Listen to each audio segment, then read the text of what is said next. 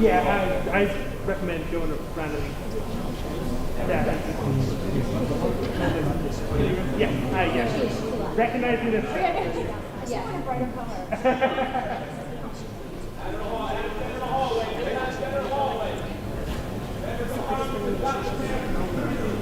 Okay, I just already tried that.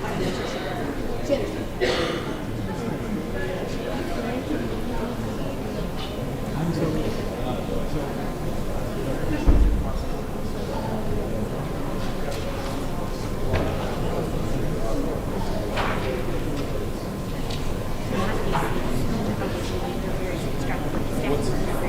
What's your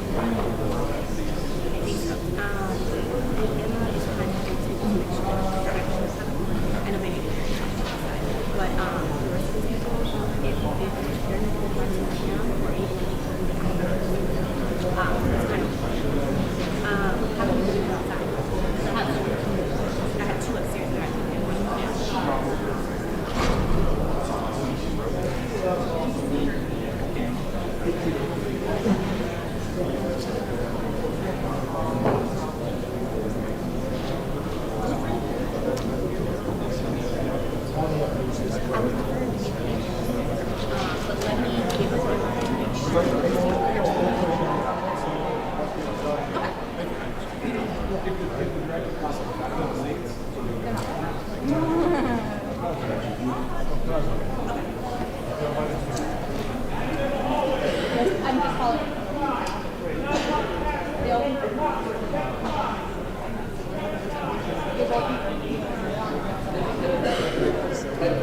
If not, actually, they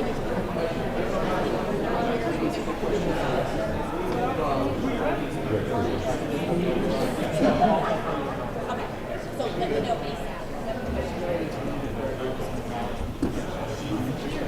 Is she outside? I saw her. Okay.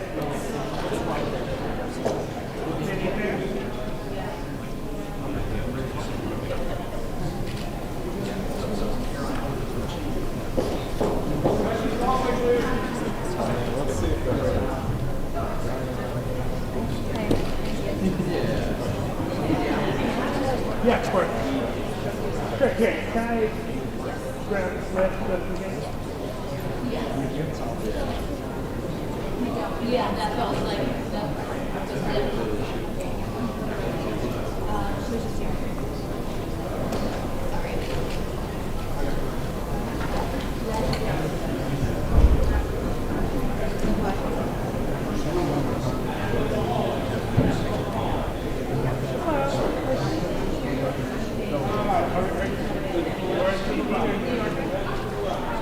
You are right here.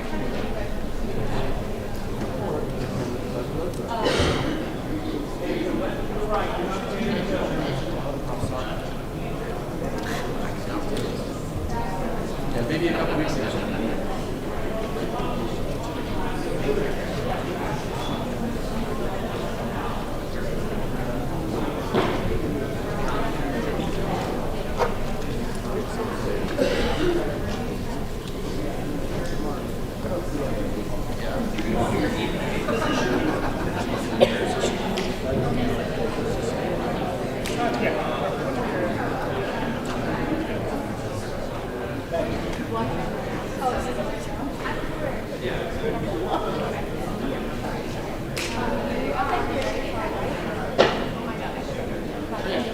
Your name will be on the back of the card.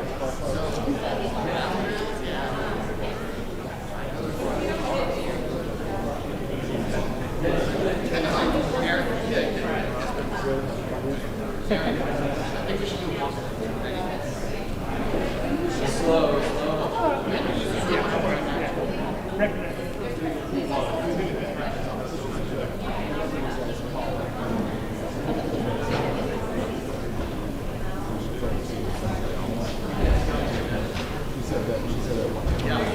Okay. Yes. Let it. Okay. Okay. Yes. Oh, okay.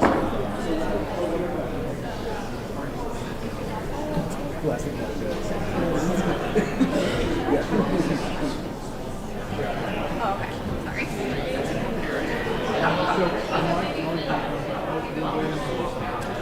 That'd be great. Thank you.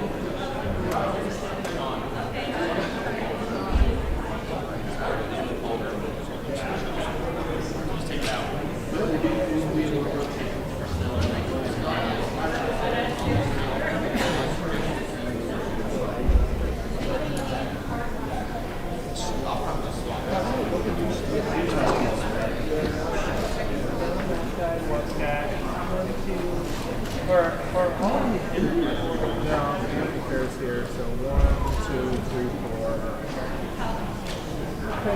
5, 6, 7. But these guys are Okay. so this looks like 5. 5.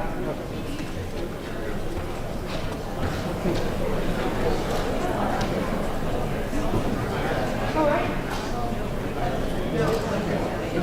Yeah, sorry. Camera is that. Sorry, you're gonna have to.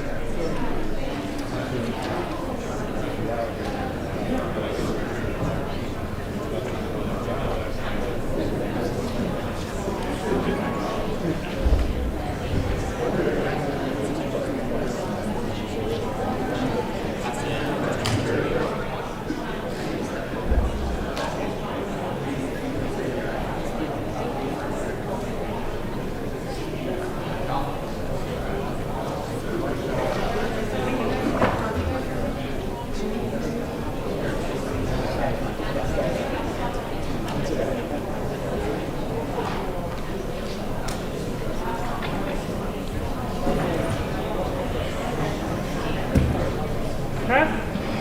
Yeah, sorry.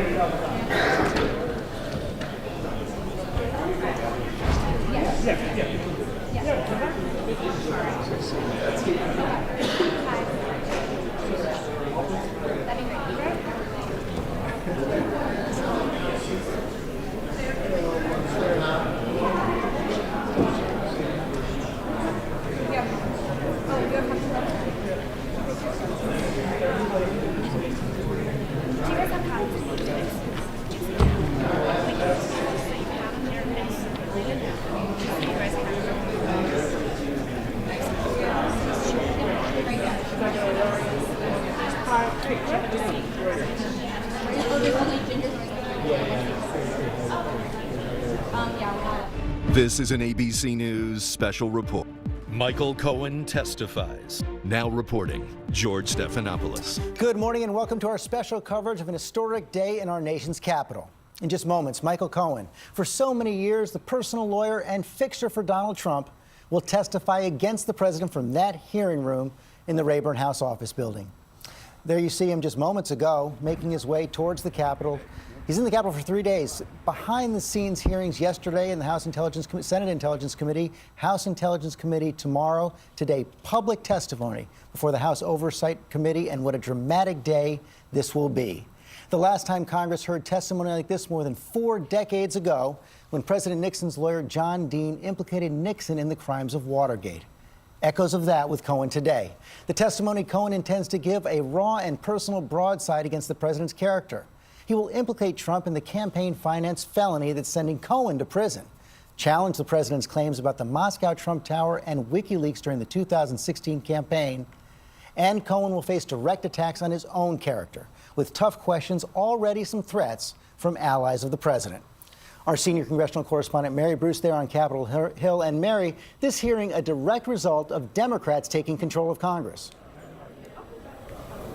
And George, this is just the beginning. This is the first blockbuster oversight hearing that will shine a light on a member of the president's inner circle. It is safe to say that we would not be hearing this testimony here today if Republicans were still in charge. And just to set the scene here for you a little bit, the line here to get inside of this hearing room stretches as far as I can see down this hallway. Members of the public have been lining up here before dawn to witness history and what we now know will be a blistering takedown of the president by his former trusted advisor. Michael Cohen is now behind these doors here, about to enter that hearing room where he will raise his arm, take the oath, and then tell all, detailing what he has witnessed during his more than a decade spent by the president's side. We know that he comes armed with deep regret, George, and with that long line of accusations against the president. Mary, a blistering attack from Michael Cohen. He's going to face a blistering attack as well. 42 members of the House Oversight Committee stand ready to grill Michael Cohen. He has a long list of things he wants to cover, but they can also cover a wide range of topics. They want to know what Michael Cohen witnessed, what he heard on a huge range of things. And remember, there is one thing that we are not likely to hear a lot of detail about, and that is the Russia investigation. Because the special counsel's probe is still ongoing, members of this committee have been told to steer clear of that topic. But otherwise, George, it is game on when it comes to the breadth of the questions here from members of Congress. And we'll see if Michael Cohen steers clear from it. Bring in our senior justice correspondent, Pierre Thomas, for more on this as well. And Pierre, perhaps the most substantive thing we're going to hear from Michael Cohen today, we know he's going to jail in part for campaign finance felonies that he says were directed by Donald Trump. Today he's going to provide some evidence. Exactly right, George. And, you know, I'm struck as this hearing is about to begin how we now have a relationship that's come full circle. You know, Cohen was a man who worked down the hall from Trump at Trump Tower, his executive vice president, a counselor, if you will. They're now mortal enemies. And one of the main things, as you said, is going to be Cohen trying to make the case that he's going to jail in part because he was directed to commit 2 felonies by the President of the United States, then candidate Donald Trump. He's going to make that case, providing some evidence, checks, if you will, that he says that were personally written by Donald Trump to consummate this deal in which the hush money payment was made for a porn star. He's going to bring a check in which he's going to show that implicate Don Jr., if you will, in terms of providing a check as well in connection with this, what the Justice Department described as an effort to circumvent the campaign finance laws of the United States. And one of the things that's significant here, Pierre, is that Michael Cohen's still cooperating with the Southern District of New York. He's facing 3 years in prison. He has some hope, at least, that that sentence can come down. That's very important, George. Our sources are telling us that he is cooperating with the Southern District of New York. And as you recall, George, he had a very kind of difficult relationship with the Southern District. They were far more skeptical of him than, say, the special counsel in connection with the crimes that Cohen pleaded guilty with. So this is potentially important for Cohen in terms of maybe getting that sentence reduced. Perhaps nothing reflects a split in this relationship than the split screen we are seeing today. The president, thousands of miles away in Hanoi, has just finished up dinner with Kim Jong-un. This is their second summit. David Muir, World News Today anchor David Muir is there. And David, the president may be thousands of miles away, but he's back in his hotel room now, sure to be watching. This is a stunning juxtaposition playing out, George. No other way to put it. And as you point out, the president is now back in his hotel here, right in the heart of Hanoi. The 1.5-hour dinner with Kim Jong-un finishing a short time ago. Plenty of time for that motorcade to get back over to the hotel. In fact, quite good timing for the president, who is very likely to be watching Michael Cohen testify with great interest. You know, this all plays out a short time after President Trump met with Kim Jong-un, the second time in their relationship together. This is, of course, the second summit with Kim Jong-un, saying we have a very successful, a great relationship. The president was pointedly asked, has he stepped away from his demands for complete denuclearization? He said no. He was asked if this summit will lead to a declaration to the end of the Korean War. The president saying to that, we'll see. But he acknowledged his critics here in Hanoi, George, and saying that many felt that this was going to be much more quick. And we heard him try to temper expectations going into this second summit, saying, I'm satisfied with where we are. I'm in no rush. but he knows that there are skeptics back home that we have elevated a North Korean dictator yet again to the world stage. They need concrete results. No question that they have not revealed where they think this could go. In fact, they haven't even revealed the schedule for tomorrow. We know they'll meet again one-on-one, but the president in questions today revealed that there will be a news conference. Very likely the president will want to be able to come out and answer questions on Kim Jong-un, this summit, but also on Michael Cohen, aware that back home there is that split screen. And George, it was really quite striking to me that even before we saw them shake hands, there were no smiles at first, then the smiles did appear before we saw them shaking hands here in Hanoi. But even before that, a tweet from President Trump about what was happening back home, a tweet about Michael Cohen saying that he was one of many lawyers, unfortunately, and that he did bad things unrelated to Trump. The president adding, George, he is lying in order to reduce his prison time. So make no mistake, the president needs a political victory while he's here in Hanoi, but he is very aware of what is playing out back home. And we will be watching for more tweets during the testimony. David Muir, thanks very much. Cecilia Vega, our senior White House correspondent, also here. It's been several weeks now, basically ever since Michael Cohen was sentenced, the president been attacking Michael Cohen. I was just back looking over some tweets from the last couple of months. He called him a rat back in December, and he's really just been ramping up the attacks, just as David said. You know, this morning's tweet was really interesting to me because the president's attention should have been on his focus on his meeting with Kim Jong-un, which was happening just hours before that. Instead, he was out tweeting about Michael Cohen and really trying to distance himself from it. We know from our sources on the ground there, John Carl, our chief White House correspondent, is traveling with the president, that you can see the tweet there that we were just referencing, that people close to the president's team, they are livid about what's happening right now, that the president himself is pretty mad about this one because this is taking attention away from the president's moment on the world stage. And really, it's not just the president, it's the White House, it's the RNC. The onslaught of attacks on Cohen's credibility are front and center, and that will continue throughout this day. Chris Christie here as well, former prosecutor, also ally of the president. One of the things going on here is this personal dynamic between Michael Cohen and Donald Trump. They've got each other's numbers. No doubt. They know each other very well. And, George, this is what I've said all along about the personnel choices the president has made over time. I think, unfortunately for him, it's now coming back to roost again. Michael Cohen's a guy who never should have been close to anybody who was in a responsible position, certainly not in a responsible position, ultimately become president of the United States. And, you know, whatever Michael Cohen says today about Donald Trump, Michael Cohen's a bad guy. And he's a guy who did a lot of bad things, and he had conscious decisions to make as a lawyer, and he made them. But it also reflects on the president. But it also reflects on the president, George, because in the end, the president allowed this guy to be close to him and gave him responsibility and access, and that's what's leading to today. Well, what Cohen's going to testify is the president had me around to do these dirty deeds for him. Well, but you know what, George? Listen, I know that's what Michael's going to say, and he's going to present evidence to corroborate that. But also, George, you have to make the conscious decision as a lawyer to do this. I think Dan knows this too. You know, we're trained from the time we get into law school that our first responsibility is to the law and to our ethical obligations. And it's pretty clear that Michael Cohen's going to admit today he failed in that regard. That doesn't exonerate the president, but it also puts Michael Cohen in the right context. And the question is, Dan, how much does that impugn his credibility? Right. So there's no question he's a flawed witness. He has credibility problems, but every day in courtrooms around America, we see people testifying who have credibility problems, meaning prosecutors, and this is not a criminal trial, but prosecutors make deals with witnesses where they admit to really bad things, sometimes that go to the very heart of telling the truth, and yet prosecutors present them on behalf of the state or on the federal government to say, we believe this person. We have corroborating evidence to back up what he or she is saying. And as a result, we're going to put that person forward. So the notion that, well, I don't understand why any witness who's a convicted felon and known liar would be called. The answer to that is every day that happens. Yep. The question of whether he's credible or not is a separate question. I put convicted felons and known liars on the stand, you know, every month that I was U.S. attorney for 7 years. The key thing that Dan said there is corroboration. So as we go through Michael Cohen's testimony today, let's break down what's corroborated by independent evidence and what isn't. The corroboration will be much more credible with the public than will be the uncorroborated especially statements. on the campaign finance stuff, we should remind everybody, Dan Abrams, that the facts of the campaign finance felonies are testified to not only by Michael Cohen, but by the prosecutors of the Southern District of New York. Right. So the prosecutors in the Southern District of New York clearly believe that Michael Cohen committed this crime. And Michael Cohen has said that it was directed by the president, which I think the prosecutors believe as well. I think as we listen to his testimony today, let's separate out embarrassing information, lack of truthful accounts from crimes. And it's an important distinction because there's going to be some embarrassing stuff here, right?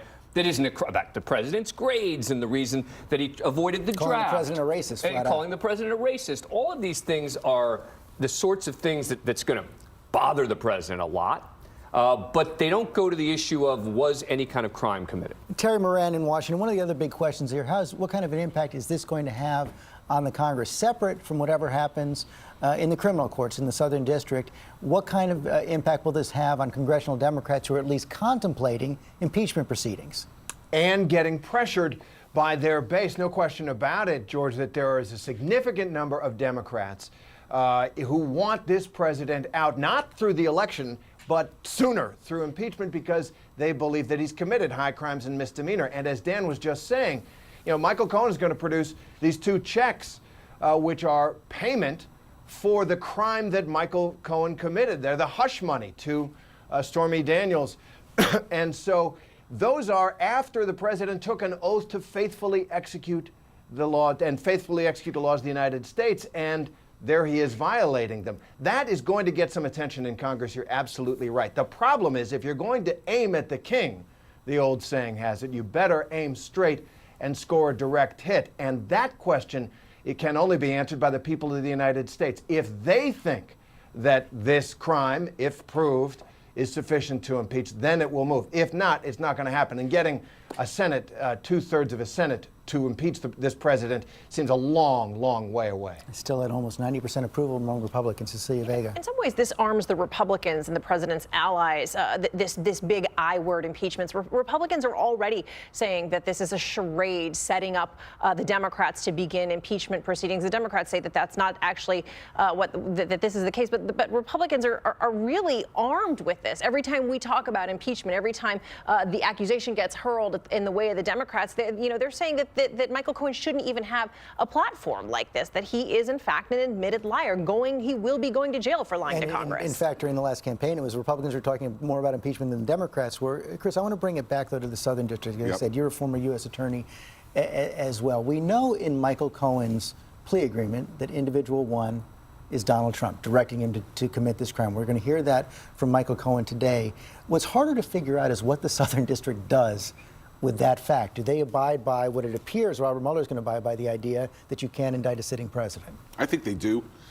Listen, when you're in the Justice Department, and here you have a U.S. attorney who's recused in Jeff Berman, and so you have someone lower down on the chain making these key decisions, they're not going to go against Justice Department policy. And in fact, this is the kind of decision that would have to be run by the Deputy Attorney General and the Attorney General.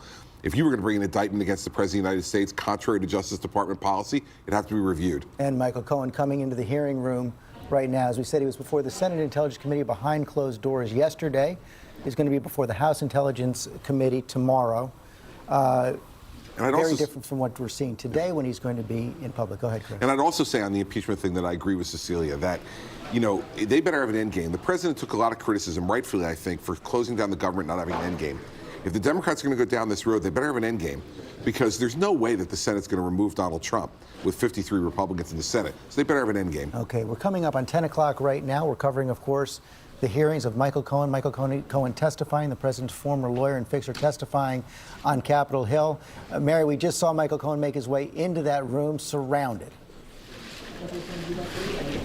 George, the crowds here are just tremendous. The level of interest in this hearing, I'm right outside the hearing room, and you can still see just a massive line of people waiting to get in and have a chance to hear what some have told us they see simply as history. Michael Cohen has, of course, testified before Congress before. He has pleaded guilty to lying to Congress before, but today he says, unlike before when he came to protect the president, today he says he is here to tell the truth.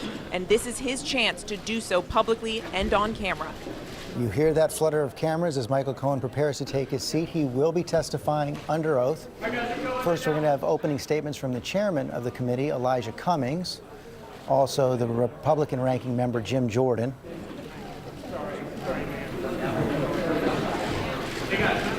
Michael Cohen has been preparing for this for some time. His time in prison delayed by 2 months. Was supposed to enter prison for a 3-year sentence on March 6th. That's been put off for 2 months to May 6th, in part to give this testimony, in part to cooperate more with prosecutors. Who's also recovering from shoulder surgery.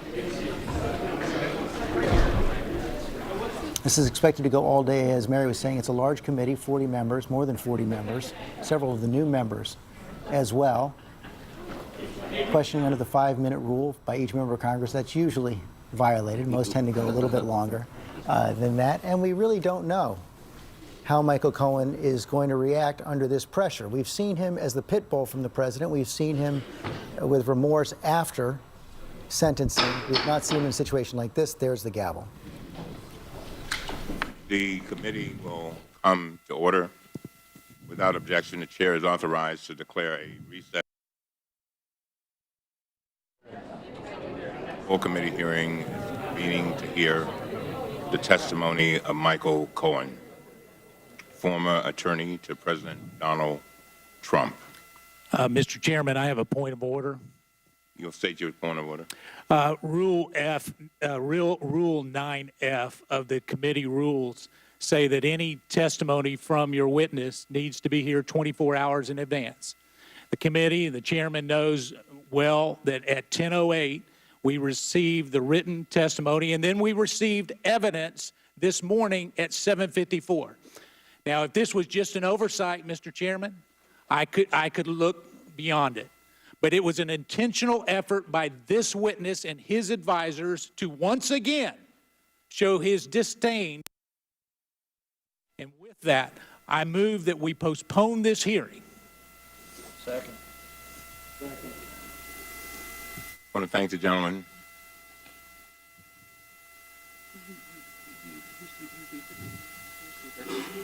Let me say this, that we got the testimony late last night. We did. And we got it to you all pretty much the same time that we got it.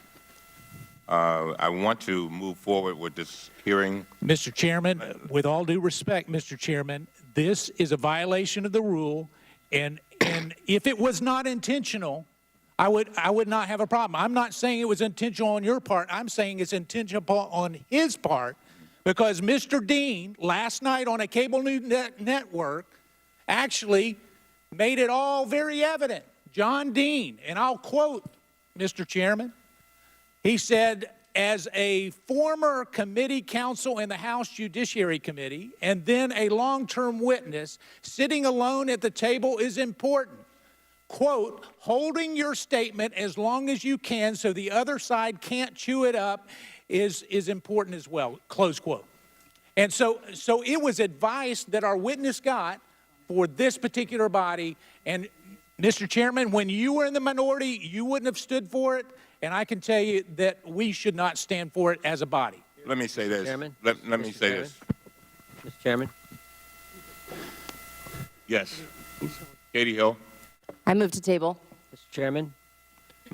Is there a second? Mr. Chairman? Mr. Chairman, I was asking to be recognized before the motion. The vote is so in tabling the motion. You know who had this material postpone. before all the members of the committee? Excuse me. CNN had it before Sir. we did. CNN had the exhibits before we did.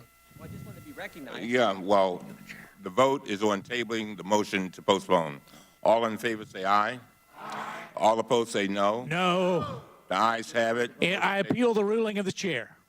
It's not a ruling of the chair. Yes, I can assure you it's in the rules. I appeal the ruling of the chair. Do the rules matter, Mr. Chairman? I Move to recognize table. the gentlelady. Move to waive the rules. There's a motion to Move table. to table. What is the motion, Chairman? The vote. She made two motions. What's the motion? The vote is on tabling. I move to table the appeal to the ruling of the chair. The vote is on that. All in favor say aye. All opposed say no. No. The ayes have it. I ask for a recorded vote, Mr. Chairman. Very well. The clerk will call the roll. Okay, there we see Republicans protesting, saying they didn't get Michael Cohen's testimony, prepared testimony. Mr. Supposed to get it 24 hours ahead of time. Yes. They're saying that did not happen. I want to bring in Mary Bruce for more on that. They're protesting here, Mary, but what matters in a congressional committee is who has the votes. Norton votes yes. Mr. Clay. Exactly. And if there was any question as to the partisan tension in the room, that was just on full display there. Republican Mark Meadows straight off the bat demanding that this hearing be delayed because he says the testimony wasn't made available until late overnight.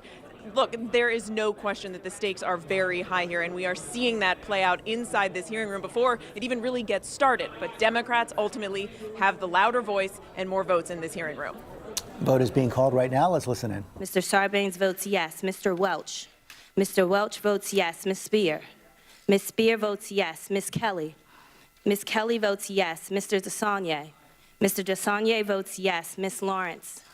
Ms. Lawrence votes yes. Ms. Plaskett. Ms. Plaskett votes yes. Mr. Khanna.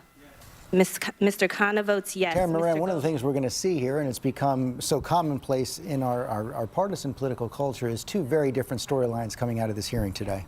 That's right, and each one of them partisan. No question about it. This is more than two different storylines. This is an effort to sabotage the reliability, the credibility of these hearings. The Democrats would do it too on the other side. You just throw as much sand into the gears as you can. You make a lot of noise. You pound the table. It's an injustice. This whole place is out of order. And you water down the impact of the hearing. That's the hope, anyway. That's a time strategy, old-time strategy. Mr. Brockman votes no. Mr. Comer. No. Mr. Comer votes no. Mr. Cloud.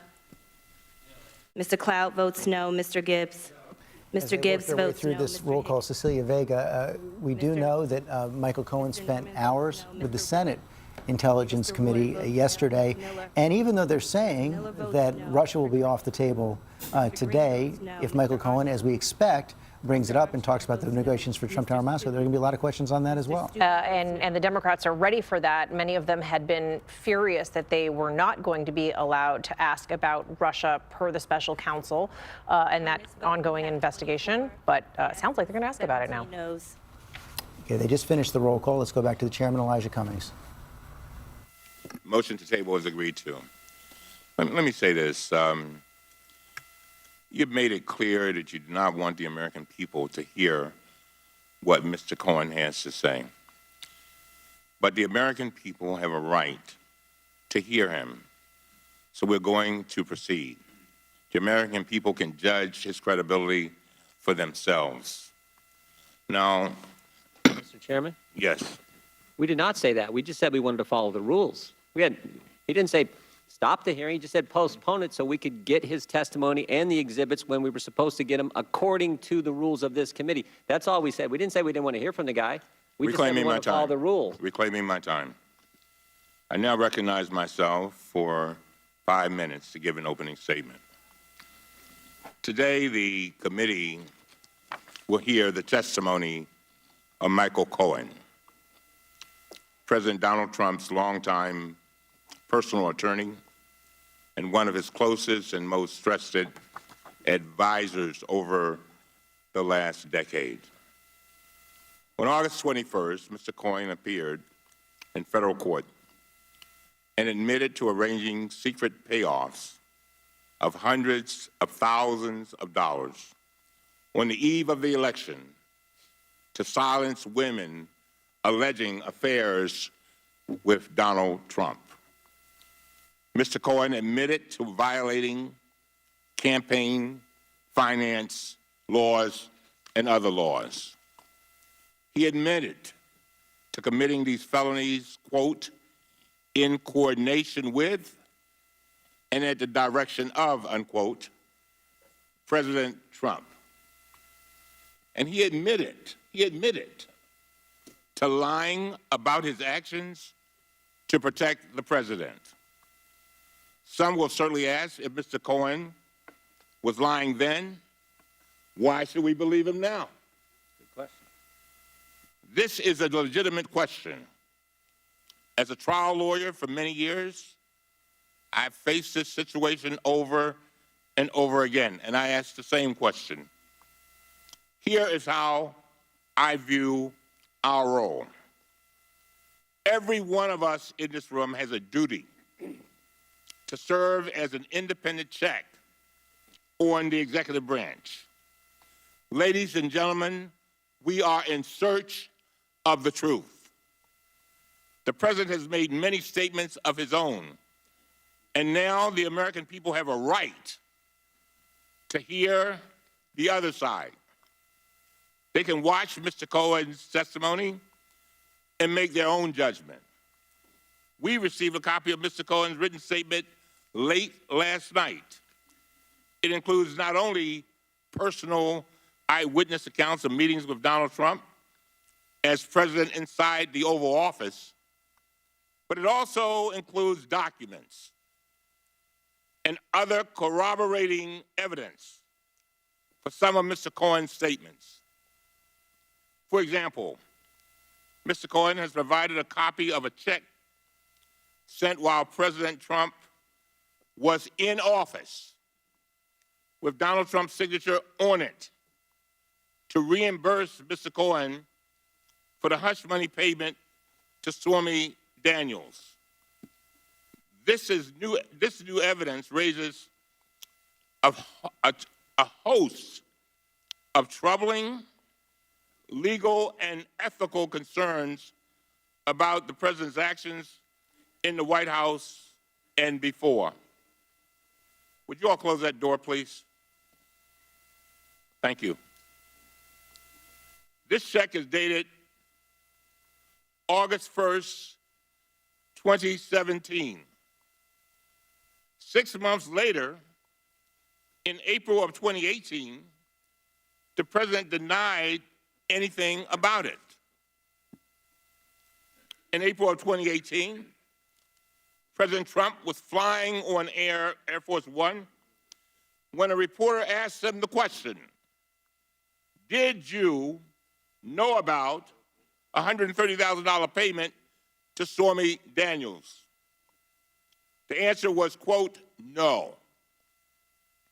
A month after that, the president admitted to making payments to Mr. Cohen, but claimed they were part of a, quote, a monthly retainer, unquote, for legal services. This claim fell apart in August when federal prosecutors concluded, and I quote, in truth and in fact, there was no such retainer agreement, end of quote.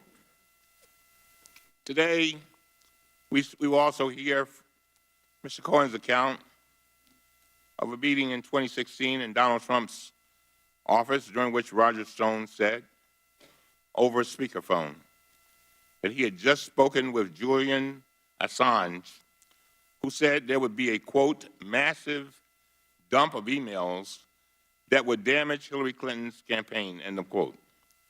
According to Cohen, Mr. Trump replied, quote, wouldn't that be great, end of quote.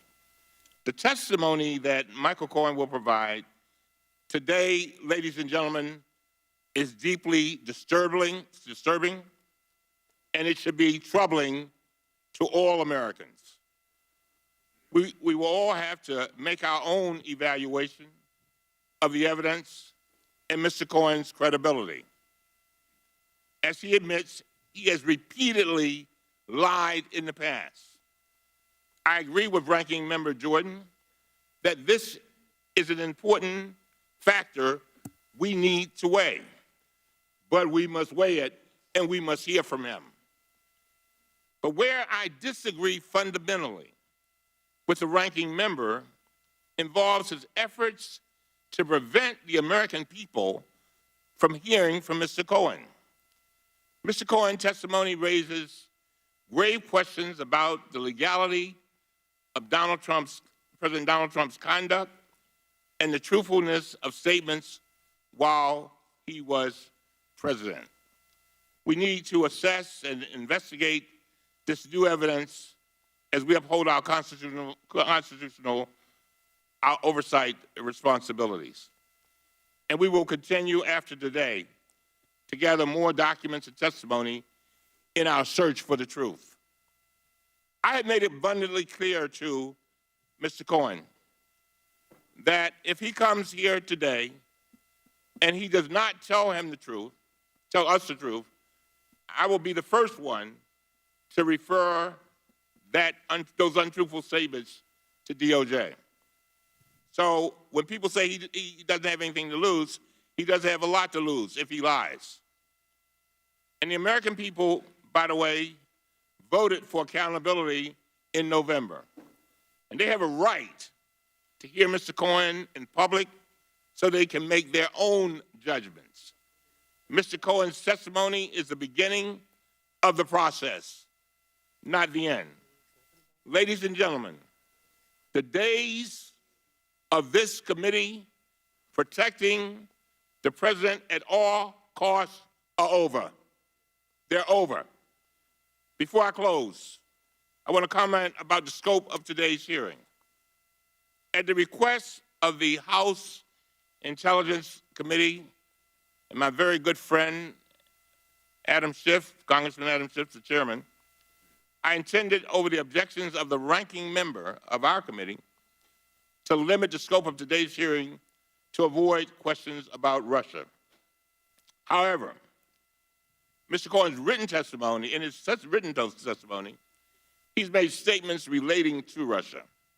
And these are topics that we understand do not raise concern from the Department of Justice.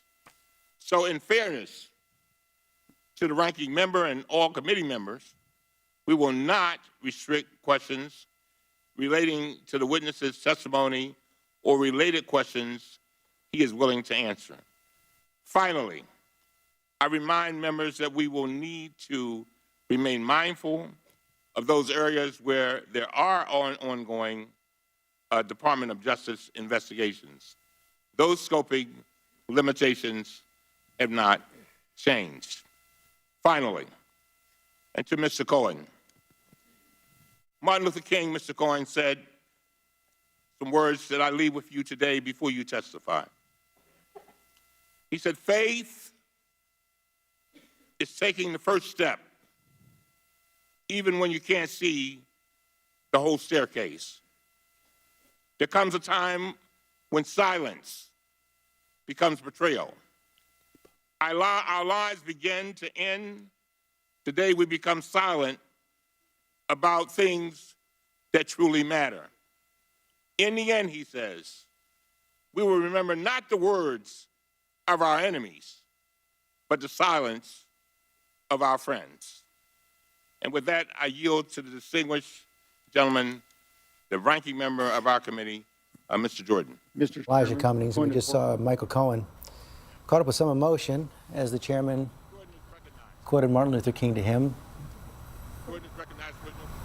We're about to hear from the ranking Republican on the committee, Jim Jordan. Let's tune in again. First big hearing, your first announced witness, Michael Cohen. I want everyone in this room to think about this. The first announced witness for the 116th Congress is a guy who is going to prison in 2 months for lying to Congress. Mr. Chairman, your chairmanship will always be identified with this hearing. And we all need to understand what this is. This is the Michael Cohen hearing presented by Lanny Davis. That's right. Lanny Davis choreographed the whole darn thing. The Clintons' best friend, loyalist, operative, Lanny Davis put this all together. You know how we know? He told our staff. He told the committee staff. He said the hearing was his idea. He selected this committee. He had to talk Michael Cohen into coming. And most importantly, he had to persuade the chairman to actually have it. He told us it took 2 months to get that job done, but here we are. He talked him into it. This might be the first time someone convicted of lying to Congress has appeared again so quickly in front of Congress. Certainly, it's the first time a convicted perjurer has been brought back to be a star witness in a hearing. And there's a reason this is the first, because no other committee would do it. Think about this. With Mr. Cohen here, this committee, we got lots of lawyers on this committee. This committee is actually encouraging a witness to violate attorney-client privilege. Mr. Chairman, when we legitimize dishonesty, we delegitimize this institution. We're supposed to pursue the truth, but you have stacked the deck against the truth. We're only allowed to ask certain questions. Even with that amendment you just told us about, well, Russia's now on the table. You initially told us we can't ask questions about the special counsel, can't ask questions about the Southern District of New York, can't ask questions about Russia. Nope. Nope. Only subjects we can talk about are ones you think are going to be harmful to the President of the United States. And the answers to those questions are going to come from a guy who can't be trusted. Here's what the U.S. Attorney said about Mr. Cohen. While Mr. Cohen enjoyed a privileged life, his desire for ever greater wealth and influence precipitated an extensive course of criminal conduct. Mr. Cohen committed four distinct federal crimes over a period of several years. He was motivated to do so by personal greed and repeatedly used his power and influence for deceptive ends. But the Democrats don't care. They don't care. They just want to use you, Mr. Cohen. You're their patsy today. They got to find somebody, somewhere, to say something so they can try to remove the president from office. Because Tom Steyer told him to. Tom Steyer, last week, organized a town hall. Guess where? Chairman Nadler's district in Manhattan. 2 nights ago, Tom Steyer organized a town hall. Guess where? Chairman Cummings' district in Baltimore. The best they can find to start this process, Michael Cohen. Fraudster, a cheat, convicted felon, and in 2 months a federal inmate. Well, actually, they didn't find him. Laney Davis found him. I'll say one thing about the Democrats. They stick to the playbook. Remember how all this started. The Clinton campaign hired Perkins Coie law firm, who hired Glenn Simpson, who hired a foreigner, Christopher Steele, who put together the fake dossier that the FBI used to go get a warrant to spy on the Trump campaign. But when that whole scheme failed and the American people said, we're going to make Donald Trump president, they said, we got to do something else. So now, Clinton loyalist, Clinton operative Laney Davis has persuaded the chairman of the Oversight Committee to give a convicted felon a forum to tell stories and lie about the President of the United States so they can all start their impeachment process. Mr. Chairman, we are better than this. We are better than this. I yield back. I wanted to note, Mr. Chairman, actually, I have a motion. back. I have a motion. Gentleman is not recognized. I have a motion under Rule 2K6 of Rule 11. You yielded back, sir. You yielded back. Mr. Chairman, you took 7 minutes. I took 4. Well, the gentleman yielded back. That's how you're going to operate? First, you don't follow the rules, and now you're going to say, so you don't get, you get to, Point of order. you get to, you Regular get to order. deviate from the rules. Regular order. I just have a simple motion, Mr. Chairman. Thank Well, we're watching the sausage. Regular order to have the testimony 24 hours in advance. Excuse me. I wanted to note addressed that. under Rule 11, Clause 4, all media and photographers must be officially credentialed to record these proceedings and take photographs. I also wanted to briefly address the spectators in the hearing room today. We welcome you and we respect your right to be here.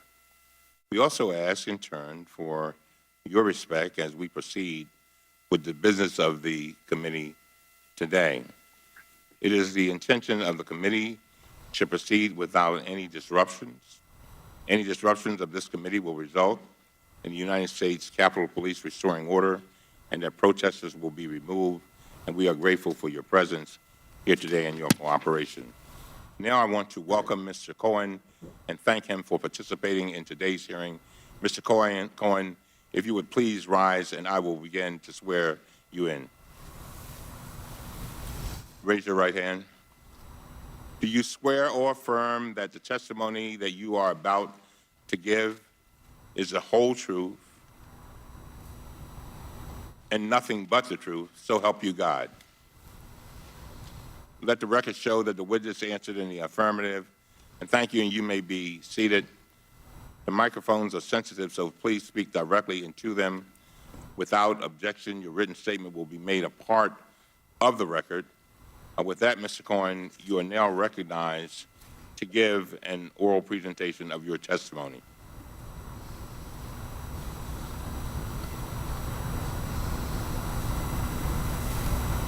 Is your mic on? Yes. Chairman Cummings, Ranking Member Jordan, and members of the committee, thank you for inviting me here today. I have asked this committee to ensure that my family be protected from presidential threats and that the committee be sensitive to the questions pertaining to ongoing investigations. I thank you for your help and for your understanding. I am here under oath to correct the record, to answer the committee's questions truthfully, and to offer the American people what I know about President Trump. I recognize that some of you may doubt and attack me on my credibility. It is for this reason that I have incorporated into this opening statement documents that are irrefutable and demonstrate that the information you will hear is accurate and truthful. Never in a million years did I imagine, when I accepted a job in 2007 to work for Donald Trump, that he would one day run for the presidency, to launch a campaign on a platform of hate and intolerance, and actively win. I regret the day I said yes to Mr. Trump. I regret all the help and support I gave him along the way. I am ashamed of my own failings and publicly accepted responsibility for them by pleading guilty in the Southern District of New York. I am ashamed of my weakness and my misplaced loyalty, of the things I did for Mr. Trump in an effort to protect and promote him. I am ashamed that I chose to take part in concealing Mr. Trump's illicit acts rather than listening to my own conscience. I am ashamed because I know what Mr. Trump is. He is a racist, he is a con man, and he is a cheat.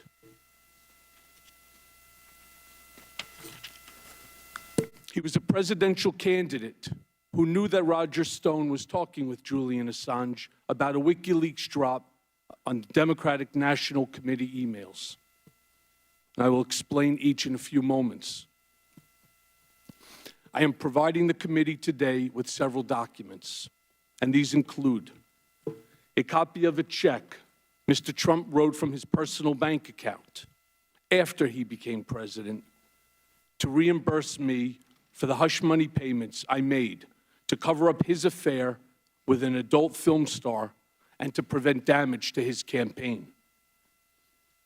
Copies of financial statements from 2011, 2012, and 2013 that he gave to such institutions such as Deutsche Bank. A copy of an article with Mr. Trump's handwriting on it that reported on the auction of a portrait of himself that he arranged for the bidder ahead of time and then reimbursed the bidder from the account of his nonprofit charitable foundation, with the picture now hanging in one of his country clubs. And copies of letters I wrote at Mr. Trump's direction that threatened his high school, colleges, and the college board not to release his grades or SAT scores. I hope my appearance here today, my guilty plea, and my work with law enforcement agencies are steps along a path of redemption that will restore faith in me and help this country understand our president better. And before going further, I want to apologize to each member, to you as Congress as a whole. The last time I appeared before Congress, I came to protect Mr. Trump. Today, I am here to tell the truth about Mr. Trump. I lied to Congress when Mr. Trump stopped negotiating the Moscow Tower project in Russia. I stated that we stopped negotiating in January of 2016. That was false. Our negotiations continued for months later during the campaign. Mr. Trump did not directly tell me to lie to Congress. That's not how he operates. In conversations we had during the campaign, At the same time, I was actively negotiating in Russia for him. He would look me in the eye and tell me there's no Russian business, and then go on to lie to the American people by saying the same thing. In his way, he was telling me to lie. There were at least a half a dozen times between the Iowa caucus in January of 2016 and the end of June when he would ask me, "How's it going in Russia?" referring to the Moscow Tower project. You need to know that Mr. Trump's personal lawyers reviewed and edited my statement to Congress about the timing of the Moscow Tower negotiations before I gave it. So to be clear, Mr. Trump knew of and directed the Trump-Moscow negotiations throughout the campaign and lied about it. He lied about it because he never expected to win. He also lied about it because he stood to make hundreds of millions of dollars on the Moscow real estate project. And so I lied about it too, because Mr. Trump had made clear to me through his personal statements to me that we both knew to be false, and through his lies to the country that he wanted me to lie. And he made it clear to me because his personal attorneys reviewed my statement before I gave it to Congress. Over the past 2 years, I have been smeared as a rat by the President of the United States. The truth is much different. And let me take a brief moment to introduce myself. My name is Michael Dean Cohen, and I am a blessed husband of 24 years and a father to an incredible daughter and son. When I married my wife, I promised her that I would love her, I would cherish her, and I would protect her. As my father said countless times throughout my childhood, you, my wife, and you, my children, are the air that I breathe.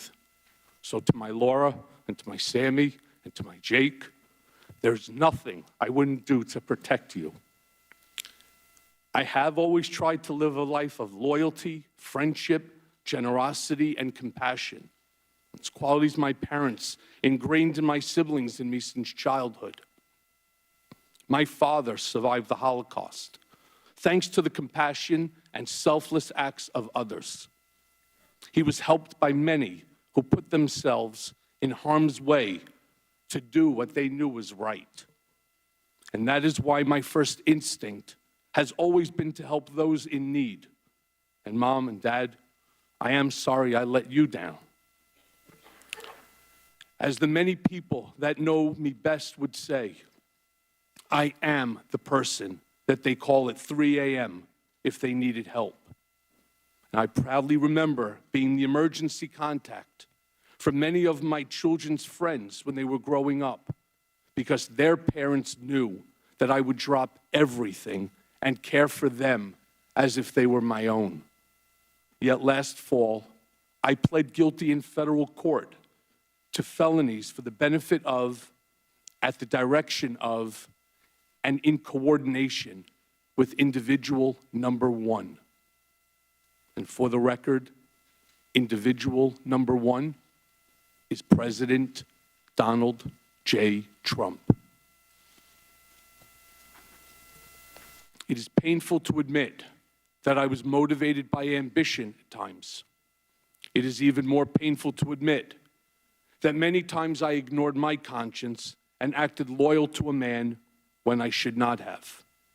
Sitting here today, it seems unbelievable that I was so mesmerized by Donald Trump that I was willing to do things for him that I knew were absolutely wrong. For that reason, I have come here to apologize to my family, to my government, and to the American people. Accordingly, let me now tell you about Mr. Trump. I got to know him very well, working very closely with him for more than 10 years as his executive vice president and special counsel, and then as personal attorney when he became president. When I first met Mr. Trump, he was a successful entrepreneur, a real estate giant, and an icon. Being around Mr. Trump was intoxicating. When you were in his presence, you felt like you were involved in something greater than yourself, that you were somehow changing the world. I wound up touting the Trump narrative for over a decade. That was my job. Always stay on message. Always defend. It monopolized my life. At first, I worked mostly on real estate developments and other business transactions. Shortly thereafter, Mr. Trump brought me into his personal life and private dealings. Over time, I saw his true character revealed. Mr. Trump is an enigma. He is complicated, as am I. He is both good and bad, as do we all. But the bad far outweighs the good. And since taking office, he has become the worst version of himself. He is capable of behaving kindly, but he is not kind. He is capable of committing acts of generosity, but he is not generous. He is capable of being loyal, but he is fundamentally disloyal. Donald Trump is a man who ran for office to make his brand great, not to make our country great. He had no desire or intention to lead this nation, only to market himself and to build his wealth and power. Mr. Trump would often say, this campaign was going to be the greatest infomercial in political history. He never expected to win the primary. He never expected to win the general election. The campaign, for him, was always a marketing opportunity. I knew early on in my work for Mr. Trump that he would direct me to lie to further his business interests. And I am ashamed to say that when it was for a real estate mogul in the private sector, I considered it trivial. As the president, I consider it significant and dangerous. But in the mix, lying for Mr. Trump was normalized, and no one around him questioned it. In fairness, no one around him today questions it either. A lot of people have asked me about whether Mr. Trump knew about the release of the hacked documents, the Democratic National Committee emails, ahead of time. And the answer is yes. As I earlier stated, Mr. Trump knew from Roger Stone in advance about the WikiLeaks drop of emails. In July of 2016, days before the Democratic convention, I was in Mr. Trump's office when his secretary announced that Roger Stone was on the phone. Mr. Trump put Mr. Stone on the speakerphone. Mr. Stone told Mr. Trump that he had just gotten off the phone with Julian Assange, and that Mr. Assange told Mr. Stone that within a couple of days, there would be a massive dump of emails that would damage Hillary Clinton's campaign. Mr. Trump responded by stating to the effect, "Wouldn't that be great?" Mr. Trump is a racist. The country has seen Mr. Trump court white supremacists and bigots.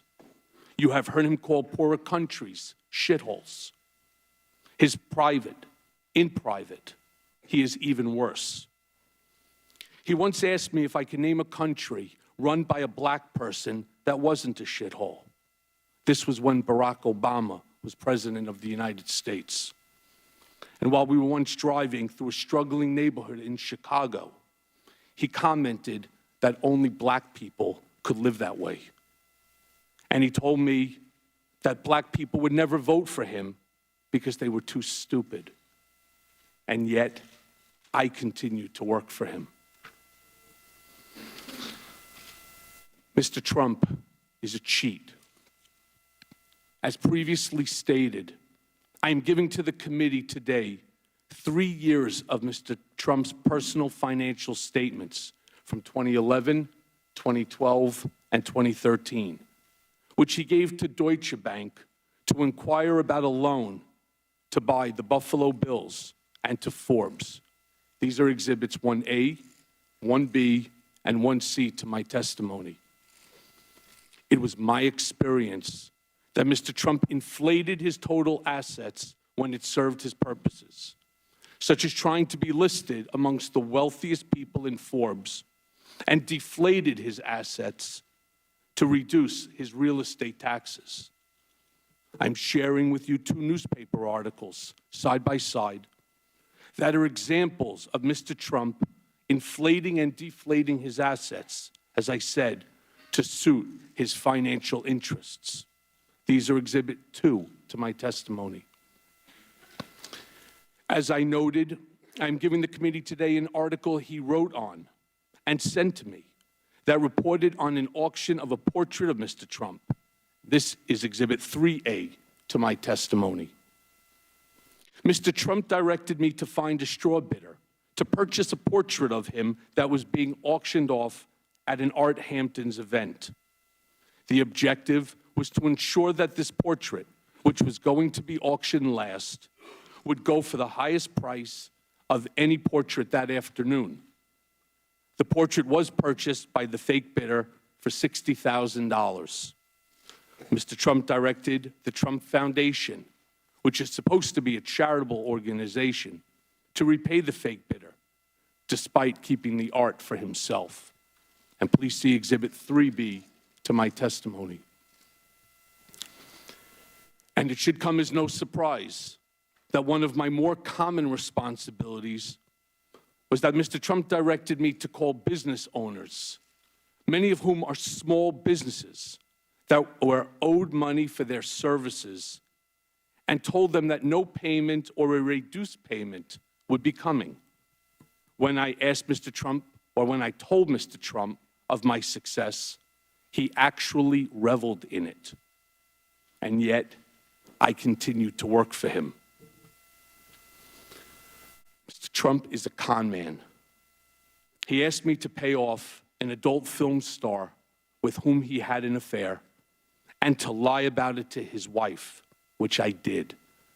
And lying to the First Lady is one of my biggest regrets because she is a kind, good person, and I respect her greatly, and she did not deserve that. And I'm giving the committee today a copy of the $130,000 wire transfer from me to Ms. Clifford's attorney during the closing days of the presidential campaign that was demanded by Ms. Clifford to maintain her silence about her affair with Mr. Trump. And this is Exhibit 4 to my testimony.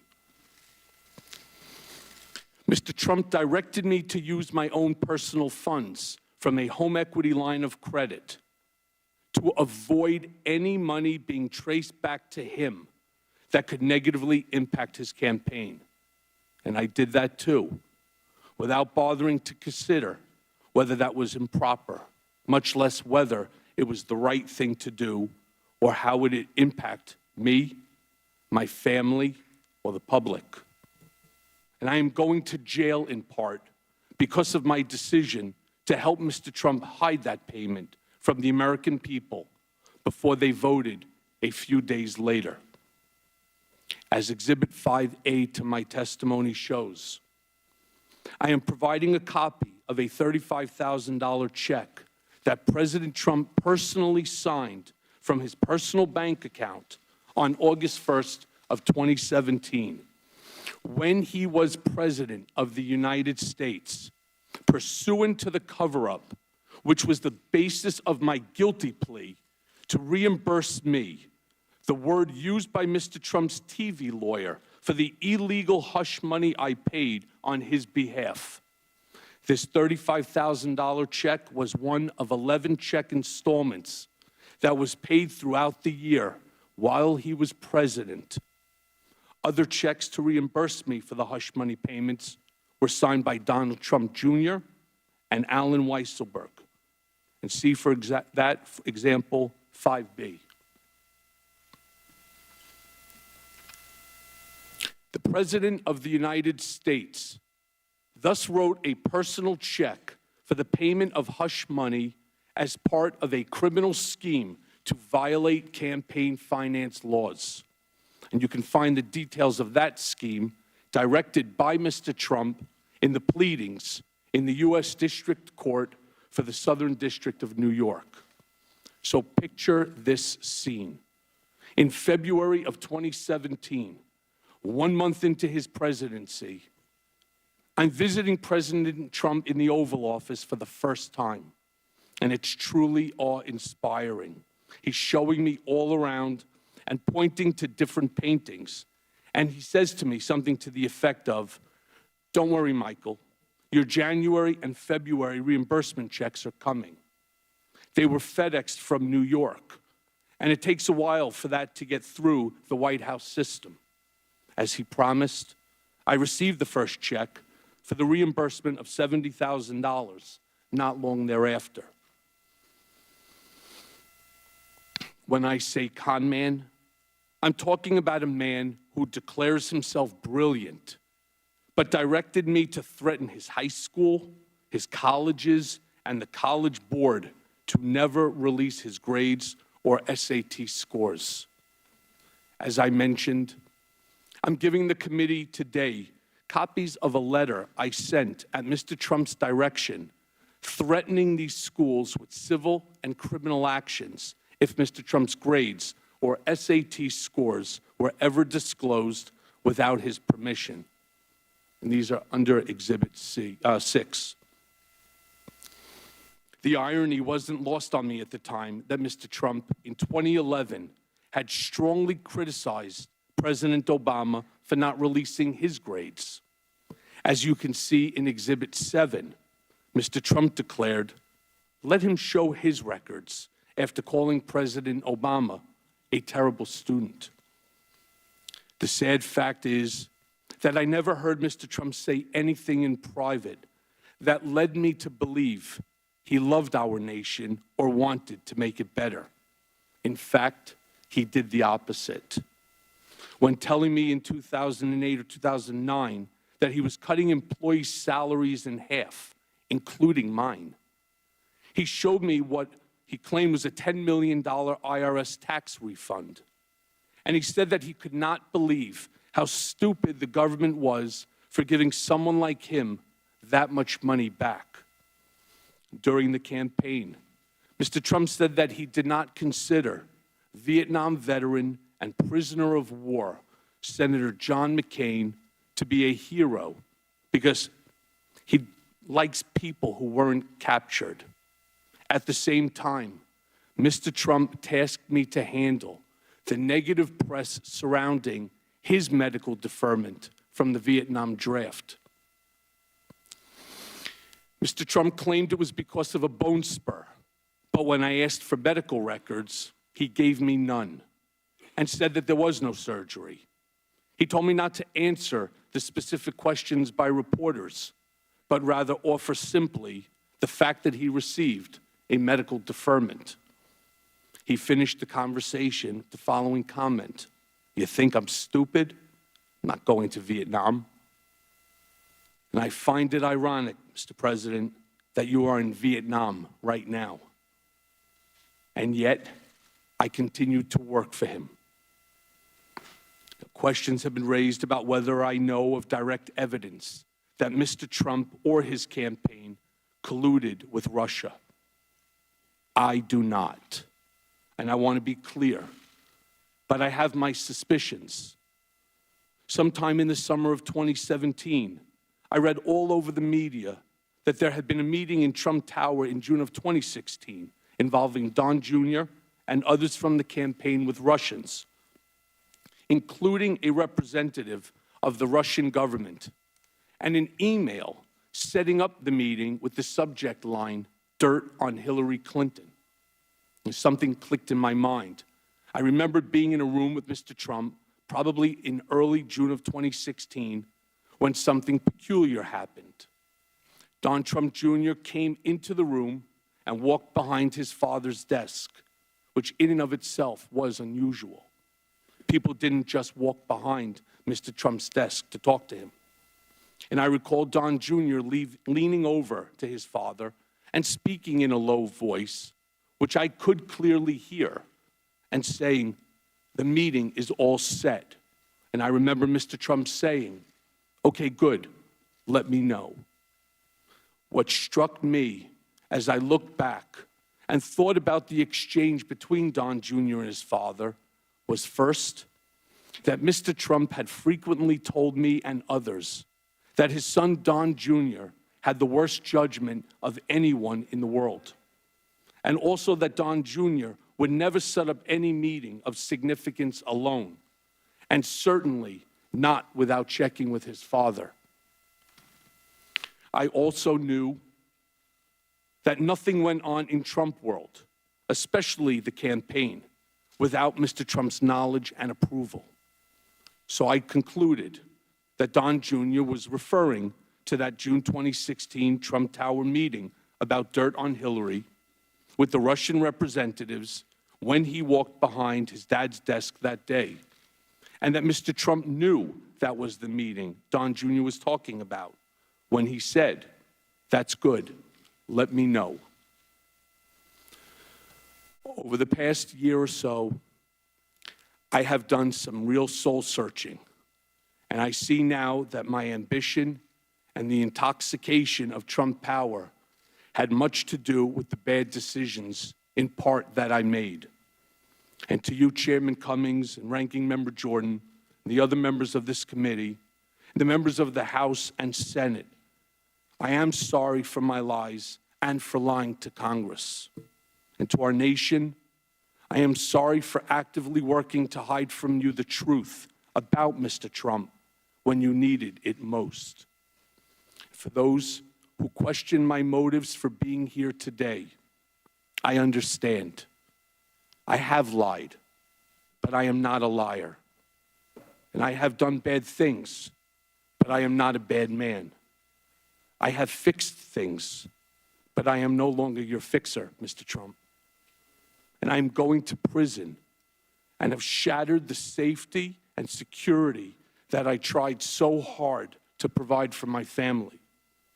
My testimony certainly does not diminish the pain that I have caused my family and my friends. Nothing can do that. And I have never asked for, nor would I accept, a pardon from President Trump.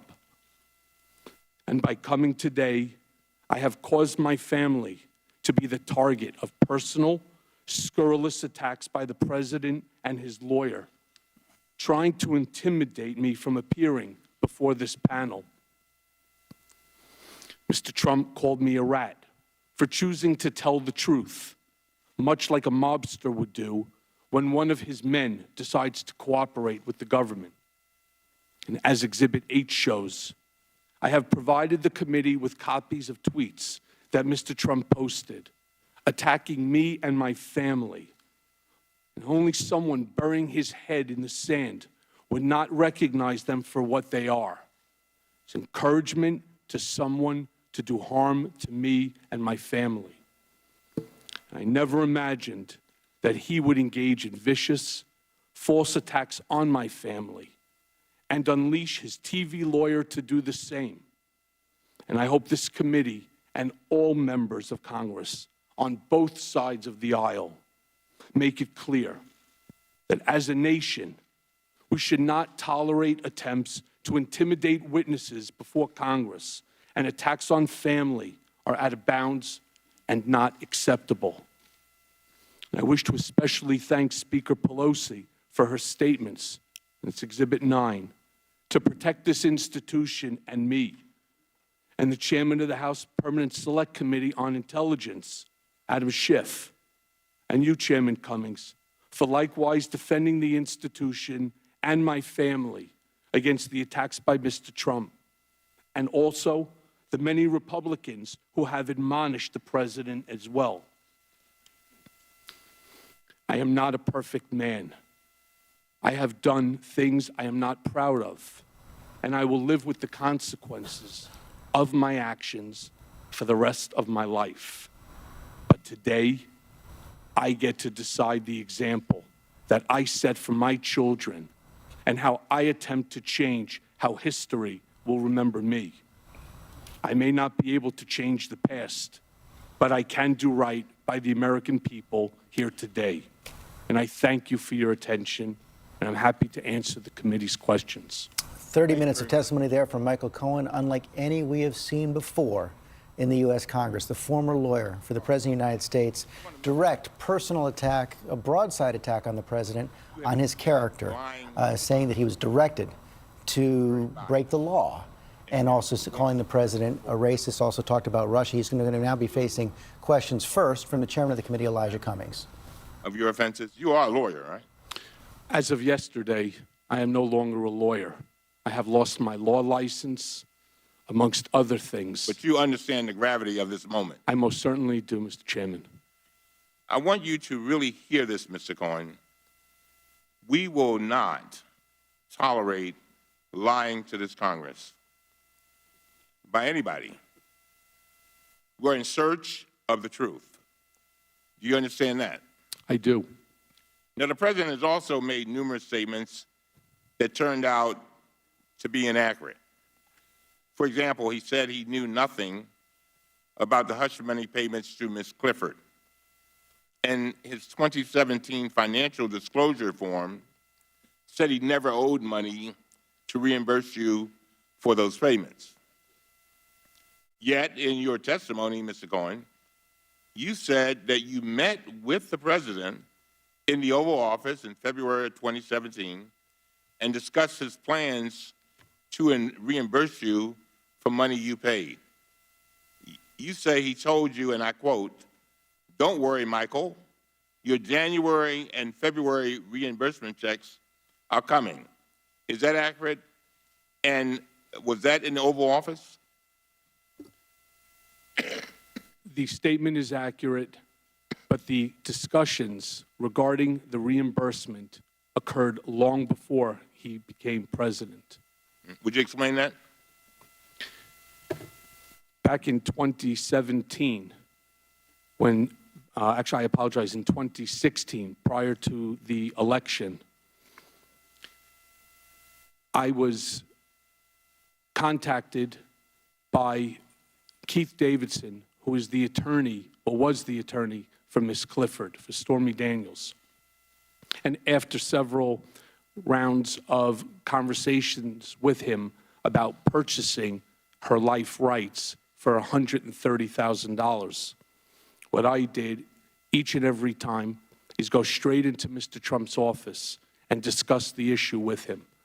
When it was ultimately determined, and this was days before the election, that Mr. Trump was going to pay the $130,000. In the office with me was Alan Weisselberg, the chief financial officer of the Trump Organization. He acknowledged to Alan that he was going to pay the $130,000 and that Alan and I should go back to his office and figure out how to do it. So yes, sir, I stand by the statement that I gave, but there was a history to it. In your testimony, you said you bought some checks. Is that right? You said you bought some checks. Yes, sir. Let me ask you about one of these. This from the Trump Trust that holds the president businesses. Can you tell me who signed this check? I believe that the top signature is Donald Trump Jr. And the bottom signature, I believe, is Alan Weisselberg's. And can you tell me the date of that check? March 17th of 2017. Now, wait a minute, hold up. The date on the check is after President Trump held his big press conference claiming that he gave up control of his businesses. How could the president have arranged for you to get this check if he was supposedly playing no role in his business? Because the payments were designed to be paid over the course of 12 months, and it was declared to be a retainer for services that would be provided for the year of 2017. Was there a retainer agreement? There is no retainer agreement. Would Don Jr. or Mr. Weisselberg have more information about that? Mr. Weisselberg, for sure, about the entire discussions and negotiations prior to the election, and Don Jr. would have cursory information. Now, here's another one. This one appears to be signed by Donald Trump himself. Is that his signature? That is Donald Trump's signature. So let me make sure I understand. Donald Trump wrote you a check out of his personal account while he was serving as President of the United States of America to reimburse you for hush money payments to Ms. Clifford. Is that what you are telling the American people today? Yes, Mr. Chairman. One final question. The President claimed he knew nothing about these payments. His ethics filing said he owed nothing to you. Based on your conversations with him, is there any doubt in your mind that President Trump knew exactly what he was paying for? There is no doubt in my mind, and I truly believe there is no doubt in the mind of the people of the United States of America. And these new documents appear to corroborate what you just told us. With that, I'll yield to the gentleman from the gentleman and ranking member. I will make sure that you and I meet one day while we're in the courthouse, and I will take you for every penny you still don't have, and I will come after your Daily Beast and everybody else that you possibly know. So I'm warning you, tread very effing lightly, because what I'm going to do to you is going to be effing disgusting. You understand me? Mr. Cohen, who said that? I did. And did you say that, Mr. Cohen, in your testimony on page 2? You said you did things for Mr. Trump in an effort to protect him.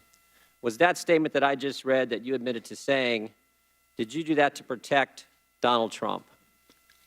I did it to protect Mr. Trump, Donald Trump Jr., Ivanka Trump, and Eric Trump.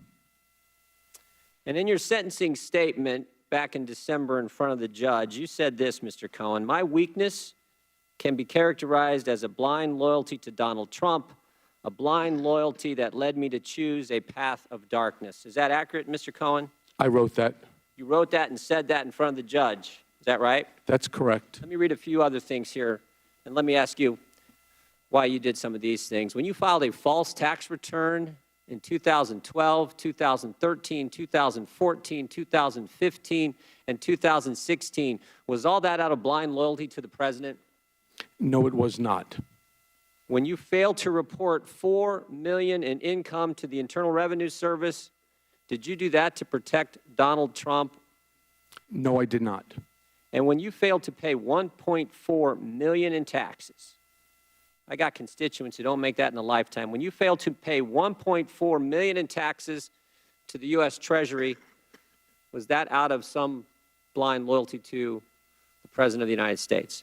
It was not, but the number was 1.38 and change, and I have paid that money back to the IRS at this time. I think the American people will appreciate that 1.3. And I would also just like to say it was over a course of 5 years, approximately $260,000 a year. Yeah, and that's what I said, 2012, 2013, 2014, 2015, 2000, that's 5 years. Yes. Got it. When you made false statements to financial institutions concerning a home equity line of credit, taxi medallions, and your Park Avenue apartment in 2013, 2014, and 2015, and you pled guilty to making those false statements to those banks, was that all done to protect the president? No, it was not. How about this one? When you created the fake Twitter account, Women for Cohen, and paid a firm to post tweets like this one, in a world of lies, deception, and fraud, we appreciate this honest guy at Michael Cohen, hashtag TGIF, hashtag handsome, hashtag sexy.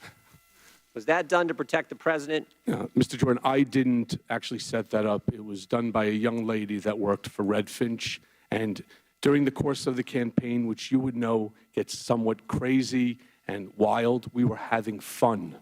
That's what it was, sir. We were having fun. Was it done to protect the president? That was not done to protect the president. Was it a fake Twitter account? That was No, that was a real Twitter account. It exists. You pay a firm to create this I didn't account pay the for firm women to for do Cohen. that. It was done by a young lady that works for the firm. And again, sir, we were having fun during a stressful time. The point is, Mr. Cohen, did you lie to protect the president or did you lie to help yourself? I'm not sure how that helped me, sir. I'm not sure how it did either. Right. And I would point like is, to I also think- note that more than half the people And on here's that the site point. are men. Here's the point. Chairman just gave you a 30-minute opening statement, and you have a history of lying over and over and over again. And frankly, you don't have to take my word for it. Take what the court said. Take what the Southern District of New York said. Cohen did crimes that were marked by a pattern of deception and that permeated his professional life. These crimes were distinct in their harms, but bear a common set of circumstances. They each involved deception and were each motivated by personal greed and ambition. A pattern of deception for personal greed and ambition, and you just got 30 minutes of an opening statement where you trashed the President of the United States of America. Mr. Cohen, how long did you work for Donald Trump? Approximately a decade. 10 years? That's correct. And you said all these bad things about the President there in that last 30 minutes, and yet you worked for him for 10 years? All those bad things, I mean, if it's that bad, I can see you working for him for 10 days, maybe 10 weeks, maybe even 10 months. But you worked for him for 10 years. Mr. Cohen, how long did you work in the White House? I never worked in the White House. And that's the point, isn't it, Mr. Cohen? No, sir. Yes, it is. No, it's not, sir. You wanted to work in the White House. No, sir. You didn't get brought to the dance. Sir. And now, I was extremely proud to be personal attorney to the President of the United States of America. I did not want to go to the White House. I was offered jobs. I can tell you a story of Mr. Trump reaming out Reince Priebus because I had not taken a job where Mr. Trump wanted me to, which is working with Don McGahn at the White House General Counsel's Mr. Cohen, office. you work for the President. Sir, one second. All right. What I said at the time, and I brought a lawyer in who produced a memo as to why I should not go in because there would be no attorney-client privilege. And in order to handle some of the matters that I talked about in my opening, that it would be best suited for me not to go in, and that every president had a personal Cohen, here's attorney. what I see. Here's what I see. I see a guy who worked for 10 years and is here trashing the guy he worked for 10 years, didn't get a job in the White House, and now you're behaving just like everyone else who's got fired or didn't get the job they wanted, like Andy McCabe, like James Comey, same kind of selfish motivation after you don't get the thing you want. That's what I see here today, and I think that's what the American people. Mr. Jordan, all I wanted was what I got, to be personal attorney to the president, to enjoy the senior year of my son in high school and waiting for my daughter who was graduating from college to come back to New York. I got exactly what I want. Exactly what you want? What I Going to wanted. prison That's and- right. Gentlemen, I received exactly what I wanted. Gentlemen's time has expired. Ms. Wasserman Schultz. Thank you, Mr. Chairman. Mr. Cohen, thank you for being here today. As you likely know, I served as the chair of the Democratic National Committee at the time of the Russian hacks and when Russia weaponized the messages that it had stolen. But I want to be clear. My questions are not about the harm done to any individual by WikiLeaks and the Russians. It's about the possible and likely harm to the United States of America and our democracy. I have a series of questions that I hope will connect more of these dots. Mr. Cohen, is it your testimony that Mr. Trump had advanced knowledge of the Russia WikiLeaks release of the DNC's emails?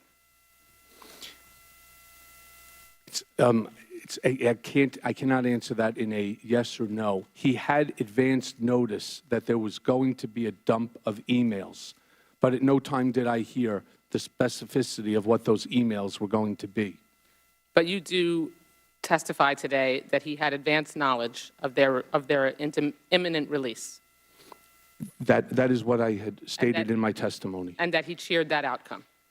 Yes, ma'am. Did Mr. Trump likely share this information with his daughter Ivanka, son Don Jr., or Jared Kushner? I'm not aware of that.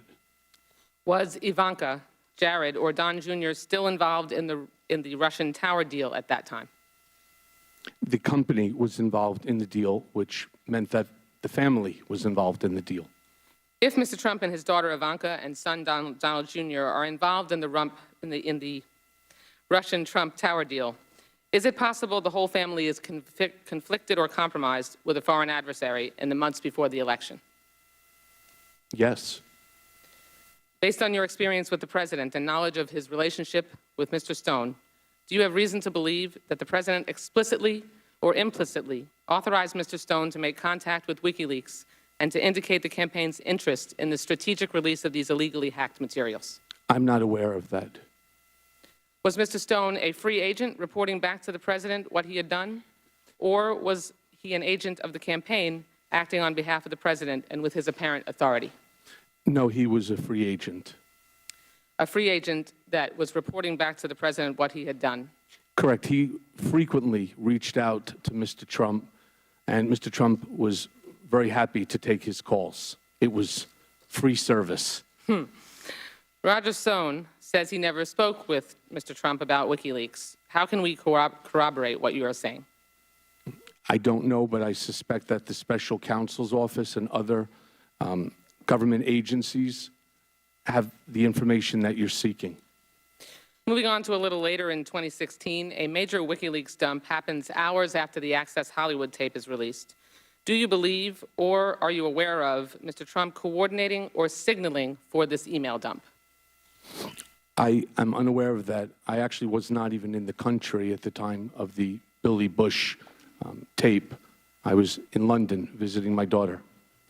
Knowing how Mr. Trump operates with his winning at all costs mentality, do you believe that he would cooperate or collude with a foreign power to win the presidency? Is he capable of that? It calls on so much speculation, ma'am. It would be unfair for me to. I understand, but you have a tremendous amount of experience, given Mr. what Trump you testified today. is all about winning, and And he in will your- do what is necessary And in within your which to win. opinion and experience, would he have the potential to cooperate or collude with a foreign power to win the presidency at all costs? Yes. Based on what you know, would Mr. Trump, or did he, lie about colluding and coordinating with the Russians at any point during the campaign? So as I stated in my testimony, I wouldn't use the word colluding. Was there something odd about the back and forth praise with President Putin? Yes, but I'm not really sure that I can answer that question in terms of collusion. I was not part of the campaign.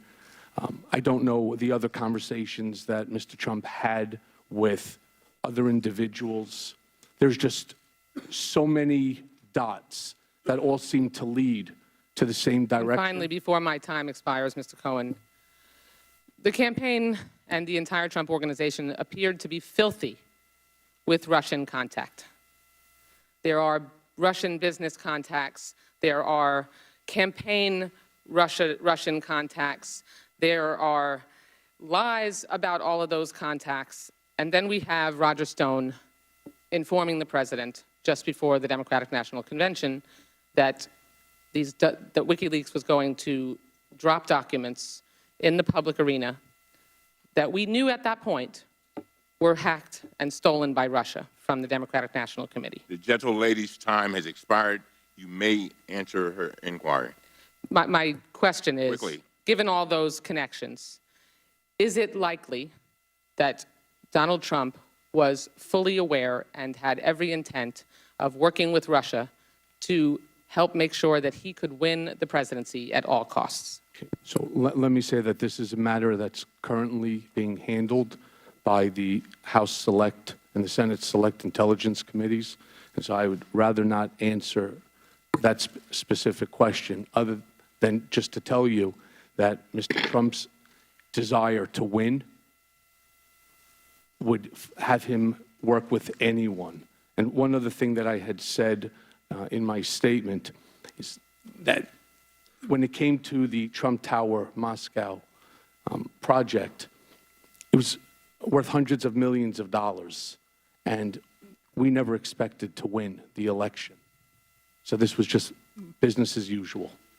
Thank you, Mr. Cohen. Great of Tennessee. Thank you, Mr. Chairman. Thank you, Mr. Chairman.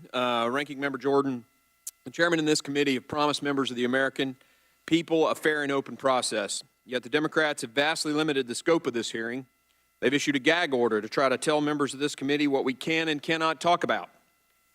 My colleagues on the other side of the aisle claim that they want the truth, that they want transparency and fair oversight. Yet the Democrats' witness to testify before Congress today is none other than a scorned man who's going to prison for lying to Congress. Let that sink in. He's going to prison for lying to Congress, and he's the star witness to Congress. If you read the sentencing report on Mr. Cohen, words like deceptive and greedy are scattered throughout that report. It paints a picture of a narcissist, a bully, who cannot tell the truth, whether it's about the president or about his own personal life. But today, he's the majority party's star witness. If the Democrats were after the truth, they'd have an honest person here testifying. And if they were really after the truth, they'd not restrict the questioning to just a few topics. But let's take a look at those restricted topics. Mr. Chairman, the first topic in your limited scope that I can ask Mr. Cohen is about the president's debts. But, Mr. Chairman, didn't Mr. Cohen plead guilty to lying to banks about his personal finances? So we're asking a guy going to jail for lying about his debts to comment about the president's debts. He's the expert. Mr. Chairman, your next couple of topics say that I can ask Mr. Cohen about the president's compliance with financial disclosures and campaign finance laws, but didn't Mr. Cohen on 2 occasions break campaign finance law with his own donations? So again, the majority party's star witness on the president's compliance is a guy who broke compliance laws himself. Mr. Chairman, you graciously allow us to ask questions of Mr. Cohen on the president's dealings with the IRS and tax law. Your star witness here broke the law with regards to the IRS at least 5 times. He pled guilty on cheating on his taxes, lying to the IRS. He's the best witness you got. Next up, with the permission of the chairman, I get to ask Mr. Cohen about his perspective on the president's business dealings. Let me get this straight. The witness lied to multiple financial institutions to get loans to pay off other loans just to keep himself afloat, and he's going to be the expert on business practices. Obviously, Mr. Chairman, the witness may produce documents that he suggests incriminates the president, yet he lies to banks. All of those lies were done on fraudulent documents, documents that he forged. Nothing he says or produces has any credibility. Apparently, he even lied about delivering his own child, which his wife had to correct the record of. Ladies and gentlemen, how on earth is this witness credible? With all the lies and deception, the self-serving fraud, it begs the question, what is the majority party doing here? No one can see this guy as credible. He will say whatever he wants to accomplish his own personal goals. He's a fake witness, and his presence here is a travesty. I hope the American people see through this. I know the people back in Tennessee will. And with that statement, sir, I have a few questions of the witness. With your loss of your law license, I think you mentioned in your opening statement that you had been disbarred. What is your source of income in the future? I don't expect I'm going to have a source of income when I'm in federal penitentiary. What, is there a book deal coming or anything like that? I have no book deal right now in the process. I have been contacted by many, including for television, a movie. If you want to tell me who you would like to play you, I'm more than happy to write the name down. I'm sure there's a very I would also like to attractive turn man. around and just to correct your statement on me. No Well, let me ask one other question, though. I only have a limited amount of time. No individual. One quick question. Who paid your expenses to be here today?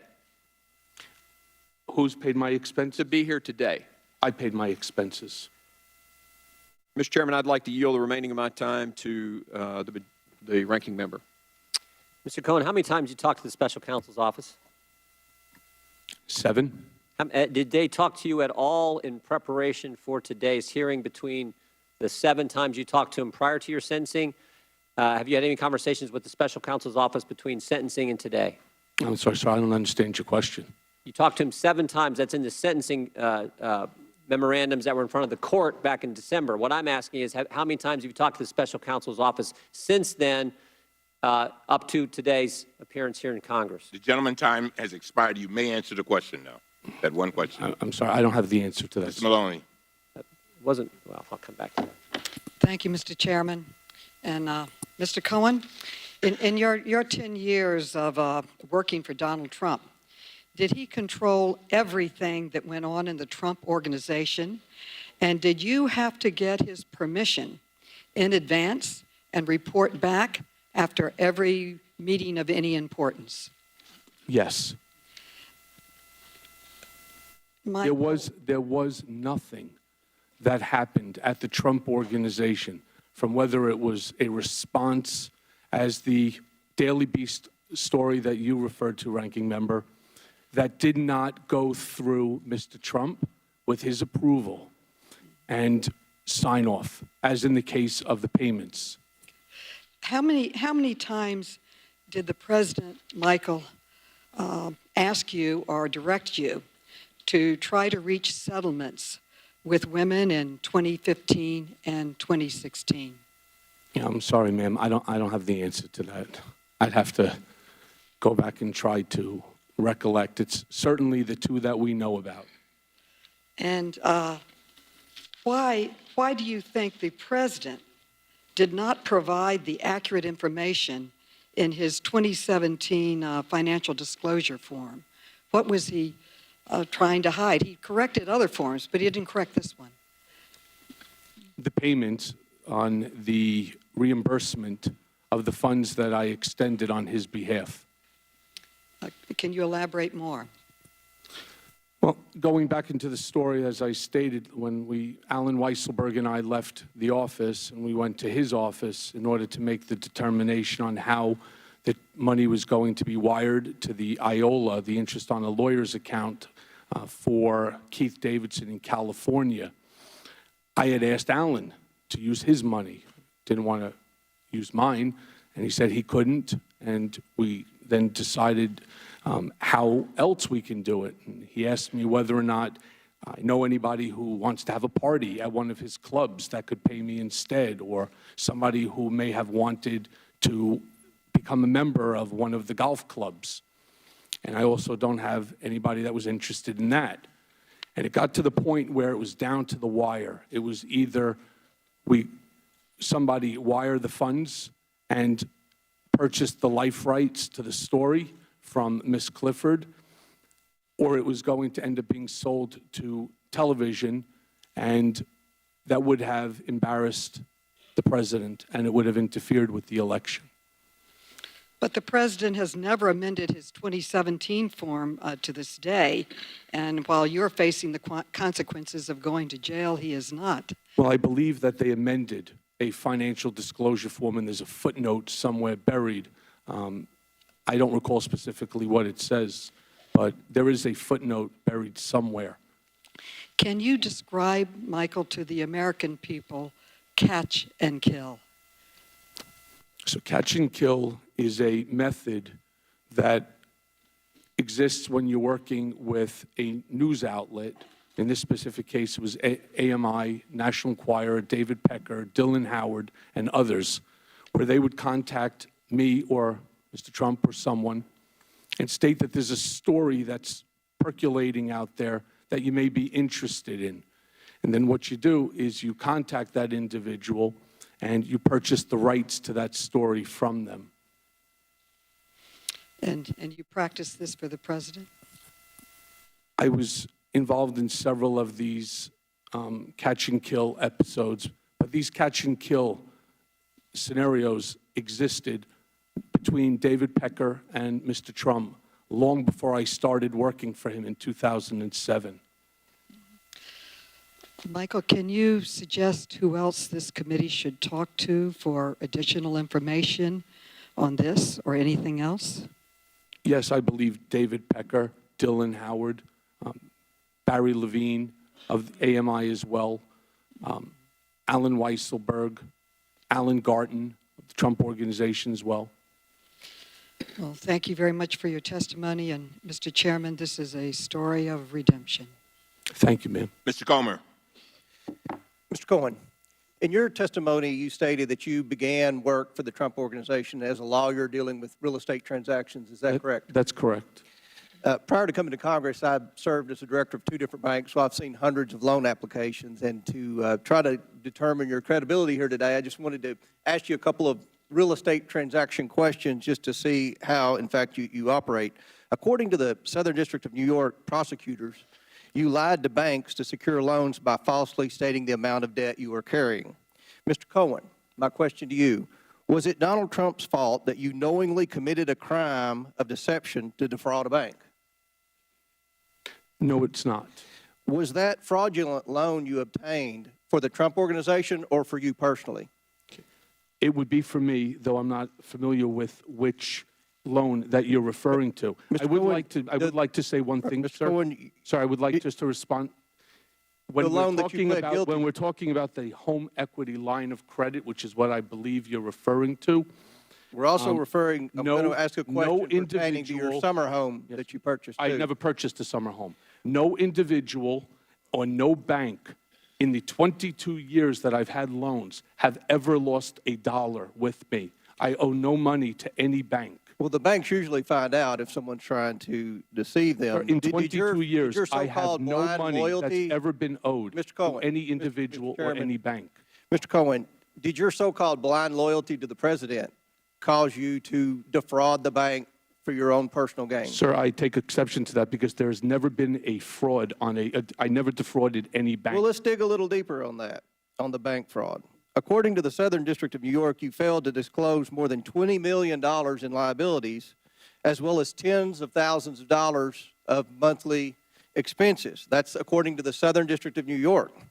Now, Mr. Cohen, you being a lawyer, surely you knew you were breaking the law. No, why would you have done that? Sir, I'm not a CPA, and I pled guilty. I'm going to prison as a result of it. Because you're a con? No, sir. Okay. Because I pled guilty, and I am going to be doing the time. I have caused tremendous pain to my family, and I take let's go back to the one last question about the bank. When the bank found out about the liabilities that you failed to disclose, you lied again to the bank. This is according to the Southern District of New York, and said it had been expunged when in fact you just shifted the debt to another bank. So apparently, according to the information that we received, your intent to defraud the bank was for the desire to purchase the summer home for $8.5 million? No, sir. That would have been off of an equity line, considering I had less than a 50% loan to value on the assets, and there was a pre-existing line of credit that existed years before the date that you're referring to, where this is all surrounding New York City taxi medallions. But you understand that when you fail to disclose liabilities, especially $20 million in liabilities, that is, in fact, fraud. Except even with the $20 million in liability. How much was it? The medallions were at that time worth over $45 million. Mr. Cohen, you called Donald Trump a cheat in your opening testimony. What would you call yourself? A fool. You calling, okay, well, no comment on that. I appreciate it. Mr. Chairman, we said we were in search of the truth. I don't believe that Michael Cohen is capable of telling the truth. And I would hope that as this committee moves forward, that when we have the opportunity to subpoena witnesses, we subpoena witnesses that are not recently disbarred, are not convicted felon, and witnesses that haven't committed bank fraud and tax fraud. That is how we're going to determine the truth. So, Mr. Chairman, I yield the balance of my time to the ranking member. I think the jump for you. I would just make one point. We just had a 5-minute debate where Mr. Cohen disputes what the Southern District of New York found, what the judge found, that he was actually guilty of committing bank fraud. If this statement back here doesn't say it all, Cohen's consciousness of wrongdoing is fleeting, his remorse is minimal, his instinct is to blame others is strong. There's only one thing wrong with that statement. His remorse is non-existent. He just debated a member of Congress saying, I really didn't do anything wrong with the false bank things that I'm guilty of and going to prison for. Mr. Jordan, That that's underscores not why what I this is said, wrong. and you know that that's not what I said. exactly what With a I gentleman said you- I pled guilty, and I take responsibility for my actions. Shame on you, Mr. Jordan. Mr. That's Chair, not what I said. Shame on you. Mr. Chairman. That's not what I said. What I said is I took responsibility and I take responsibility. What I was doing is explaining to the gentleman that his facts are inaccurate. I take responsibility for my mistakes. All right. I am remorseful and I am going to prison. I will be away from my wife and family for years. So before you turn around We and all you feel cast that. more I dispersion, understand that. please understand, there are people watching you today that know me a whole lot, but I made mistakes. I own them, and I didn't fight with the Southern District of New York. I didn't put the system through an entire scenario. But what I did do is I pled guilty, and I am going to be, again, going to prison. Mr. Norton. Mr. Cohen, at the center of the reasons you're going to prison is conviction for campaign finance violations, and they center around some salacious revelations. The Washington Post reported or aired a Access Hollywood video. It set a record for the number of people who watched, crashed the newspaper's server. But this happened in early October, on the cusp of the election. What was Mr. Trump's reaction to the video becoming public at that time, and was he concerned about the impact of that video on the election? The answer is yes. As I stated before, I was in London at the time visiting my daughter who was studying there for a Washington semester abroad. And I received a phone call during the dinner from Hope Hicks stating that she had just spoken to Mr. Trump, and we need you to start making phone calls to the various different news outlets that you have relationships with. And we need to spin this. And what we want to do is just to claim that this was men locker room talk. Was the concern about the election in particular? The answer is yes. Then couple that with Karen McDougal, which then came out around the same time, and then on top of that, the Stormy Daniels matter. Yeah, and these things happen in the month before the election and almost one after the other. The Stormy Daniels revelation, where prosecutors and officials, prosecutors learned of that matter. And prosecutors stated that the officials at the magazine contacted you about the story, and the magazine, of course, is the National Enquiry. Is that correct, that they did? Yes, ma'am. Come to you. Were you concerned about this news story becoming public right after the Access Hollywood study in terms of impact on the election? I was concerned about it, but more importantly, Mr. Trump was concerned That was about my it. next question. What was the president's concern about these matters becoming public in October as we were about to go into an election? I don't think anybody would dispute this belief that after the wildfire that encompassed the Billy Bush tape, that a second follow-up to it would have been pleasant. And he was concerned with the effect that it had had on the campaign, on how women were seeing him, and ultimately whether or not he would have a shot in the general election. And so you negotiated the $130,000 payment. The $130,000 number was not a number that was actually negotiated. It was told to me by Keith Davidson that this is a number that Ms. Clifford wanted. Well, you finally completed that deal, as it were, on October the 28th.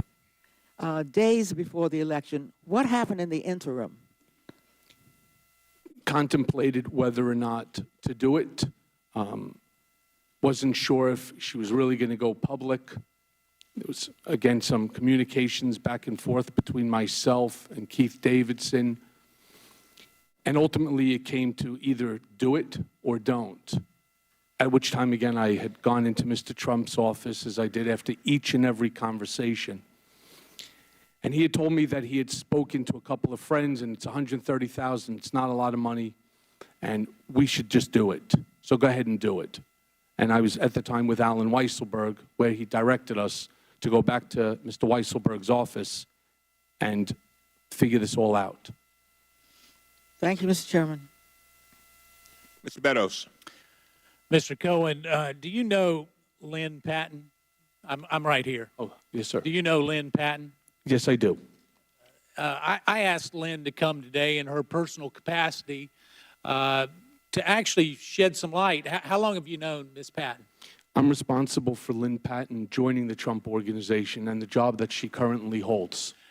Well, I'm glad you acknowledged that, because you made some very demeaning comments about the president that Ms. Patton doesn't agree with.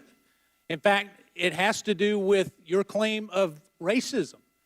She says that as a daughter of a man born in Birmingham, Alabama, that there is no way that she would work for an individual who was racist. How do you reconcile the two of those, Mr. As neither should I, as the son of a Holocaust survivor. But, Mr. Cohen, I guess what I'm saying is I've talked to the president over 300 times. I've not heard one time a racist comment out of his mouth in private.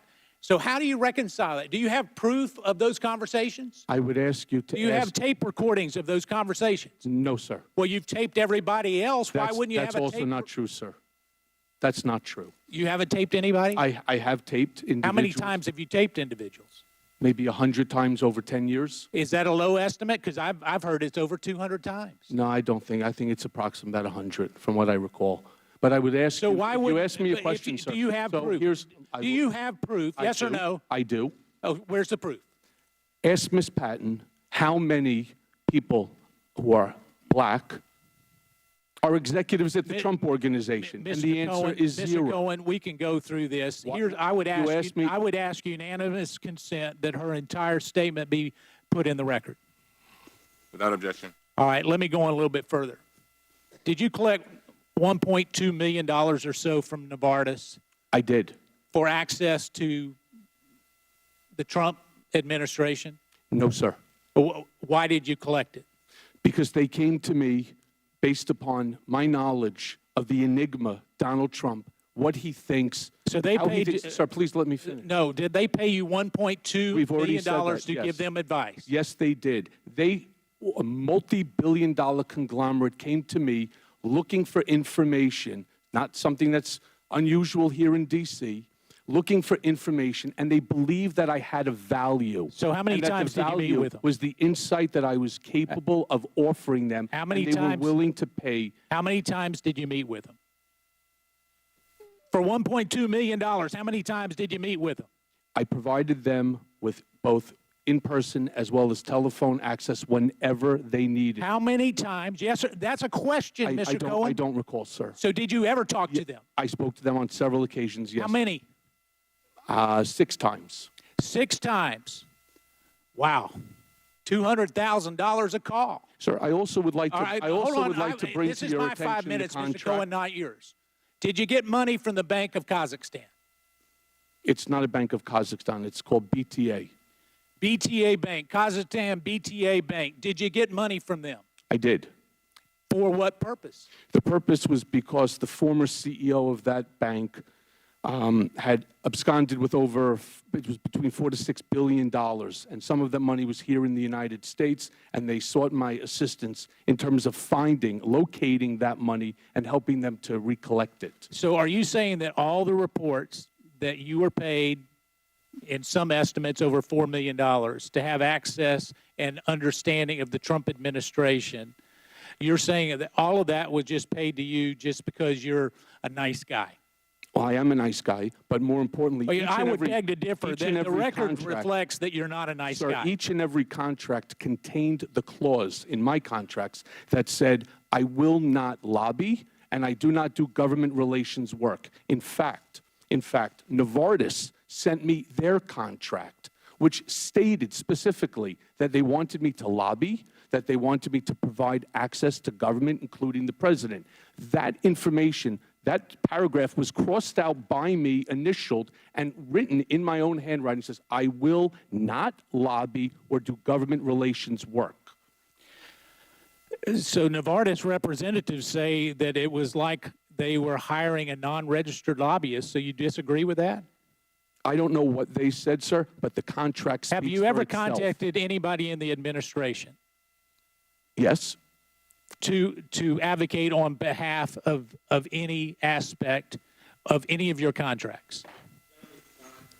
I ask unanimous consent, Mr. Chairman. I ask unanimous consent. The gentleman's time has expired. You may answer the question. I don't know what you're referring to, sir. Mr. Chairman. Mr. Clay. Mr. Chairman. Thank you, Mr. Chairman. Mr. Cohen, I'm pleased you agreed to testify today voluntarily. In my view, we are all here for just one reason, and that's the American people are tired of being lied to. They have been lied to by President Trump. They've been lied to by the president's children. They have been lied to by the president's legal representatives.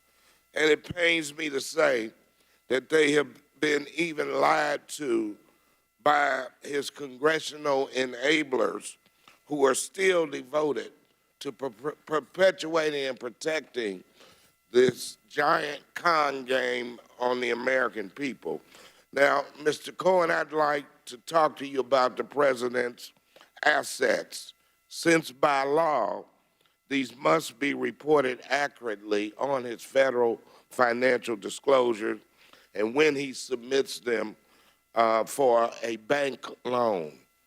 Mr. Cohen, you served for nearly a decade as then businessman Trump's personal attorney and so-called fixer. Did you also have an understanding of the president's assets and how he valued those items? Yes. In November of 2017, Crain's New York Business reported that the Trump Organization provided, quote, flagrantly untrue revenue figures going back to at least 2010 to influence Crain's ranking of the largest private companies in New York. According to the reports, while the Trump Organization reported nearly $9.5 billion in revenues in 2016, public filings suggested revenues were actually less than 1/10 of that. To your knowledge, did the president or his company ever inflate assets or revenues? Yes. And was that done with the president's knowledge or direction? Everything was done with the knowledge and at the direction of Mr. Trump. Well, tell us why he would do that and what purpose did it serve? It depends upon the situation. There were times that I was asked, again with Alan Weisselberg, the CFO, to go back and to speak with an individual from Forbes, because Mr. Trump wanted each year to have his net worth rise on the Forbes wealthiest individuals list. And so what you do is you look at the assets and you try to find an asset that has, say, for example, 40 Wall Street, which is about 1.2 million square feet. Find an asset that is comparable find the highest price per square foot that's achieved in the area, and apply it to that building. Or if you're going off of your rent roll, you can go by the gross rent roll times a multiple, and you make up the multiple, which is something that he had talked about. It's based upon what he wanted to value the asset at. You know, you have provided this committee with copies of the president's financial statements or parts of them from 2011, 2012, and 13. And, Mr. Chairman, I would like to submit those for the record. Mr. Chairman, I'd like to submit the statements to the record. Without objection to order. Thank you. Can you explain why you had these financial statements and what you used them for? So these financial statements were used by me for two purposes. One was discussing with media, whether it was Forbes or other magazines, to demonstrate Mr. Trump's significant net worth.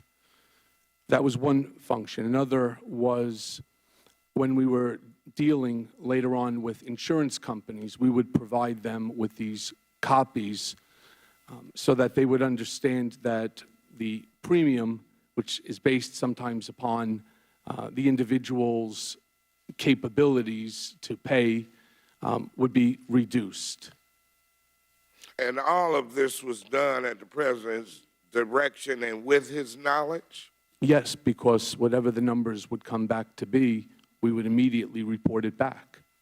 And did this information provided to us inflate the president's assets? I believe these numbers are inflated.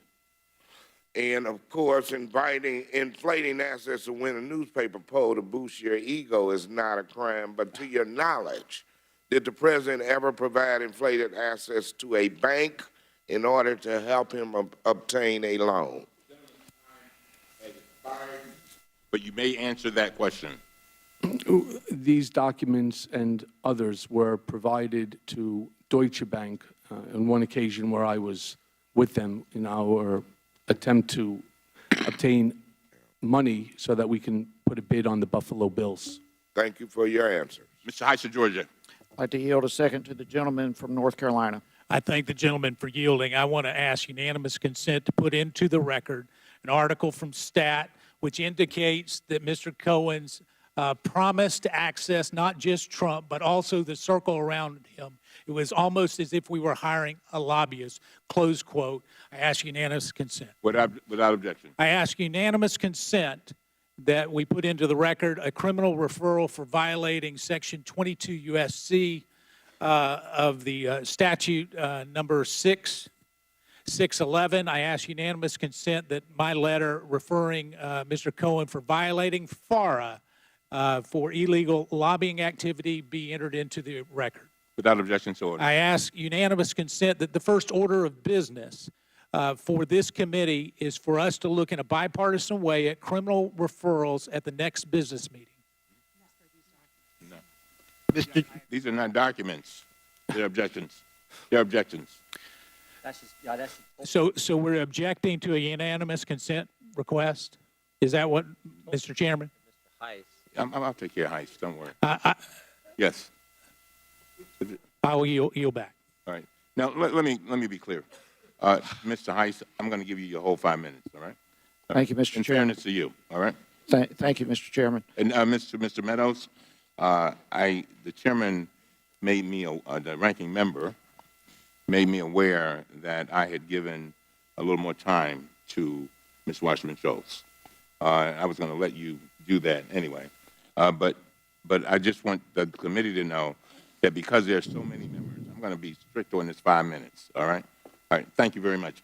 Mr. Heiss, you have 5 minutes. Thank you, Mr. Chairman. Mr. Cohen, you claim that you've lied, but you're not a liar. Just to set the record straight, if you lied, you are a liar by definition.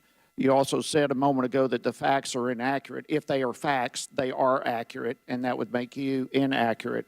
But I'd like to take a moment to, I'd like to know who you consulted with to prepare for today's hearing, Lanny Davis and who else? I consulted with my counsel, Lanny Davis, as well as Michael Monaco. All right. Did you or Michael or Lanny Davis or anyone else cooperate with the Democratic majority to prepare for this hearing? I'm sorry, say that again, please. Did you or anyone else on your team cooperate with the Democrat Party in preparing for this hearing? We've spoken to the party. Okay. Did you prepare with Chairman Cummings or anyone on your team? I'm sorry, what do you mean by prepare? Prepare for this hearing.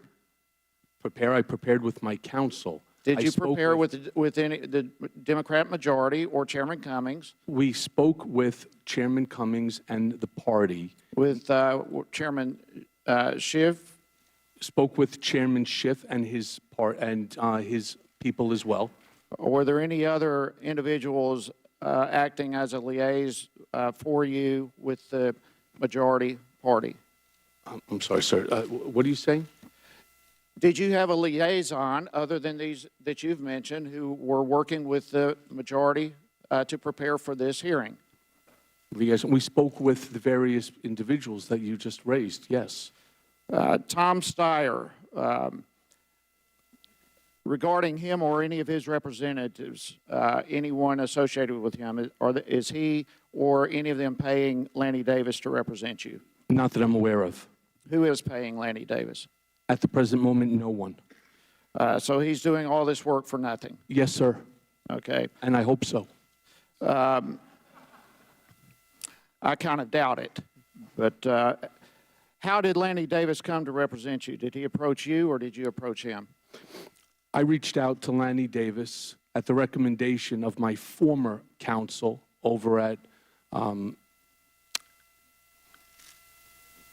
McDermott, Will, and Emery, who knew Mr. Davis and Mr. So you reached out to Mr. Davis?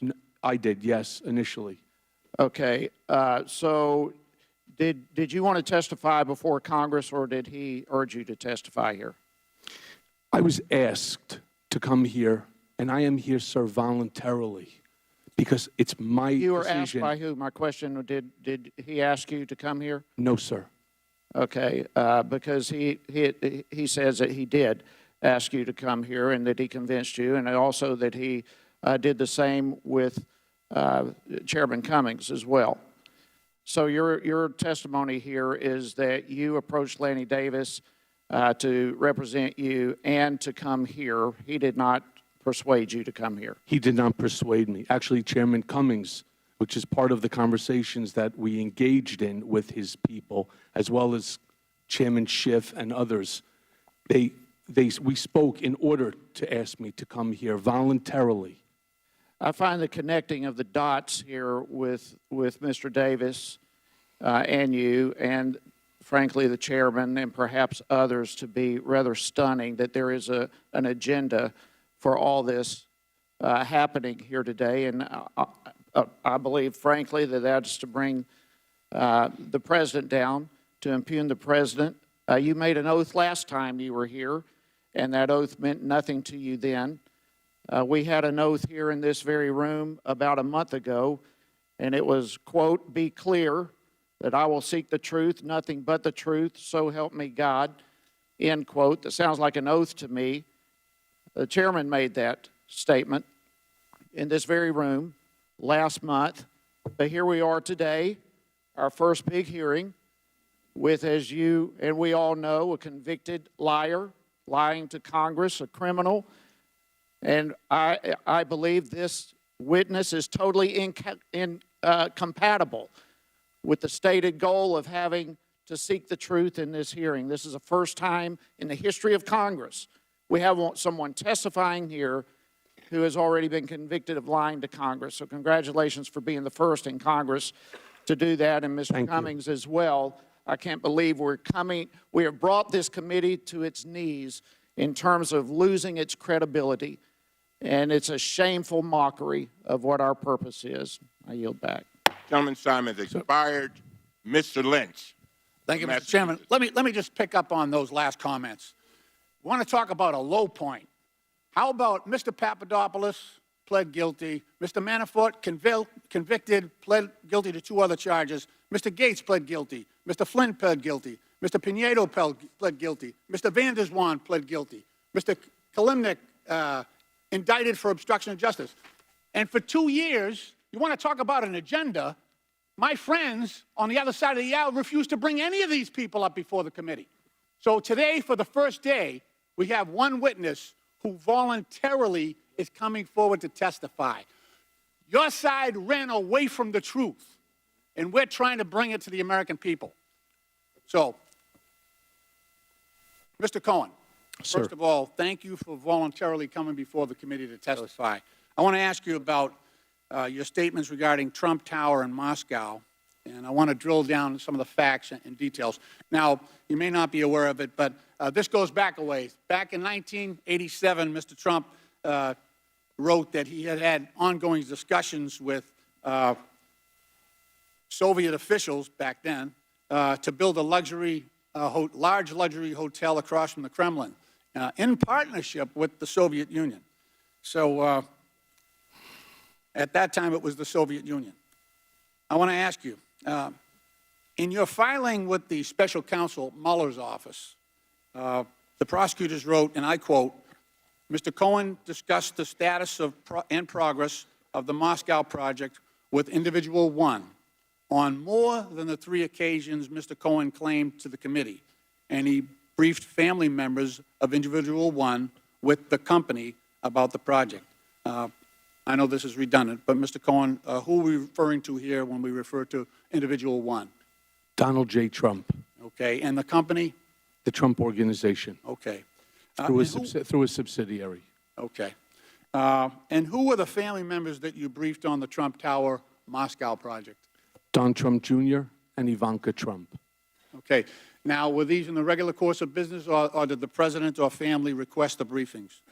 This is the regular course of business. Do you recall, there's a question on the number of briefings. Do you recall how many there might have been?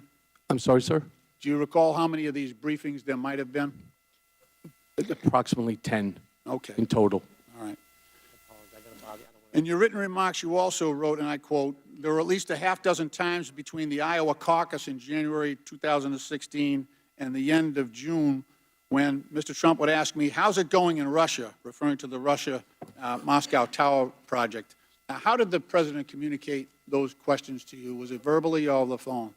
Verbally, most of the time, virtually all of the time.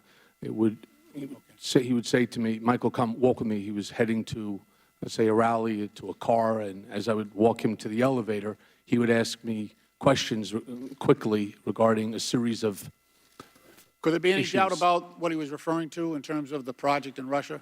No, this would be it. Okay. Otherwise, there would have been no reason to ask it of me. Right, right. You also wrote, and I quote, to be clear, Mr. Trump knew of and directed the Trump-Moscow negotiations throughout the campaign and lied about it, close quote. How did the president actually direct the negotiations? What details did he direct? Well, after each communication that I had, I would report back to him, and our goal was to get this project. We were interested in building what would have been the largest building in all of Europe. You know, sir, just if I can say one last Please, thing go in ahead. regard to the gentleman's statement, since this is on topic. The lies that I told to Congress, in fairness, benefited Mr. Trump. It was in furtherance of my protection of Mr. Trump, which I stated in my testimony. And I am not protecting Mr. Trump anymore.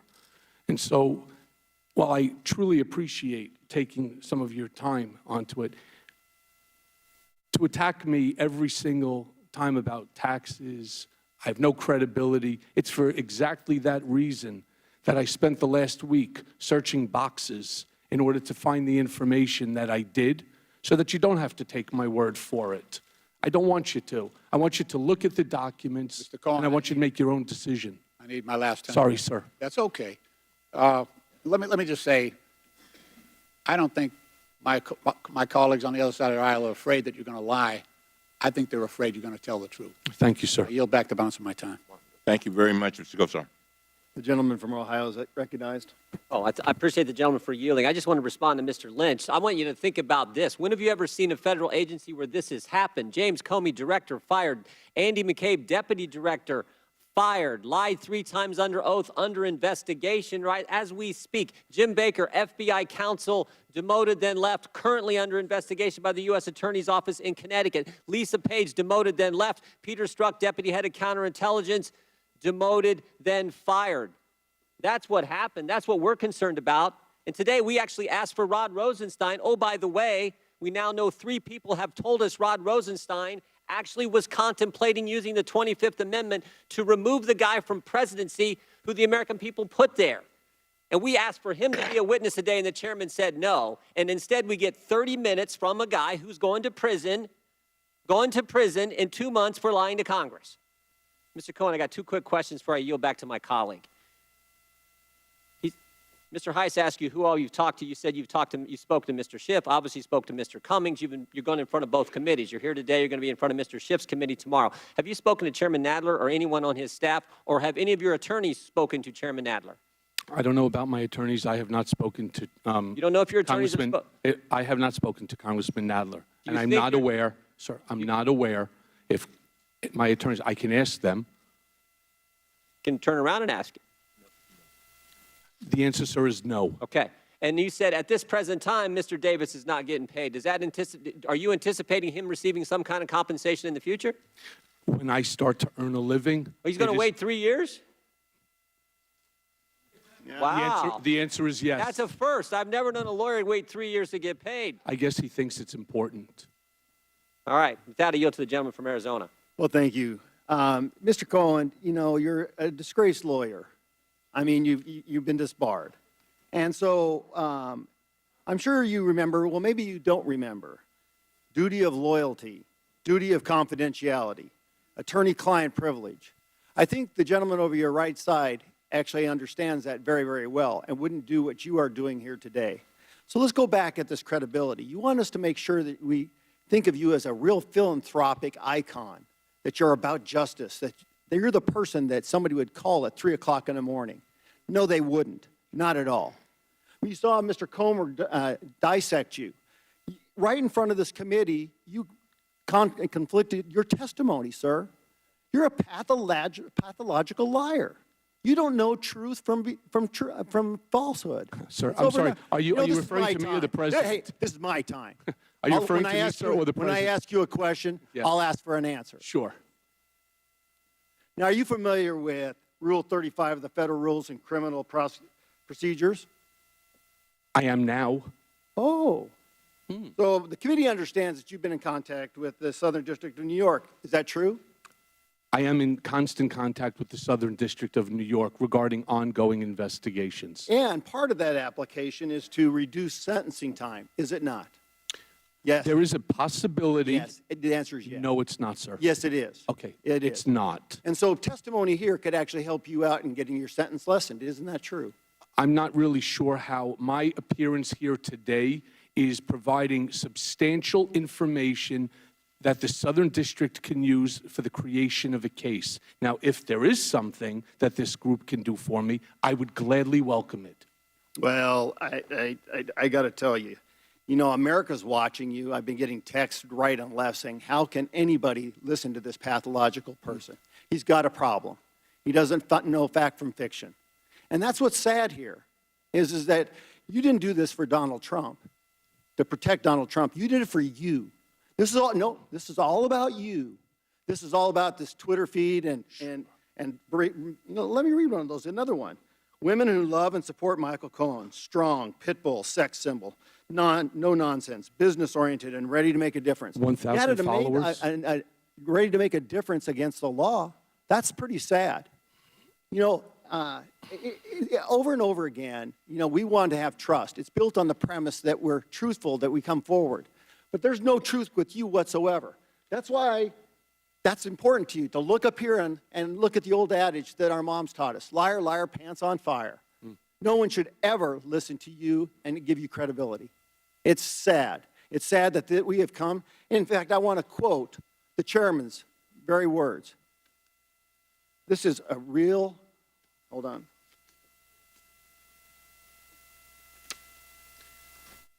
Gentleman's time is expired. Sad state. Mr. Cooper. Mr. Cohen, Several times in your testimony, you state the bad things that you did for Mr. Trump. And at some point, you apparently changed your course of action. There's a recurring refrain in your testimony that says, and yet I continued to work for him. But at some point you changed. What was the breaking point at which you decided to start telling the truth? There are several factors. Helsinki, Charlottesville, watching the daily destruction of our civility to one another, putting up silly things like this. Oh, that's silly. Really unbecoming of Congress. It's that sort of behavior that I'm responsible for. I'm responsible for your silliness because I did the same thing that you're doing now for 10 years. I protected Mr. Trump for 10 years. And the fact that you pull up a news article that has no value to it, and you want to use that as the premise for discrediting me, that I'm not the person that people called at 3 o'clock in the morning, would make you inaccurate. In actuality, it would make you a liar, which puts you into the same position that I am in. And I can only warn people, the more people that follow Mr. Trump, as I did blindly, are going to suffer the same consequences that I'm suffering. What warning would you give young people who are tempted, as you were? Would you encourage them not to wait 10 years to see the light? What advice would you give young people, in particular young lawyers, so they do not abuse their bar license as you did? Look at what's happened to me. I had a wonderful life. I have a beautiful wife. I have 2 amazing children. I achieved financial success by the age of 39. I didn't go to work for Mr. Trump because I had to. I went to work for him because I wanted to. And I've lost it all. So if I'm not a picture perfect, that's the picture that should be up there. If I'm not a picture perfect example of what not to do, that's the example that I'm trying to set for my children. You make mistakes in life, and I've owned them, and I've taken responsibility for them.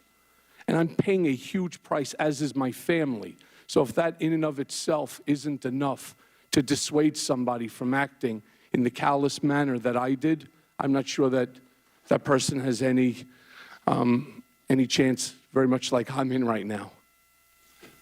A recurring theme in your testimony is concern for your family's safety. What specifically are you most concerned about? Well, the president, unlike my Cohen for Trump that has 1,000 followers, he's got over 60 million people. And when Mr. Trump turned around early in the campaign and said, I can shoot somebody on Fifth Avenue and get away with it, I want to be very clear. He's not joking. He's telling you the truth. You see, you don't know him. I do.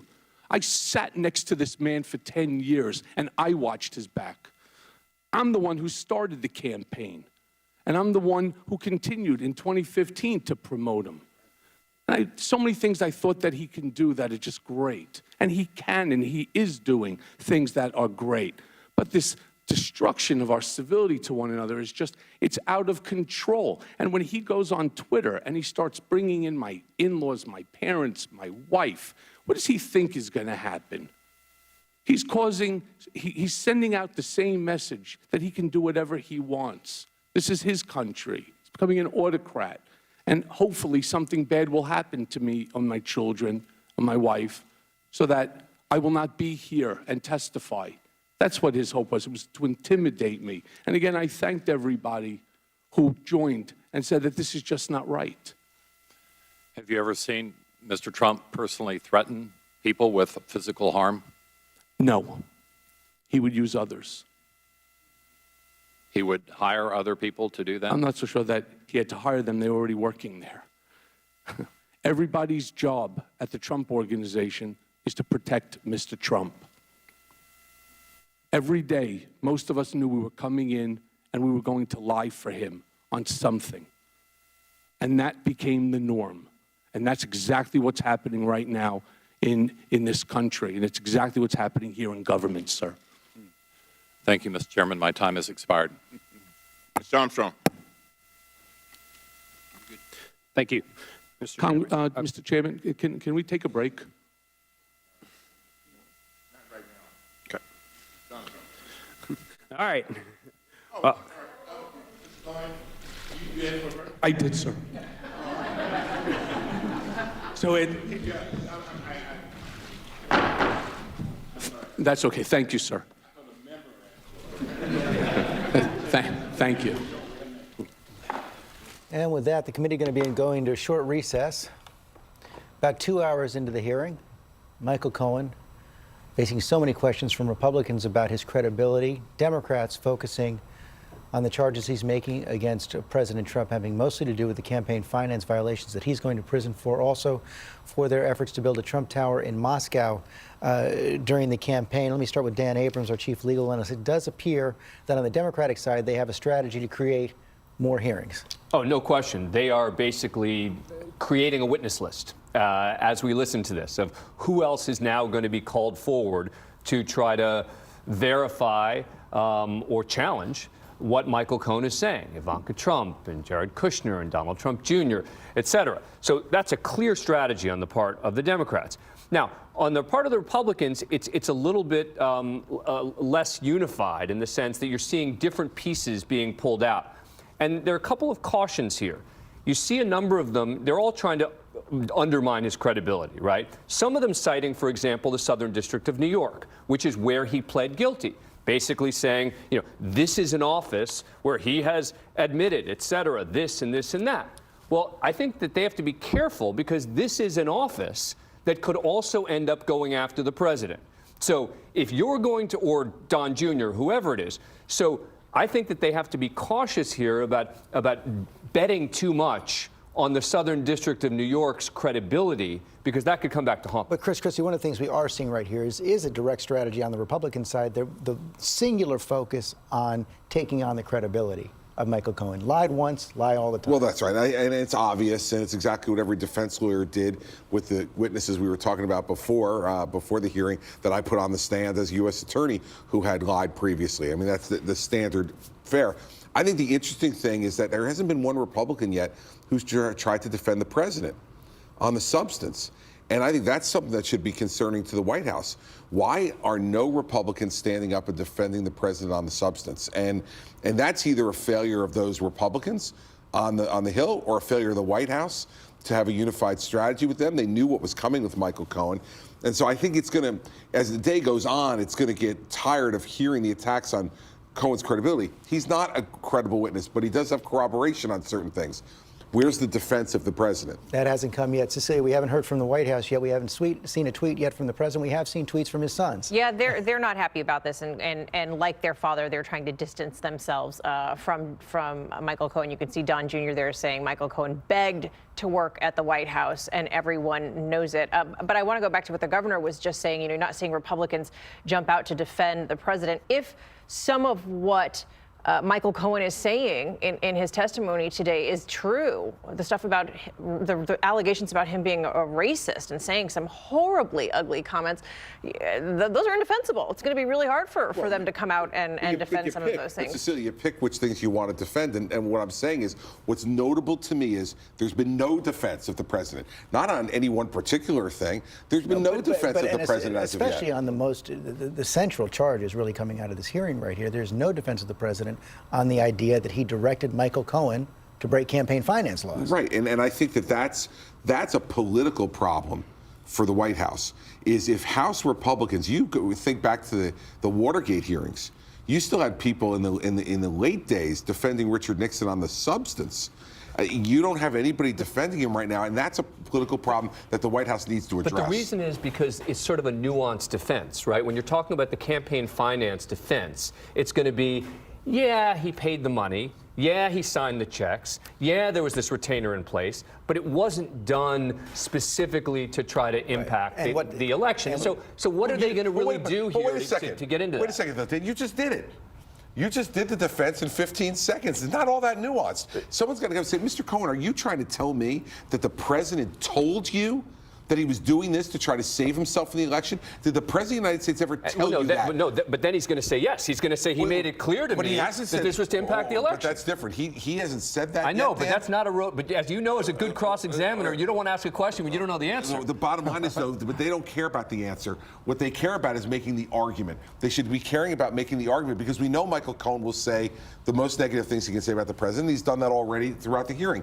The point is, if that's the argument, and that is the argument, then someone needs to make What it. they can't say right now is they can't say that the president was telling the truth when he said he didn't pay hush money to Stormy Daniels. Well, if Can't that's say- the case, then don't defend it. You defend the stuff you can defend, Well, no, George. but I think what they do is they want to minimize the crime, right? They want to minimize the significance of this and basically say, okay, look, this may be true, but well, they're not even minimizing a crime. They want to say it isn't a crime because he didn't do it because... Well, that too, both. They want to say it's not a crime, and that's not that nuanced. You can do that. That's where the strategies are, Mary Bruce. You're outside the room right now. So much anger palpable inside that hearing room. George, it's just remarkable to see the two sides going back and forth at each other, even before Michael Cohen even started his testimony. You heard Chairman Cummings making very clear that there is a new sheriff here in town, essentially. He said that the days of this committee protecting the president are over. And then as you've been discussing, we saw starting from the top Republican on the committee all the way down, making very clear their strategy here. It is transparent that they are going after Michael Cohen's credibility, that they will continue to do that they are making the argument that he was after his own greed and blind ambition. Cohen, of course, pushing back against that, essentially arguing that he is a man with nothing left to lose. Whether we will continue to see both sides digging in here and continuing to further that divide between the two of them will remain to be seen throughout the course of this day, and whether any Republicans will break with what so far seems to be a pretty strict party line here. Very party line so far. Pierre Thomas, we know the Southern District of New York not only reached a plea agreement with Michael Cohen, they also reached an immunity deal with the chief financial officer of the Trump Organization, who we've heard from Michael Cohen today, was working with him on setting up these hush money payments. We could see that man, Alan Weisselberg, before Congress. That's right, George. You know, one thing that Cohen did is he put Weisselberg in the room with a discussion about the payments to Stormy Daniels. He said that there were discussions that he went and talked with Weisselberg about the payments, that he actually wanted Weisselberg to come up with the money. And the fact that Weisselberg didn't want to do that, and that it came down to the wire. And that's a critical thing about what we're hearing today as well, that all this is taking place in the month right before the election. And George, just to take a step back to help viewers at home understand what we're talking about here. After Donald Trump announced his presidency, or bid for the presidency in 2015, the prosecutors put forth allegations that they say they've proven that AMI and David Pecker reached out to Cohen and came up with this catch and kill idea.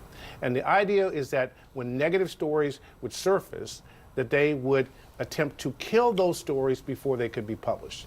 And one of the reasons why the Southern District became interested in, according to my sources, is the amount of money that was involved hundreds of thousands of dollars, and that you had essentially a publication working with a candidate to not publish stories, but to actually kill them, George.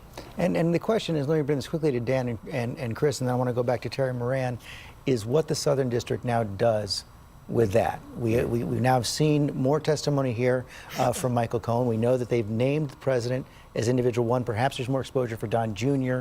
Now as well. Do they take further action? Well, it's going to be hard. If the further action is against the president, as I said before, I don't think they're going to do anything on that unless and until he's out of the presidency, because I just don't believe they'll get Bill Barr or anybody else at the Justice Department to waive that Justice Department rule or interpretation of what's going on.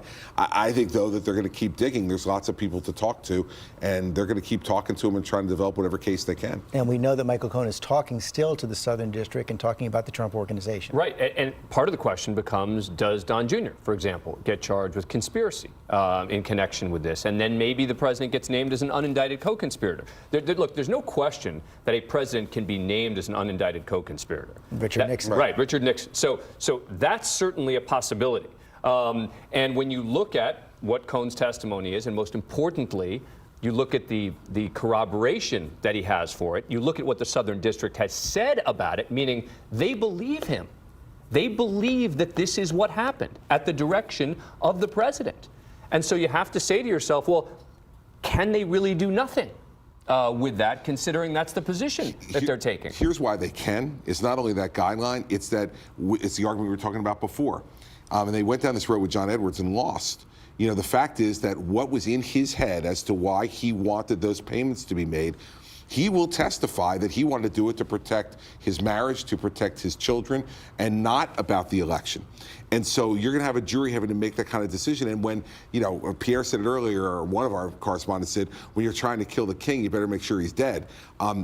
Taking that kind of case as a U.S. attorney against either a sitting or a former president of the United States, you better be sure you get him. That was Terry Moran, who I want to go to next. And Terry, I want you to address that, but also to address just this idea. We know now what Democrats in Congress think about Michael Cohen's testimony, what they're trying to do with it. We know what Republicans in Congress think about it. What we don't know yet is how this is all going to strike in this very polarized political environment, the country that's watching today.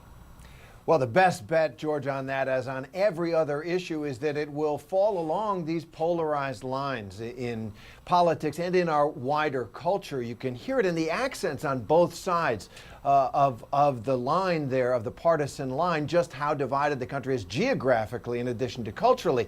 But I do think that there's something beyond those immediate legal concerns that you guys are talking about that might settle in to the national mindset, and that is the portrait from an alleged insider of Donald Trump. He called him an enigma, Michael Cohen did, and then went on to describe what he says are these things, this casual racism that Cecilia mentioned, the notion that he says his son, Don Jr., has a worse judgment of anybody he's ever seen. You can almost see that in their relationship in the way that has played out in public. His statement that only stupid people went to Vietnam, his contempt that Michael Cohen portrays. This is an insider's portrait, alleged portrait of Donald Trump, that I think might have broader political impact for Donald Trump down the line, not just those concrete legal issues that this testimony raises, but the broader sense that this is what's he really like behind the scenes, and it is obviously unflattering. You know, it did seem, Cecilia, that Michael Cohen was most comfortable when he was dealing with those personal matters and less the legal matters. I think that this is going to be another one of these Rorschach tests that we keep living through in this society that we're in right now. If you thought before this morning President Trump was a racist, a con man, and a cheat, like Michael Cohen just told Congress and America that he believes he is, you probably still think that. And if you didn't, you think Michael Cohen is a liar no matter what he says. Michael Cohen, if he is to be believed, opened up, pulled the curtain back on the mystery that is Donald Trump, a side of him that we rarely get to see. Life inside Trump Tower. Who gets to stand behind his back and whisper in his ears, words about meetings potentially. We are hearing from someone whose testimony could be so potentially invaluable because of the role he played for so many years in that company. And Christine, and you've known Michael for a while. I've known Michael for a long time as well. There's no question we're seeing a humbled Michael Cohen before this committee today. A lot of the anecdotes, a lot of the personal anecdotes have the ring of truth. Yes, and this is an uncaffeinated Michael Cohen today. And I would say in response to what Terry said, you know, I could tell you from personal experience that there were many of us who were running in 2016 who thought, because he mentioned the John McCain incident and him not being a hero. And I will tell you that a lot of us thought at that time that this was over, that Trump was going to have to drop out after that no one could sustain that. And I think that's the problem. Ms. Fox. I don't think it's the normal politics. Gavel has been struck again. Let's hear to the questioning. Thank you, Mr. Chairman. Mr. Cohen, you have admitted to lying on your taxes. According to federal prosecutors in the Southern District of New York, you also lied to banks to get loans. The prosecutors wrote, quote, to secure loans, Cohen falsely understated the amount of debt he was carrying and omitted information from his personal financial statements to induce a bank to lend based on incomplete information, end quote. Is that correct? That's correct. You lied on financial documents. So you lied to financial institutions in order to secure loans. So we've established that you lie on your taxes, you lie to banks, and you have been convicted of lying to Congress. It seems to me that there's not much that you won't lie about when you stand to gain from it. In fact, the prosecutors for the Southern District of New York noted that each of your crimes, quote, bear common sense of characteristics which each involving deception and being motivated by your personal greed and ambition. Is your appearance here today motivated by your desire to remain in the spotlight for your personal benefit? No, ma'am. You have sought out ways to rehabilitate your image, from tax evader, bank swindler, and all-around liar to an honorable, truthful man by appearing before cable news. I'm concerned you could be using your story and this congressional platform for your personal benefit, such as a desire to make money from book deals. So can you commit under oath that you have not and will not pursue a book or movie deal based on your experiences working for the president? No. You cannot commit to making money off of a book or movie deal based on your work.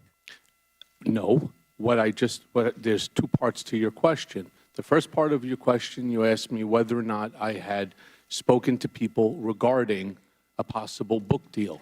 And I have. And I've spoken to people who have sought me out regarding a movie deal. No, I didn't ask you if you'd That was spoken the to first part of your anybody. I question. said, can you commit under oath that you will not, that you have not and will not pursue a book deal? And I would not do that, no. Okay. Can you commit under oath that you will not pursue opportunities to provide commentary for a major news network based on your experiences working for the president? No. Can you commit under oath that you will not pursue political office in the state of New York? No. So you don't commit to changing your ways, basically, because you want to continue to use your background as a liar, a cheater, a convicted liar to make money.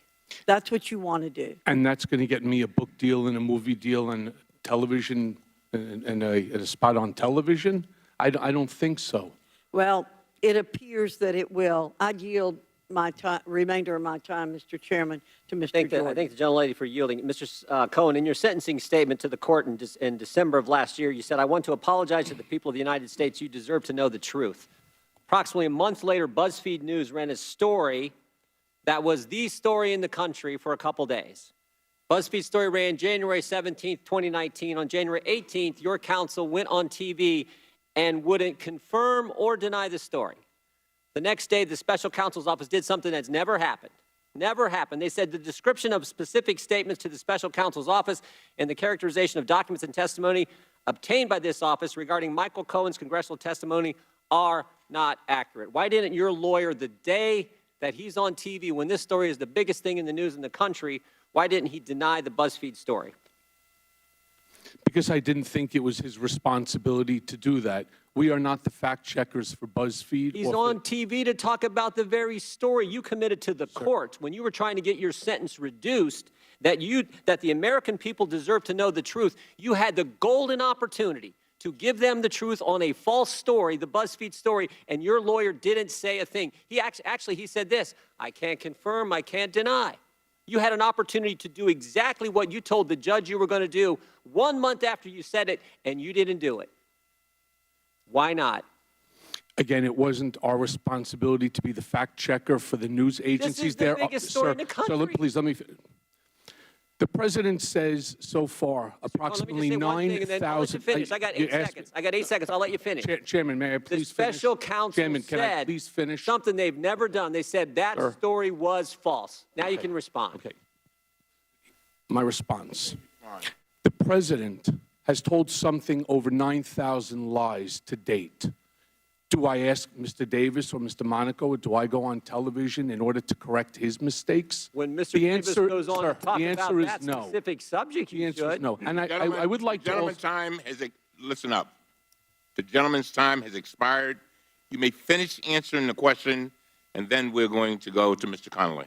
All I wanted to say is I just find it interesting, sir, that between yourself and your colleagues, that not one question so far since I'm here has been asked about President Trump. That's actually why I thought I was coming today, not to confess the mistakes that I've made. I've already done that, and I'll do it again every time you ask me about taxes or mistakes. Yes, I made my mistakes. I'll say it now again. And I'm going to pay the ultimate price. But I'm not here today, and the American people don't care about my taxes. They want to know what it is that I know about Mr. Trump. And not one question so far has been asked about Mr. Trump. Mr. Connolly. Thank you, Mr. Chairman. Well, Mr. Cohen, based on your testimony and your 10-year experience, I think you can recognize the behavior you're being subjected to on the other side of the aisle. Discredit, slander, use any trick in the book to prevent your testimony from sticking. The idea that a witness would come to us who's flawed, and you certainly are flawed, means they can never tell the truth, and there is no validity whatsoever to a single word they say, would discredit every single criminal trial of organized crime in the history of the United States, because all of them depend on someone who's turned. It would make RICO null and void. We couldn't use it anymore. This Congress historically has relied on all kinds of shady figures who turned. One of the most famous who led to the decapitation of the organized crime families in America, Joe Valachi, congressional hearing. He was a witness, and he committed a lot worse crimes than you're convicted of, Mr. Cohen. So don't be fooled by what my friends on the other side of the aisle are trying to do today. It is do everything but focus on the principle, known as individual number one in the Southern District of New York, as I recall. Is that correct, Mr. Cohen? That is correct. Now, Mr. Cohen, I want to ask you about something that's not in your testimony and that so far has not been made public. In our committee staff search of documents provided by the White House that were otherwise redacted or already in the public, and I guess the White House thought that was funny, they made one mistake, the White House. There was an email from a special assistant to the president to a deputy White House counsel, and the email is dated May 16th, 2017, and it says, and I quote, POTUS, meaning the president, requested a meeting on Thursday with Michael Cohen and Jay Sekulow. Any idea what this might be about? End quote. Do you recall being asked to come to the White House on or around that time with Mr. Sekulow? May of 2017. Off the top of my head, sir, I don't. I recall being in the White House with Jay Sekulow, and it was in regard to the documents, the document production, as well as my appearance before the House Select Intel. But I'm not sure if that's specifically what you're referring. But what I will do is I will check all my records, and I'm more than happy to provide you with any documentation or a response to this question. Well, that's you sort of touch on presumably the purpose of the discussion, at least among others. This meeting occurred just before your testimony before the Select Committee on Intelligence here in the House. Is that correct? I believe so, yes. Was that a topic of conversation with the President himself? If this is the specific instance that I was there with Mr. Sekulow, yes. So you had a conversation with the President of the United States about your impending testimony before the House Intelligence Committee. Is that correct? That's correct. What was the nature of that conversation? He wanted me to cooperate. He also wanted just to ensure, by making the statement, and I said it in my testimony, there is no Russia, there is no collusion, there is no deal. He goes, it's all a witch hunt, and he goes, this stuff has to end. Did you take those comments to be suggestive of what might flavor your testimony? Sir, he's been saying that to me for many, many months. And at the end of the day, I knew exactly what he wanted me to say. And why was Mr. Sekulow in the meeting? Because he was going to be representing Mr. Trump going forward as one of his personal attorneys in this matter. So it was sort of a handoff meeting. Correct.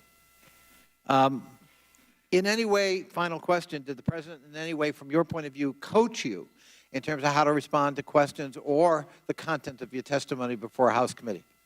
Again, it's a difficult answer because he doesn't tell you what he wants. What he does is, again, Michael, there's no Russia, there's no collusion, there's no involvement, there's no interference. I know what he means because I've been around him for so long. So if you're asking me whether or not that's the message, that's staying on point, that's the party line that he created, that so many others are now touting, yes, that's the message that he wanted to reinforce. Gentleman's time has expired. Thank you. Mr. Massey. Mr. Cohen, can you just clarify, did you say that at times you would do what you thought Mr. Trump wanted you to do, not specifically what he told you to do? At times, yes. So you just went on your intuition? I don't know if I would call it intuition as much as I would just say my knowledge of what he wanted, because it happened before, and I knew what he had wanted. Does a lawyer have a duty to provide his client with good legal advice? Yes, Were you a good lawyer to Mr. Trump? I believe so. When you arranged a payment to Ms. Clifford, you say in your testimony, I'm going to quote from your testimony, that you did so, quote, without bothering to consider whether that was improper, much less whether it was the right thing to do. You said that, unquote. That's your testimony today. You said you didn't even consider whether it was legal. How could you give your client legal advice when you're not even considering whether it's legal? I did what I knew Mr. Trump wanted. This conversation with Mr. Trump started. I didn't ask whether you're a good fixer. I asked whether you were a good lawyer.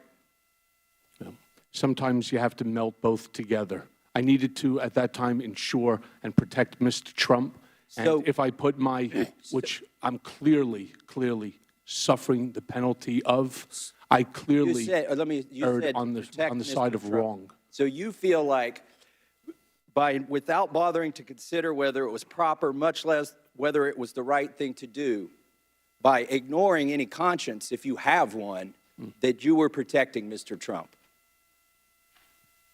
I'm sorry, sir, I don't understand. You feel that was how to protect, as his lawyer, you feel that you did a good job. You said you were a good lawyer, right? That's Is that correct. being a good lawyer? To not even consider whether it's legal or not? I didn't work for the campaign.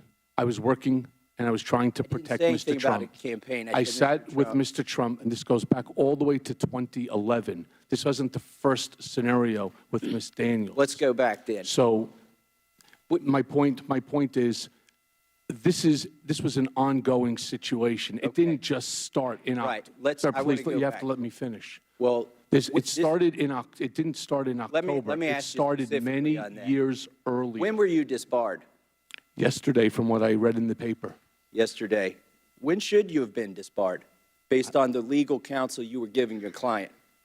I don't have an answer for your question. How long were you counsel for Mr. Trump? Since 2007. When is the first time you gave him bad legal advice or failed to inform him of his legal obligations, as you testified today you did in the case of the payment to Ms. Clifford? When was the first time you did that? Would that qualify for disbarment? I don't know, sir. I'm not the Bar Association. I think you should consult with him maybe occasionally on some of these things. Well, there's no point now. I lost my law license. Has anybody else promised to pay Mr. Davis for representing you? No. Nobody has. No. Are you offering? Question, quickly. July, you said, and this is also in your testimony, in the days before the Democratic Convention, you became privy to a conversation that some of Hillary Clinton's emails would be leaked. Is that correct? Correct. Okay. Was that you said late July? Do you know the exact day? I believe it was either the 18th or the 19th, and I would guess that it would be on the 19th. But it was definitely July. I believe so, yes. Do you know that was public knowledge in June? This was Mr. Assange, and I'd like to submit this, unanimous consent to submit this for the record. Without objection, so Mr. Assange reported to the media on June 12th that those emails would be leaked. So I'm not saying you have fake news, I'm saying you have old news, and there's really not much to that. I would like to yield the remainder of my time to Mr. Higgins. Thank you, sir. Mr. Cohen, I'm quoting you close I can. Earlier said, I spent last week looking through boxes to find documents that would support your accusations. Where are those boxes, good sir? Where are those boxes? Are they in your garage? Or? They're in the storage. And are these not boxes that should have been turned over to investigative authorities during the many criminal investigations you've been subject to? Sir, these are the boxes that were returned to me post the raid. If they include data pertinent to crimes that you've committed, should they not have been turned over and remanded to investigative authority? Did Mr. Lanny Davis know of these boxes? The gentleman's time has expired. You may answer the question. I don't understand his question, sir. Very well. Christian Morsi. Mr. Cohen. Good morning. Thank you, Chairman Cummings, for convening this hearing, and thank you, Mr. Cohen, for voluntarily testifying this morning. Mr. Cohen, you were the Executive Vice President and Special Counsel for the Trump Organization, correct? I was the Executive Vice President, Special Counsel to Donald J. Trump. And Special Counsel means you were the attorney for him, is that right? Just means I was there in order to handle matters that he felt were significant and important to him individually. And those included legal matters? Yes, sir. Sir, as a former attorney, you're familiar with legal documents known as non-disclosure agreements, or NDAs, is that right? Yes. Sir, I'm sure you know that NDAs properly written in scope can be reasonable in certain business contexts, but they can also be abused to create a chilling effect to silence people, as we've seen in the Me Too movement and other places. Isn't that right, Mr. Cohen? Yes. And Mr. Cohen, the Trump Organization used NDAs extensively, isn't that right? That's correct. Mr. Cohen, I'm reading from a recent Washington Post article regarding the language in one of these types of NDAs where the terms were described as very broad. For instance, the terms confidential information was defined to be anything that, quote, Mr. Trump insists remain private or confidential, including but not limited to any information with respect to the personal life, political affairs, and or business affairs of Mr. Trump or any family member, close quote. Do those terms sound familiar to you? I've seen that document. In fact, there's a class action lawsuit filed this month by former Trump campaign worker Jessica Denson that this NDA language is illegal because it is too broad, too vague, and would be used to retaliate against employees who complain of illegality or wrongdoing. Would you agree that in the use of these types of NDAs with this type of language, and later when Donald Trump sought to enforce them, that he intended to prevent people from coming forward with claims of wrongdoing? Yes. Would you agree that the effect of the use of these NDAs and their enforcement was to have a chilling effect on people or silence them from coming forward? I apologize. If you want to define chilling, I'm not sure. Oh, just that he would, in using these NDAs or trying to enforce them, would basically try to keep people silent. That was the goal. And nothing at the Trump Organization was ever done unless it was run through President Donald Trump, correct? That's 100% certain. Okay. Mr. Cohen, do you believe that there are people out there today, either from the president's business or personal life, who are not coming forward to tell their stories of wrongdoing because of the president's use of NDAs against them? I'm sorry, sir. I don't know the answer to that question. Okay. Sir, I have a couple other questions for you. When was the last communication with President Trump or someone acting on his behalf? I don't have the specific date, but it was a while ago. Okay. Do you have a general time frame? I would suspect it was within 2 months post the raid of my my home. Okay, so hotel. Early fall of last year, generally? Generally. And what did he or his agent communicate to you? Unfortunately, this topic is actually something that's being investigated right now by the Southern District of New York, and I've been asked by them not to discuss and not to talk about these issues. Fair enough. Is there any other wrongdoing or illegal act that you are aware of regarding Donald Trump that we haven't yet discussed today?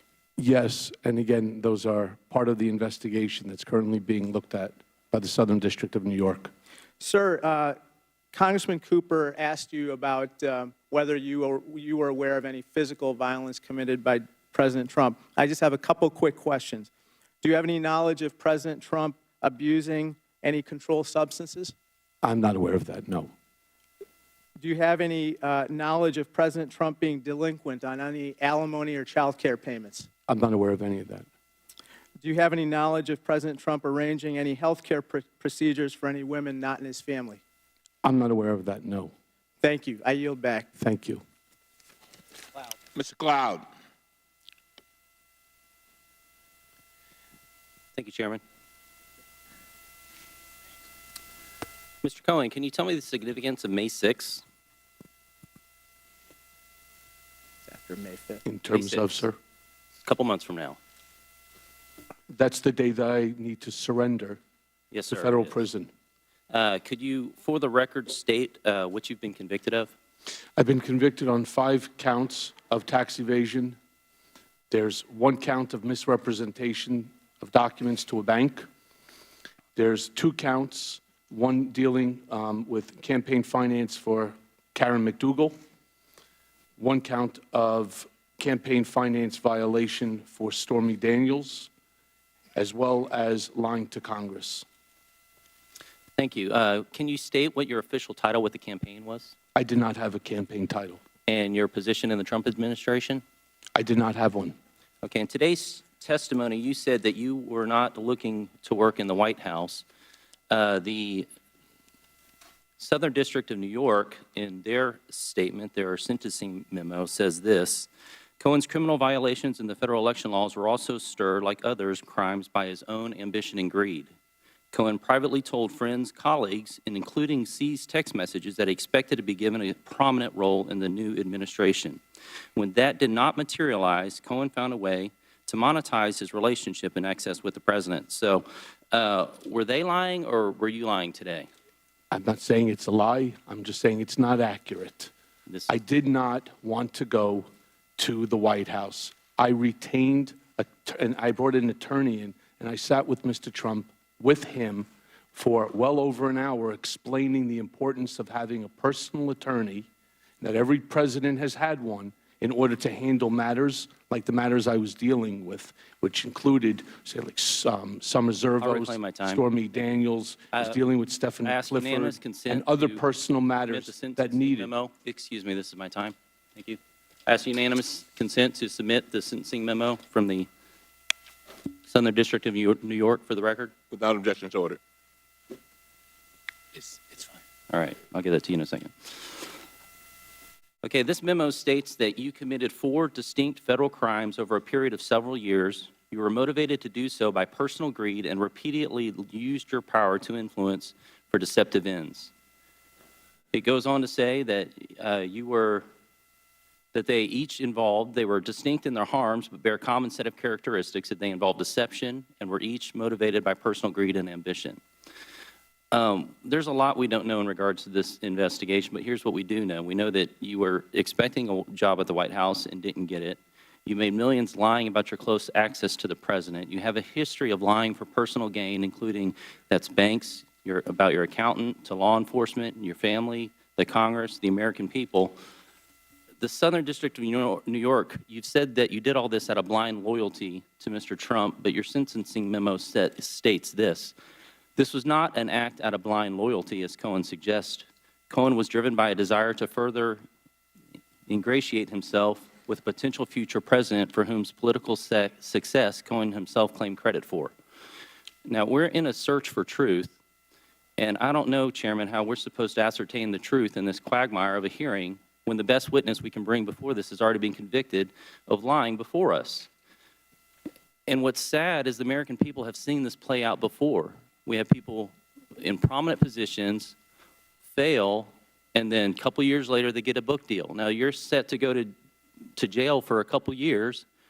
You come out with a multi-million book deal. That's not bad living. And so my question is will you today to commit to donate any further proceeds to book deals, to film reviews, to charity? No. Thank you. I yield my time. Will the gentleman yield? Now, Will the gentleman yield? now, may I finish? Will the gentleman yield? Yield to Mr. Meadows. Mr. Chairman, may I finish? Mr. Cohen, May I finish my? Mr. Cohen, he's yielded to me, and so I didn't finish, sir, my response. Listen, everything's been made. Mr. Chairman, may I finish my response, please? I'll let you respond, but answer his question, please. Mr. Cohen, everything's been made of your lies in the past. I'm concerned about your lies today. Under your testimony just a few minutes ago, to me, you indicated that you had contracts with foreign entities, and yet we have a truth and testimony disclosure form which requires you to list those foreign contracts for the last 2 years, and you put NA on there. And it's a criminal offense to not have that accurately. So when were you lying? Either in the testimony to me earlier today or when you filled out the form? Gentleman's time has expired. Mr. Cohen, you may answer his question and then whatever you wanted to say on that. His question is, unfortunately, I don't have an answer for his question. But as it Well, no, relates- Mr. Chairman.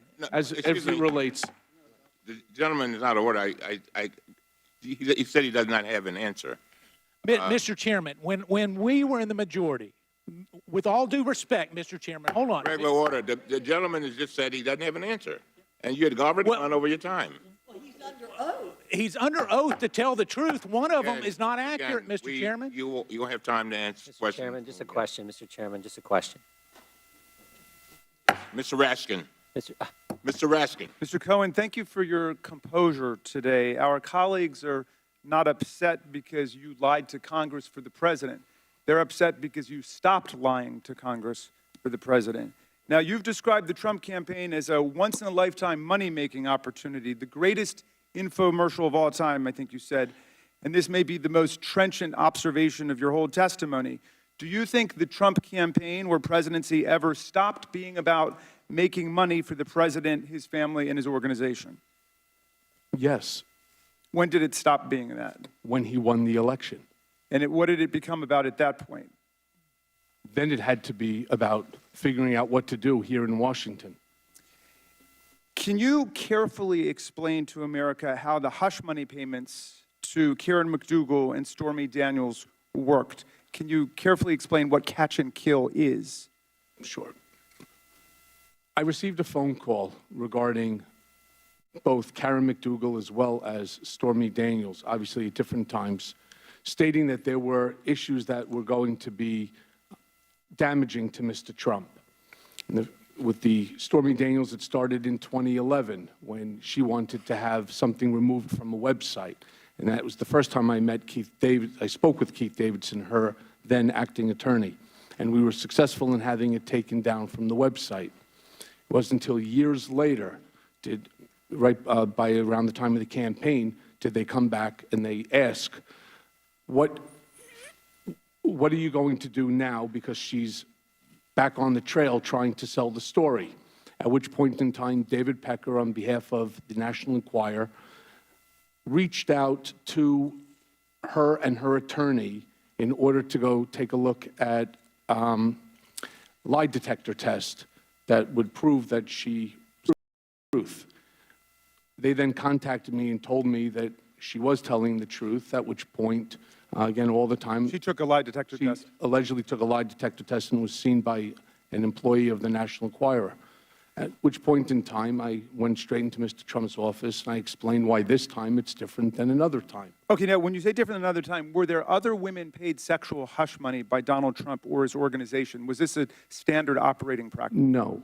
So you're not aware of any other cases where it had taken place? I'm not aware of any other case that Mr. Trump paid. So which brings us to the Karen McDougal. He was supposed to pay. He was supposed to pay $125,000 for the life story of Karen McDougal. For whatever the reason may be, he elected not to pay it. David Pecker was very angry because there was also other monies that David had expended on his behalf. Unfortunately, David never got paid back for that either. So David Pecker had done this in other cases of other mistresses or women? Other circumstances, yes. Okay. Not all of them had to do with women. Are you aware of anything that the president has done at home or abroad that may have subjected him to or may subject him to extortion or blackmail? I am not, no. Okay. Are you aware of any videotapes that may be the subject of extortion or blackmail? I've heard about these tapes for a long time. I've had many people contact me over the years. I have no reason to believe that that tape exists. In December 2015, Donald Trump was asked about his relationship with Felix Sater, a convicted felon and real estate developer, and he replied, "Felix Sater, boy, have to even think about it. I'm not that familiar with him." Why did Trump endeavor to hide his relationship with Felix Sater, and what was his relationship? Well, he certainly had a relationship. Felix was a partner in a company called Bayrock that was involved in the deal of the Trump Soho Hotel, as well as, I believe, the Trump Fort Lauderdale project. Why did he want to distance himself? That's what Mr. Trump does. He distances himself when things go bad for someone. And at that point in time, it was going bad for Mr. Sater. You said you lied to Congress about Trump's negotiations to build his Moscow tower because he'd made it clear to you that he wanted you to lie. One of the reasons you knew this is because, quote, Mr. Trump's personal lawyers reviewed and edited my statement to Congress about the timing of the Moscow tower negotiations before I gave it. So this is a pretty breathtaking claim, and I just want to get to the facts here. Which specific lawyers reviewed and edited your statement to Congress on the Moscow tower negotiations, and did they make any changes to your statement? There were changes made, additions. Jay Sekulow, for one. Were there changes about the timing? The question of... Gentleman's time has expired. You may answer that question. There were several changes that were made, including how we were going to handle that message, Mr. which Grover, was... were you finished? Yes, the message, of course, being the length of time that the Trump Tower Moscow project stayed and remained alive. That was one of the changes. Yes. Mr. Grothman. Yeah, first of all, I'd like to clear up something, just a little something that bothers me. You started off your testimony, and you said, I think in response to some question, that President Trump never expected to win. I just want to clarify that I dealt with President Trump several times as he was trying to get Wisconsin. He was always confident. He was working very hard. And this idea that somehow he was just running to raise his profile for some future adventure, at least in my experience, is preposterous. And I'll find it offensive when anti-Trump people imply that he just did this on a lark and didn't expect to win. But be that as it may, my first question concerns your relationship with the court. Do you expect, I mean, right now I think you're sentenced to 3 years, correct? That's correct. Do you expect any time using this testimony, other testimony, after you get done doing whatever you're going to do this week, do you ever expect to go back and ask for any sort of reduction in sentence? Yes, there are ongoing investigations currently being conducted that have nothing to do with this committee or Congress that I am assisting in, and it is for the benefit of a Rule 35 motion, yes.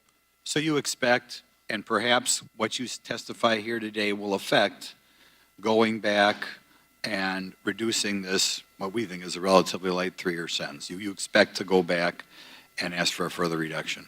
Based off of my appearance here today? Well, based upon whatever you do between now and your request for... The Rule 35 motion is in the complete hands of the Southern District of New York. And the way the Rule 35 motion works is what you're supposed to do is provide them with information that leads to ongoing investigations. I am currently working with them right now on several other issues of investigation that concerns them that they're looking at. If those investigations become fruitful, then there is a possibility for a Rule 35 motion. and I don't know what the benefit in terms of time would be. But this congressional hearing today is not going to be the basis of a Rule 35 motion. I wish it was, but it's not. I'd like to yield some time to Congressman Jordan. I yield to the gentleman from North Carolina. Mr. Cohen, I'm going to come back to the question I asked before with regards to your false statement that you submitted to Congress. On here, it was very clear that it asked for contracts with foreign entities over the last 2 years. Have you had any foreign contract with foreign entities, whether it's Novartis or the Korean Airline or Kazakhstan BTA Bank? Your testimony earlier said that you had contracts with them. In fact, you went into detail. I believe on it talks about lobbying. I did no lobbying. On top of in that, your they are testimony, not government. I'm not asking about lobbying, Mr. Cohen. They I'm are saying, not government agencies. Do They are you private- have they are privately or publicly traded companies. Do you have foreign contracts? I currently have no foreign. Did you have foreign contracts over the last 2 years? Foreign contracts?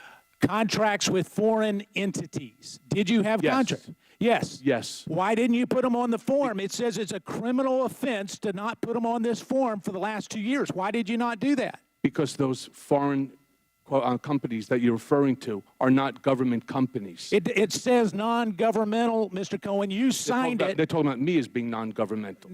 And right, it says foreign agency. It says foreign contracts. Do you want us to read it to you? I read it, and it was reviewed by my counsel, and I am a non-government employee. It was not lobbying, and they are not foreign. This has nothing to do with lobbying.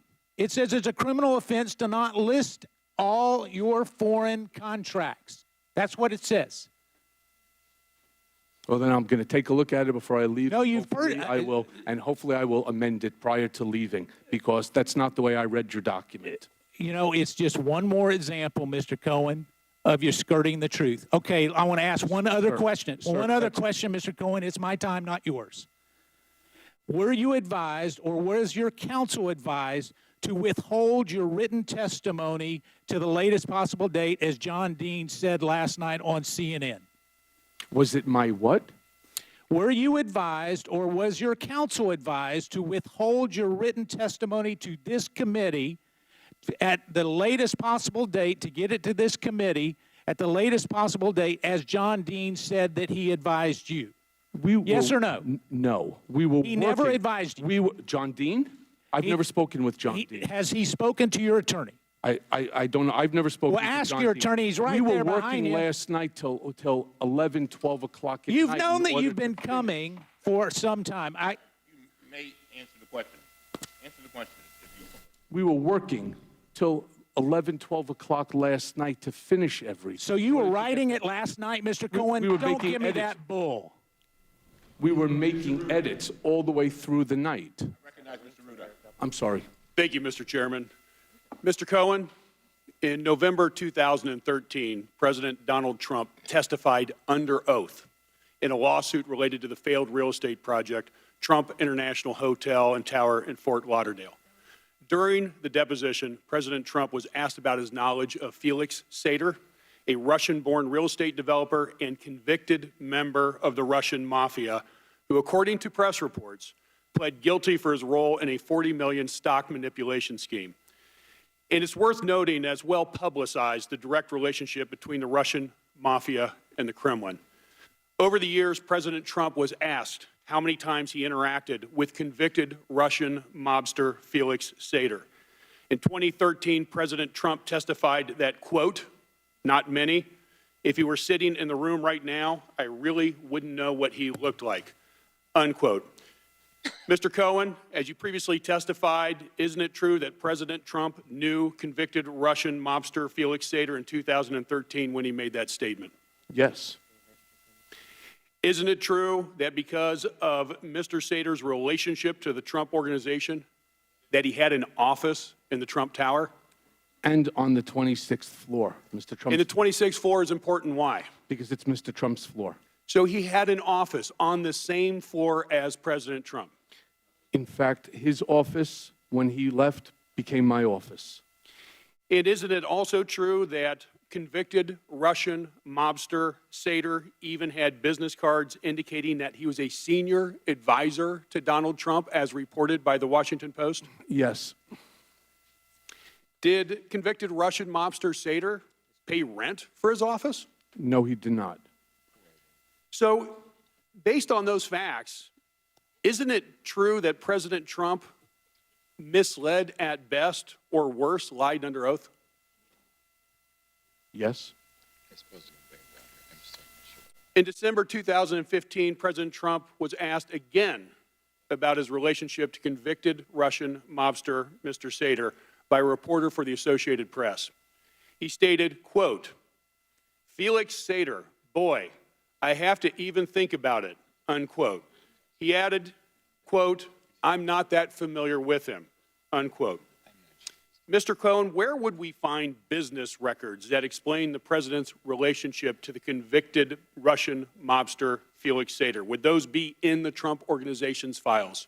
They'd be in the Trump Organization's files. There would be CCs to Bayrock, which was the name of Mr. Sater's company. I suspect on Mr. Sater's email address, possibly hard files in possession of Mr. Sater. And when you say in possession of the Trump Organization, where?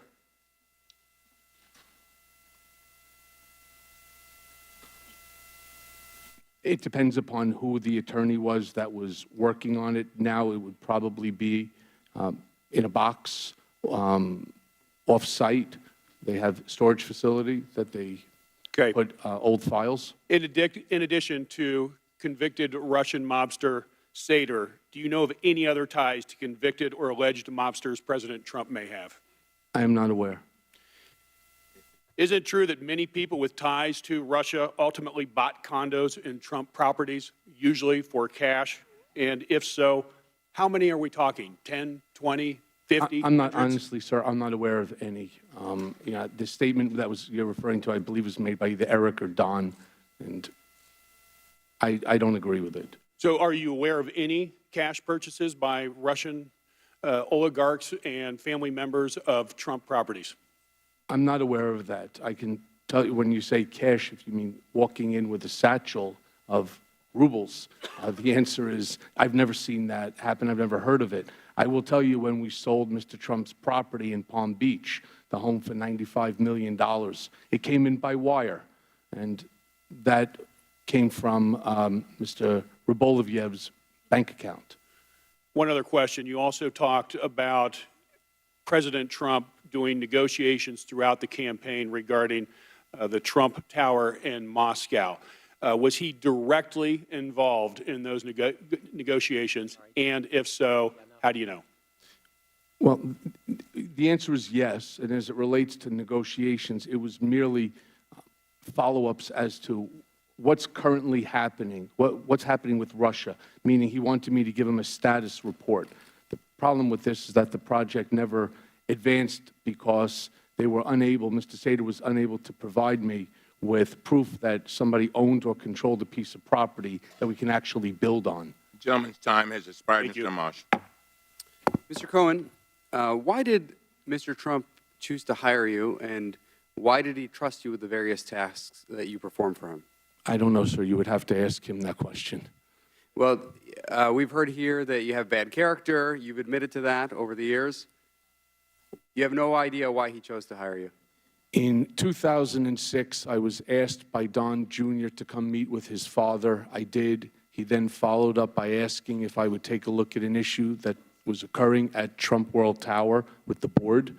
I went ahead and I looked into it, and I found that the statements that the board were making about Mr. Trump were inaccurate.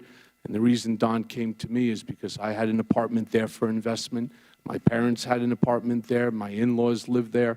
Friends of mine, we all bought as a big block from a brokerage company. We got a good price on each unit.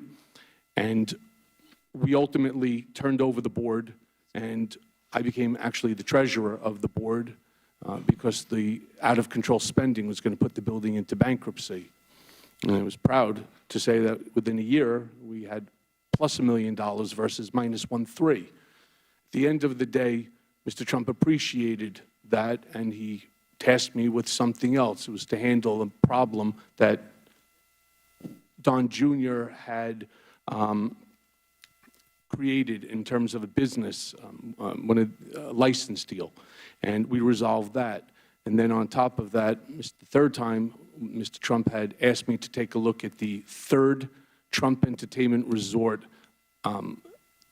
Chapter 11 reorganization, because he had a series of questions that he wanted answered. And I read these 2 stacked books, gave him the answers that he needed, and with that, the next time I was sitting in his office, and he asked me if I was happy at the sleepy old firm that I was with. I said, yes. He said, would you rather work for me? And I asked if you offer me a job. And he said, yeah. And we negotiated, and I actually never went back to my office. All right. But you suggested that the president sometimes communicates his wishes indirectly. For example, you said, quote, Mr. Trump did not directly tell me to lie to Congress. That's not how he operates, end quote. Can you explain how he does this? Sure. It would be no different if I said, that's the nicest looking tie I've ever seen, isn't it? What are you going to do? You're going to fight with him? The answer is no. So you say, yeah, it's the nicest looking tie I've ever seen. That's how he speaks. He doesn't give you questions. He doesn't give you orders. He speaks in a code. And I understand the code because I've been around him for a decade. And it's your impression that others who work for him understand the code as well? Most people, yes. Mr. Cohen, I don't know whether we should believe you today, but I'm going to ask you this one last question. What is the truth that you know President Trump fears most?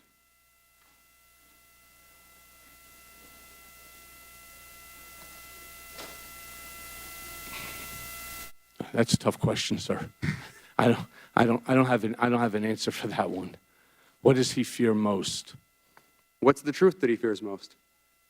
From your perspective. And again, I don't know whether we should believe you here today, but it's a tough question, sir. I don't know even how to answer that question. Let me ask you this. What principles have you chosen to follow in your life? And do you wish to follow different principles now? I've always tried to be a good person. I've tried to be a great friend. There were many, I think over 40 statements written in my support to the sentencing judge. I have friends who I treat incredibly well that I know for over 40 years, and I treat people after 40 minutes the same exact way. Am I perfect? No. Do I make mistakes? Yes. Have I made mistakes? Absolutely. And I'm going to pay the consequences for it. But all I would like to do is be able to get my life back to protect my wife and my children, support and grow old. That's pretty much where I'd like to be. And you feel you're following a different set of principles now than you followed throughout your life? I do, and I'm trying. I'm trying very hard. I thank you for your questions. Some of the other ones really make it difficult to try to, show some redemption. But I am trying. I am trying. All right, thank you. Thank you. Mr. Hill. Ms. Hill. Thank you, Mr. Chairman. I want to mention really quick a clarification on the truth and testimony form. The mention was around whether it talks about foreign entities at all. And the question is, in fact, whether witnesses have any contracts or payments originating with a foreign government. It does not cover all foreign entities, just foreign government entities. So, Mr. Cohen, what I'd like to ask you to do is review this issue over lunch with your attorneys. And if you need to amend your form, we ask that you do that before the conclusion of today's hearing. Also, I represent a purple district. I did not come here for partisan bickering. In fact, I actively wanted to avoid it. So when I ask these questions today, it is not as someone who has a vendetta against the president. It's as someone who comes from generations of service members who swore an oath to obey the orders of the President of the United States, and who, along with myself and every single other person up here, swore to uphold and defend the Constitution of the United States. My forefathers served their country, they served their commander-in-chief, and they served the idea that America is free and just, and that the law of the land rules us all, especially those in the highest levels of our government. So I ask these questions to help determine whether our very own president committed felony crimes while serving in the Oval Office, including efforts to conceal payments that were intended to mislead the public and influence the outcome of an election. I hope to God that is not the case. So, Mr. Cohen, on January 22nd, 2018, just days after the Wall Street Journal broke the story that Mr. Cohen paid $130,000 to Stephanie Clifford to silence her during the 2016 presidential campaign, a nonprofit watchdog called Common Cause filed a complaint with the Department of Justice and FEC, alleging the payment to Ms. Clifford may have represented an illegal in-kind contribution to the Trump campaign. I ask that their complaint be entered into the record. On February 13th, 2018, Mr. Cohen, you sent a statement to the reporters that said, quote, I used my own personal funds to facilitate a payment of $130,000 to Ms. Stephanie Clifford, and neither the Trump Organization nor the Trump campaign was party to the transaction with Ms. Clifford, and neither reimbursed me for the payment either directly or indirectly. Was the statement false? The statement is not false. I purposefully left out Mr. Trump individually from that statement. Okay. Why did you say it that way? Because that's what was discussed to do between myself, Mr. Trump, and Alan Weisselberg. So it was carefully worded. Yes, ma'am. Great. Mr. Cohen, a reporter for the magazine Vanity Fair has reported that she interviewed you the very next day on February 14th, 2018, about the payment and reimbursement. And she wrote, quote, last February 14th, I interviewed Cohen in his office about the statement he gave the FEC in which he said Trump didn't know about the Stormy payment or reimburse him for it. Do you recall this meeting with the reporter? I do. The reporter also wrote, Trump called while I was there. I couldn't hear much, but he wanted to go over what the public messaging would be. Is that accurate? It is. Did the president call you while you were having a meeting with the reporter? Yes. Did the president call you to coordinate on public messaging about the payments to Ms. Clifford's in or around February 2018? Yes. What did the president ask or suggest that you say about the payments or reimbursements?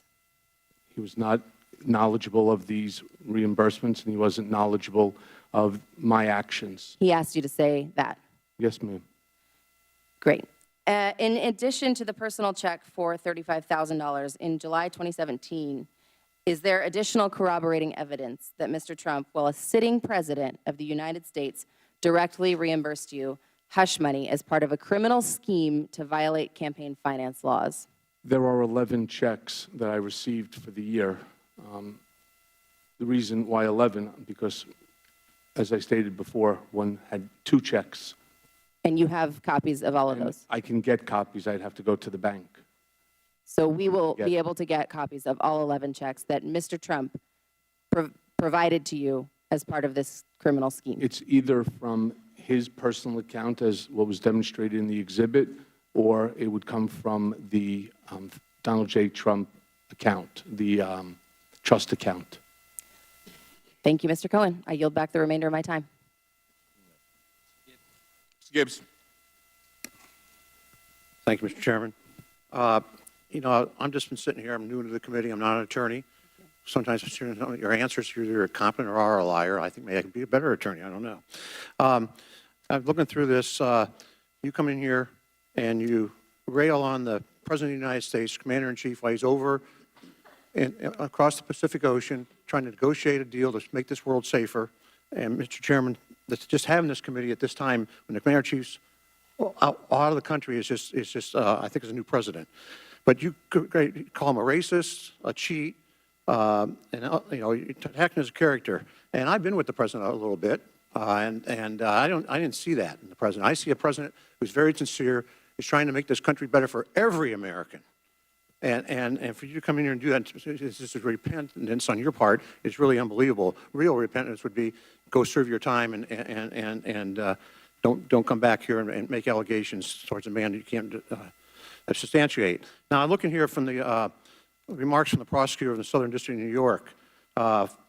False statements to Bank 3, which Cohen pleaded guilty, was far from an isolated event. It was one of a long series of self-serving lies Cohen told in numerous financial institutions. Earlier in your testimony, I think I heard you say that only there was a home equity loan, but apparently the prosecutors in New York think that there was other financial things that you did. You also, they said, managed to commit a series of crimes, all withholding himself out as a licensed attorney and upstanding member of the bar. Also, the Southern District prosecutor said that, wrote that your consciousness of wrongdoing is fleeting, that your remorse is minimal, and that your instinct is to blame others is strong. So I'm kind of left here. Why? You worked for the president for 10 years before he was president. If you have any sense of integrity that you're trying to tell us you have now, and it was that bad, why didn't you leave? You weren't stuck there because of financial reasons. You had ways to leave. You were an attorney. And so that's just kind of, you know, the president's working tirelessly, and you come and make these allegations, and you could have left any time you want. It looks like to me you're trying to save face. And with the other questions that came out here was, looks like to me you're going to have a very lucrative deal at some point in your life, because you don't look like you're any close to retirement, but you're going to have some type of lucrative deal. And so one of my questions is, and it's come up a little bit, talks with you and your attorney, and there's been talks about members of Congress and staff, and you said there was some discussions. Was any of those discussions that you or your attorneys had with members of Congress or staff or prosecutors to get considerations to favor or other considerations to you or your family in the future? No, the conversations were about the topics, and because there were things that originally we could not speak about at the request of whether it was the special counsel's office or the Southern District or any of the other agencies, including the House Select Intel or the Senate Select Intel. Sir, just for your personal edification here, I was asked to come here. Your chairman sent a letter to Mr. Davis, and I accepted, so I'm here voluntarily. Oh, I understand that. But and if you believe that I'm here... I understand. I think this is political theater. Sir, if you believe it's not political theater for me, and I take no pleasure in saying anything negative about Mr. Trump. You've met him for a short period of time. I've been with him for over a decade. I've traveled with him internationally. I've spent dinners with him. It doesn't make me feel good about what's going on here. And as far as saving face, I'm not sure how being in front of the world, being called a tax cheat. This world today, with these lucrative book deal movies that come about, I think you'll be pretty good in about 5 years. I yield the rest of my time to the chairman, ranking member. I thank the gentleman for yielding. Earlier you said you started the campaign. That's correct, in 2011. You started the campaign for President of the United States for Donald Trump? I certainly did, sir. Now that's news. ShouldTrumpRun.com. Wow. 2011. It was my idea. I saw a document in the newspaper that said, who'd you vote for in 2012? 6% of the people said, Michael Cohen. 6% of the people turned around and said they'd vote for Donald Trump. The reason Donald Trump is president because So I brought it into his office, and I said to him, Mr. Trump, take a look at this. He goes, well, wouldn't that be great? And with that is where it all started. Yeah. Okay. Like, I'm sure he had never thought of anything like that until you came. No, I didn't Let me ask say you that one he question. didn't I got think 8 about seconds. it. I got 8 seconds. What did you talk to Mr. Schiff about? I spoke to Mr. Schiff about topics that were going to be raised at the upcoming hearing. Whoa. Not just what time to show up, actually what you're going to talk about? The gentleman's time has expired. Wow. Mr. Sarbanes. Mr. Sarbanes. Thank you, Mr. Chairman. Thank you, Mr. Cohen. I know the other side is suggesting that you are an incorrigible liar and that you're lying here today. I can't think of anything you have to gain at this point from lying. I mean, they talk about book deals and other things that you want to do, but I see a lot more that you could lose by telling the truth today, given the threats and other things that have been made against you and your family. So that's how I'm interpreting it. And of course, you brought documents with you as well to bolster the credibility of your testimony. I did want to go back to an earlier line of questioning regarding the preparation of your testimony before you came before the Intelligence Committee. You've talked about a meeting at the White House where the testimony was being reviewed. I think you said that there was at least one White House attorney, Jay Sekulow, who was there, and you acknowledged that there were some edits that were made to your testimony. So on that topic, who at the White House reviewed your testimony? I don't know the answer to that. The document was originally created by myself, along with my attorney at the time, from McDermott, Will and Emery, and there was a joint defense agreement, so the document circulated around. I believe it was also reviewed by Abby Lowell, who represents Ivanka and Jared Kushner. Why did you provide the testimony to the White House? It was pursuant to the joint defense agreement that we were all operating under. What were the edits that came back substantively on the testimony? I'm sorry, I don't know, sir. I'd have to take a look at the document. Did you have a reaction to why there might not have been, in a sense, a protest to what was going to be false testimony that was going to be provided? No, sir, because the goal was to stay on message. It's just limit the relationship whatsoever with Russia. It was short. There's no Russian contacts. There's no Russian collusion. There's no Russian deals. That's the message. That's the same message that existed well before my need to come and testify.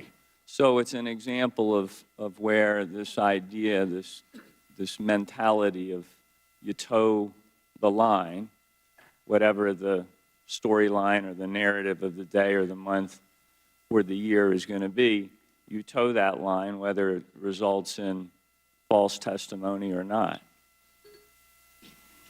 I towed the party line, and I'm now suffering, and I'm going to continue to suffer for a while along with my family as a result of it, so yes.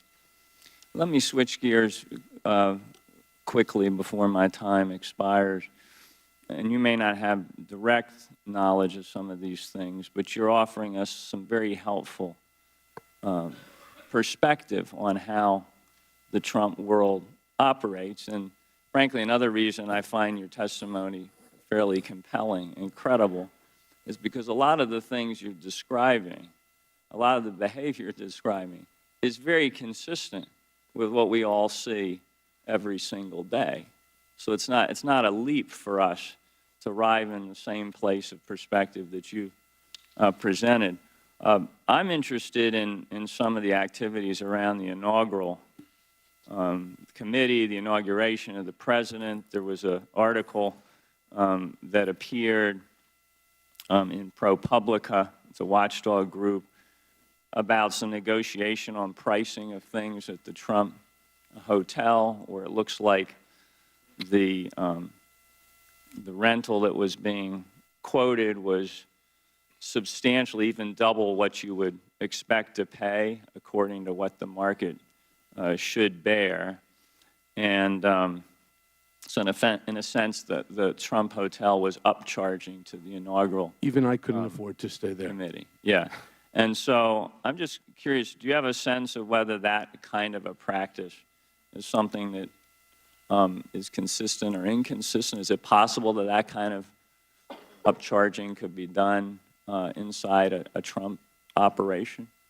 It did happen. And Gentleman's time is all expired. what I can say to you is I wasn't part of the inaugural committee. I raised a lot of money for the inauguration, but I was not part of it, and there was a lot of things in that that issue is something that's also, obviously, we've read about in the paper, being investigated at the current moment. Thank you. Mr. Higgins. Thank you, Mr. Chairman. Mr. Cohen, it's on my heart to tell you, sir, that I'm sorry for what your family is going through. I feel for your family. The word tells us clearly that a man's mouth is his destruction and his lips are the snare of his soul. And I see you, a man trapped in that. However, I must tell you that I've arrested several thousand men, and you remind me of many of them. The ones that immediately become humble and remorseful at the time they're actually booked, and while they're incarcerated, they're quite penitent, and then return to their former selves when they're back on the street. So respectful to your family and what they're going through, I owe you the honesty to tell you that that's my sense of you, good sir. I'm going to give you another opportunity to respond to what you brushed off earlier regarding your own statement during his testimony from C-SPAN notation at 2 hours and 50 seconds in. You stated regarding your credibility, that you're being accused of having no credibility, that it is exactly for that reason I spent the last week searching boxes to find the information that I did so that you don't have to take my word for it. I want you to look at the documents and make your own decisions. Now, the documents you're referring to, Mr. Cohen, are the documents that you submitted with your testimony today. Is that correct? That is correct. Do you believe those documents to be worthy of evidence for this oversight hearing today? I leave that to you to decide. And I ask you again, sir, and please don't be incredulous, this is a serious question. Where are those boxes that contain documents worthy of evidence to be presented to Congress, and why have they not been turned over to investigating authorities looking into some of the many criminal activities that you're allegedly cooperating in? Where are these boxes? Who knows of these? Where is this treasure of evidence? The boxes that I'm referring to were boxes that were in my law office when the FBI entered and seized documents. Mr. Chairman, I When would I hope was that the moving- investigating authorities have noted what the gentleman had just stated, and that actions be taken for those boxes to be seized and reviewed based upon proper warrants signed by a sitting judge. You noted earlier today, Mr. Cohen, quite incredulously, one of my colleagues asked you regarding the television deal. You expressed wonderment that your predicament could possibly get you on television. It certainly got you on television today, has it not, sir? So I was on television representing Mr. Trump going back into 2011. Well, I didn't know who you were until today, really, until the FBI raided your home. Most of Americans didn't know who you were. How many attorneys do you think Mr. Trump has had through the course of his career? Quite a few, I would imagine. You're just one that's in a trap right now, and I understand you're trying to get out of it. You're in a bind. But I ask you, good sir, have you discussed film and book deals with your stated current attorney, Mr. Davis, Lanny Davis? With Mr. Davis? Yes. No. But I have been approached by many people who are looking to do book deals, movie deals, and so on. So the answer You're to right, that as is an yes. American, but it leads me back to my instinct that compares you to many of the men that I've arrested during the course of my career. Mr. Chairman, With all I'm due saddened respect, sir, that our primary hearing to introduce the Oversight Committee, the 116th Congress of the American people, has manifested in the way that it obviously is. This is an attempt to injure our president and lay some sort of soft cornerstone for future impeachment proceedings. This is the full intent of the majority. I yield my remaining 30 seconds to the ranking member. Mr. Cohen, earlier you said the United States Southern District of New York is not accurate in that statement. I'm sorry, say that again. Earlier you said that the United States Southern District of New York Attorney's Office, that statement is not accurate. You said it's not a lie, you said it's not accurate. You stand by that? Yes, I did not want a role in the new administration. So the court's wrong? Sir, can I finish, please? I got exactly the role that I wanted. There is no shame in being personal attorney to the president. I got exactly what I wanted. I asked Mr. Trump for that job, and he gave it to me. All I'm asking, if I could, and I appreciate, Mr. Chairman, you're saying that statement from the Southern District of New York attorneys is wrong. I'm saying I didn't write it, and it's not accurate. All right, thank you. Mr. Welch. Thank you. One of the most significant events in the last presidential campaign, of course, was the dump of emails stolen from the Democratic National Committee, dumped by WikiLeaks. Mr. Cohen, during your opening statement, which was at the height of the election, you testified you were actually meeting with Donald Trump in July 2016, when Roger Stone happened to call and tell Mr. Trump that he had just spoken to Julian Assange. Is that correct? That is correct. All right. And you said that Mr. Assange told Mr. Trump about an upcoming, quoting your opening statement, quote, massive dump of emails that would damage Hillary Clinton's campaign. Wow. So I want to ask you about Roger Stone's phone call to the president. First of all, was that on speakerphone? Is that what you indicated? Yes, so Mr. Trump has a black speakerphone that sits on his desk. He uses it quite often because with all the number of phone calls he gets. Now, in That's one- January of this year, 2019, the New York Times asked President Trump if he ever spoke to Roger Stone about these stolen emails, and President Trump answered, and I quote, "No, I didn't. I never did." Was that statement by President Trump true? No, it's not accurate.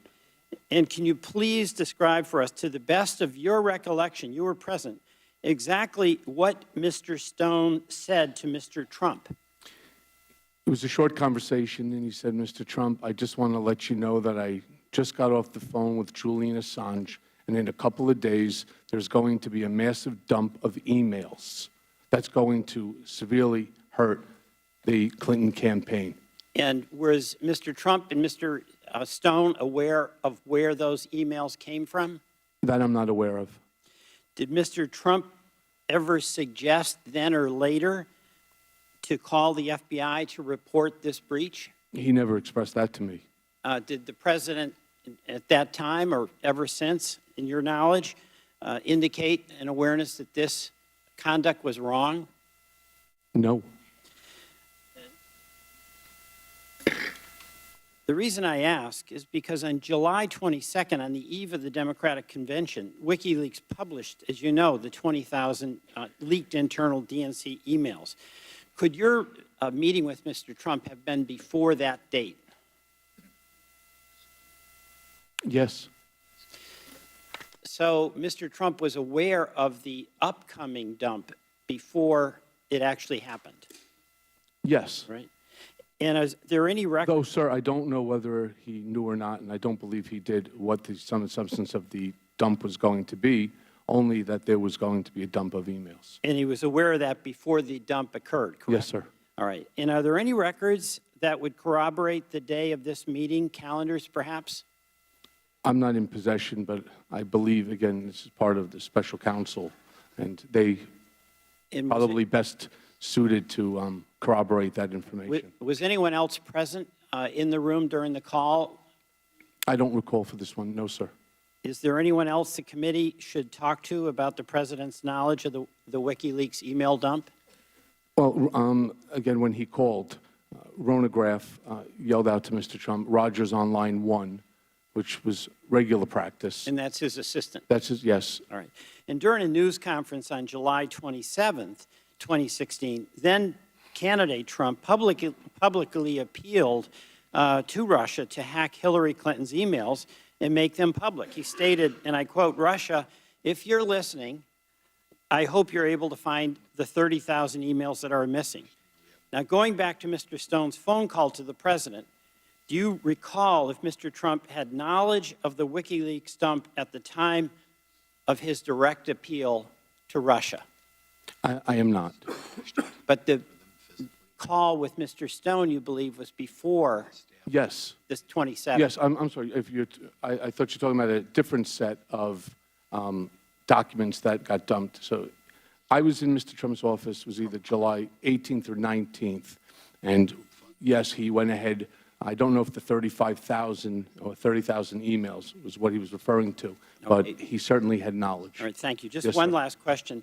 Mr. Raskin had been asking you some questions, and one of the things in your answer was that Mr. Pecker expended other monies to protect Mr. Trump. Can you elaborate on what some of those other activities were?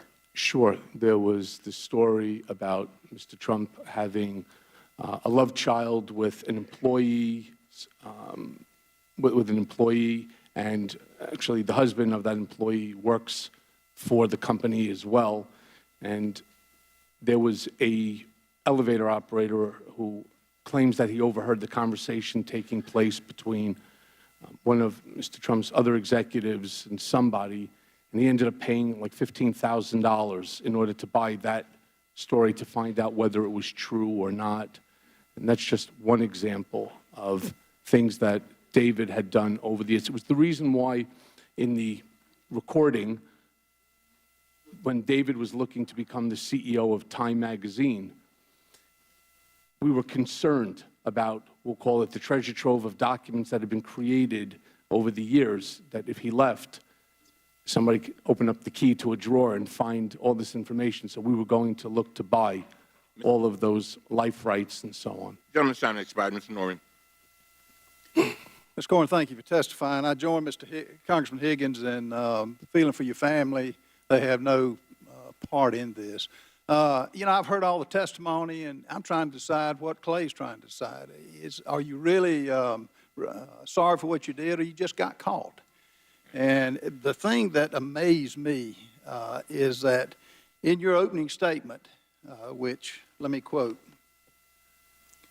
last fall, I pled guilty in federal court to felonies for the benefit of, at the direction of, and in coordination with individual one. Was that President? Yes, sir. Okay. Your crimes were of your own to benefit yourself. Some of them, yes. No, go through all the ones with the real estate, with the banks. On your HELOC loan, you failed to disclose more than $20 million in debt. You failed to disclose $70,000 in monthly payments. On your $14 million line of credit, you failed to disclose that you had drawn on that. So this was all for yourself. This wasn't for the benefit of President Trump. This was to benefit Michael Cohen. So that's my question. Did you just get caught? And you worked for this man for 10 years, Mr. Cohen.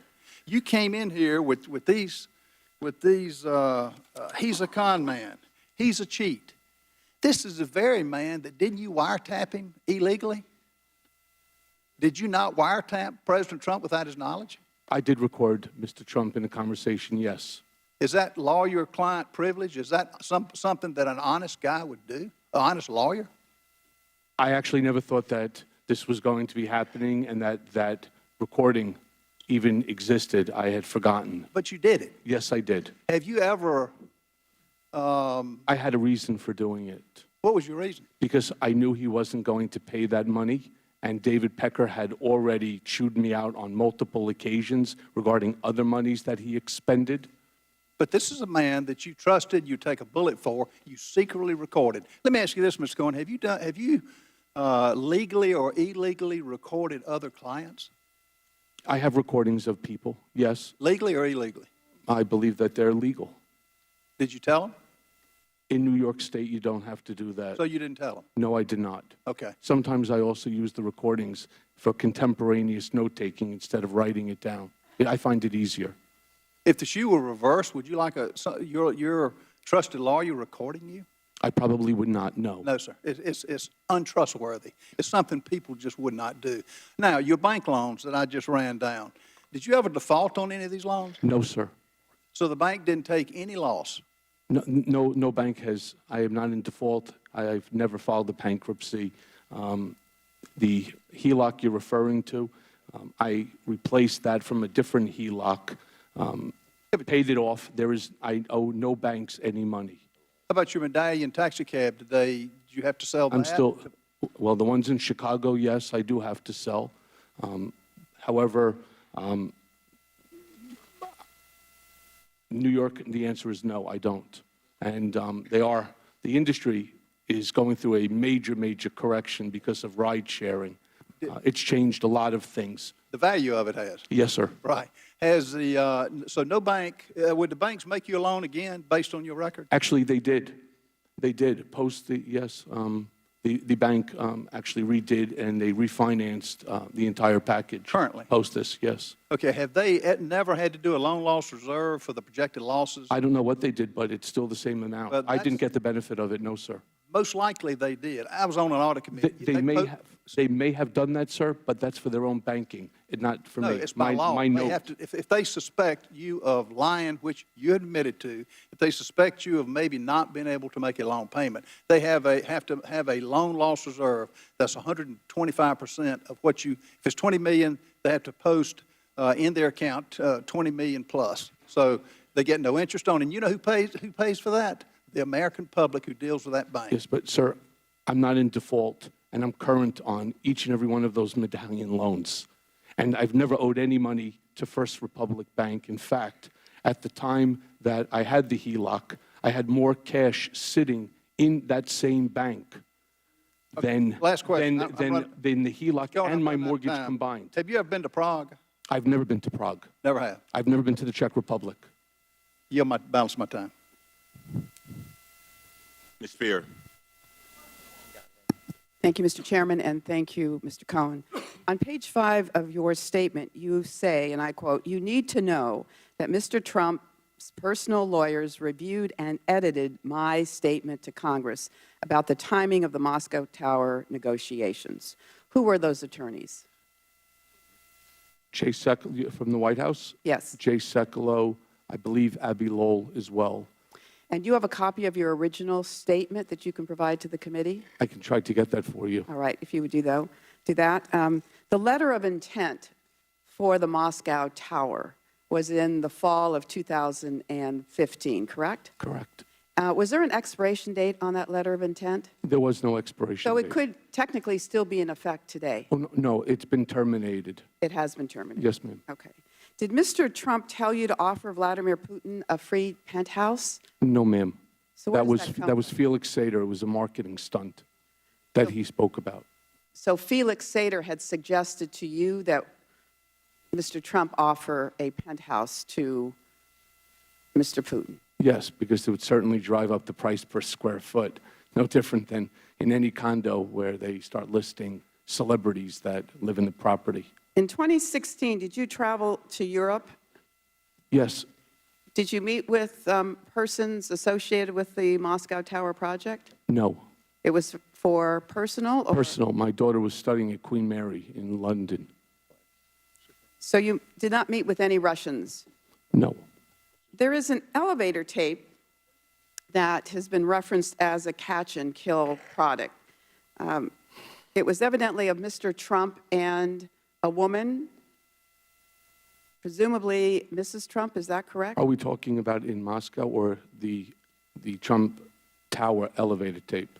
There's an elevator tape that went up for auction ostensibly in 2016, is that Yes, correct? I've heard about this. And who was on that tape? It's Mr. Trump with Melania. And what happened in that tape? But the story goes that he struck Melania while in that elevator because there's a camera inside, which I'm not so sure. Actually, I'm certain it's not true. I've heard about that tape for years. I've known 4 or 5 different people, including folks from AMI, who have But there was some claimed- tape that went up for auction, correct? I don't believe that auction was real, and I don't believe Mr. Trump ever struck Mrs. Trump, ever. I don't believe it. And are you aware of anyone purchasing that tape then? I don't believe it was ever So you never purchased. saw this tape? No, ma'am, and I know several people who went to go try to purchase it for catch and kill purpose.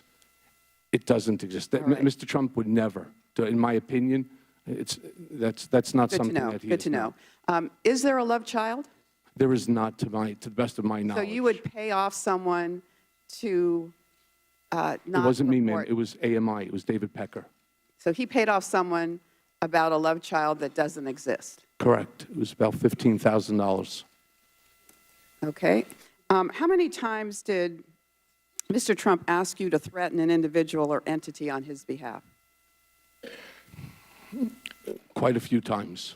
50 times? More. 100 times? More. 200 times? More. 500 times? Probably.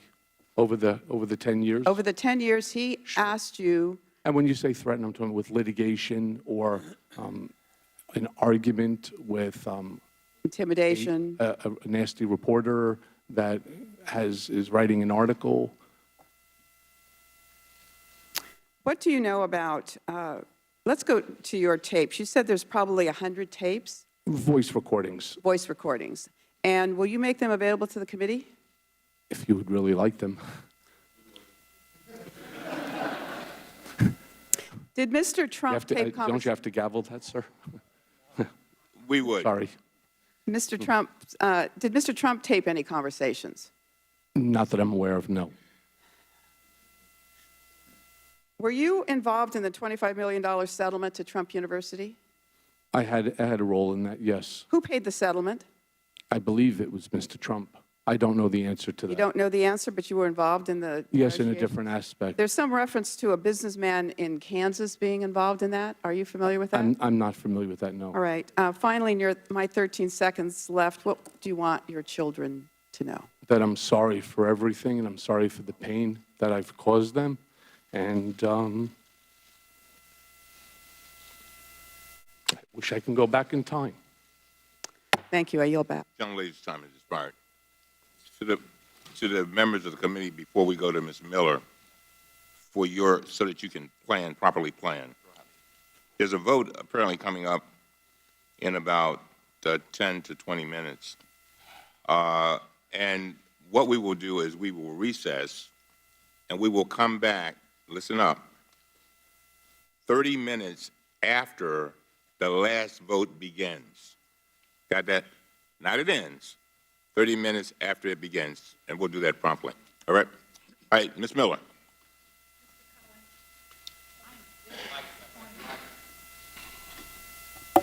I am very disappointed to have you in front of this committee today. Quite frankly, this isn't the reason the people of West Virginia sent me to Congress. I find this hearing not in the best interest of the American people. This is another political game with the sole purpose of discrediting the president. If it was not already obvious, there are members here with a singular goal in Congress: to impeach President Trump. To achieve this goal, they will waste not only precious taxpayer dollars, but also time in this committee and Congress as a whole. In fact, they will go so far as to bring a convicted felon in front of our committee. We are supposed to take what you say, Mr. Cohen, at this time about President Trump as the truth. But you're about to go to prison for lying. How can we believe anything you say? The answer is we can't. This begs the question, why are those in the majority holding this hearing? I am appalled. We could be focused on actual issues that are facing America, like border security, neonatal abstinence syndrome, or improving our nation's crumbling infrastructure. Instead, the Democrats are trying to grasp at straws. Let's talk about this witness. From his sentencing hearing in the Southern District of New York, Judge Pauley stated, Mr. Cohen pled guilty to a veritable smorgasbord of fraudulent conduct, willful tax evasion, making false statements to a financial institution, illegal campaign contributions, and making false statements to Congress. Each of the crimes involved deception, and each appears to have been motivated by personal greed and ambition. This is who we have in front of us today in our committee, someone who is about to be sent to prison for 3 years for evading his taxes, deceiving a financial institution, lying to Congress, among other counts. One of the most appalling facts about this hearing is that Mr. Cohen has used his experiences with President Trump both before and after he was elected for his own greed and profit. I'd like some yes or no answers. Isn't it true you tried to sell a book about your time with President Trump entitled Trump Revolution: From the Tower to the White House, Understanding Donald J. Trump? Yes, that happened early on when I was still even part, I believe, of the RNC. And this book deal, which you had with Hatchet Books, was worth around $500,000. Isn't that correct? No more, ma'am. How much more? I think it was about $750. Wow. Mr. Cohen, I did turn it down. Given that you continue to profit from publicly discussing your time with Mr. Trump, I worry that this committee hearing the majority has given you will only serve as a platform for you to continue to lie and sensationalize and exaggerate wherever it suits you. Do you plan to pursue another book deal about your experiences? Yes. I would presume this book would be a little different than your latest pitch, but your new angle might please some new fans. Anything to sell books. Mr. Chairman, we've canceled hearings on child separation and on other issues that are close to my heart for this media circus. What a waste of time and money for a man who has gladly exploited the name of the president to promote his own name and fill his own pockets.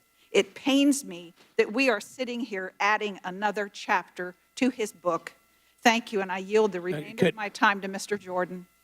I thank the gentlelady for yielding. Earlier, Mr. Cohen, the gentlelady from California talked about this tape. I'm sorry, sir, I can't hear you. Earlier, the gentlelady from California talked about this tape, this elevator tape that you said does not exist. That's correct. I do not believe it exists. But is it also your testimony that the Trump team was willing to pay to make sure a story about a non-existent tape never became public?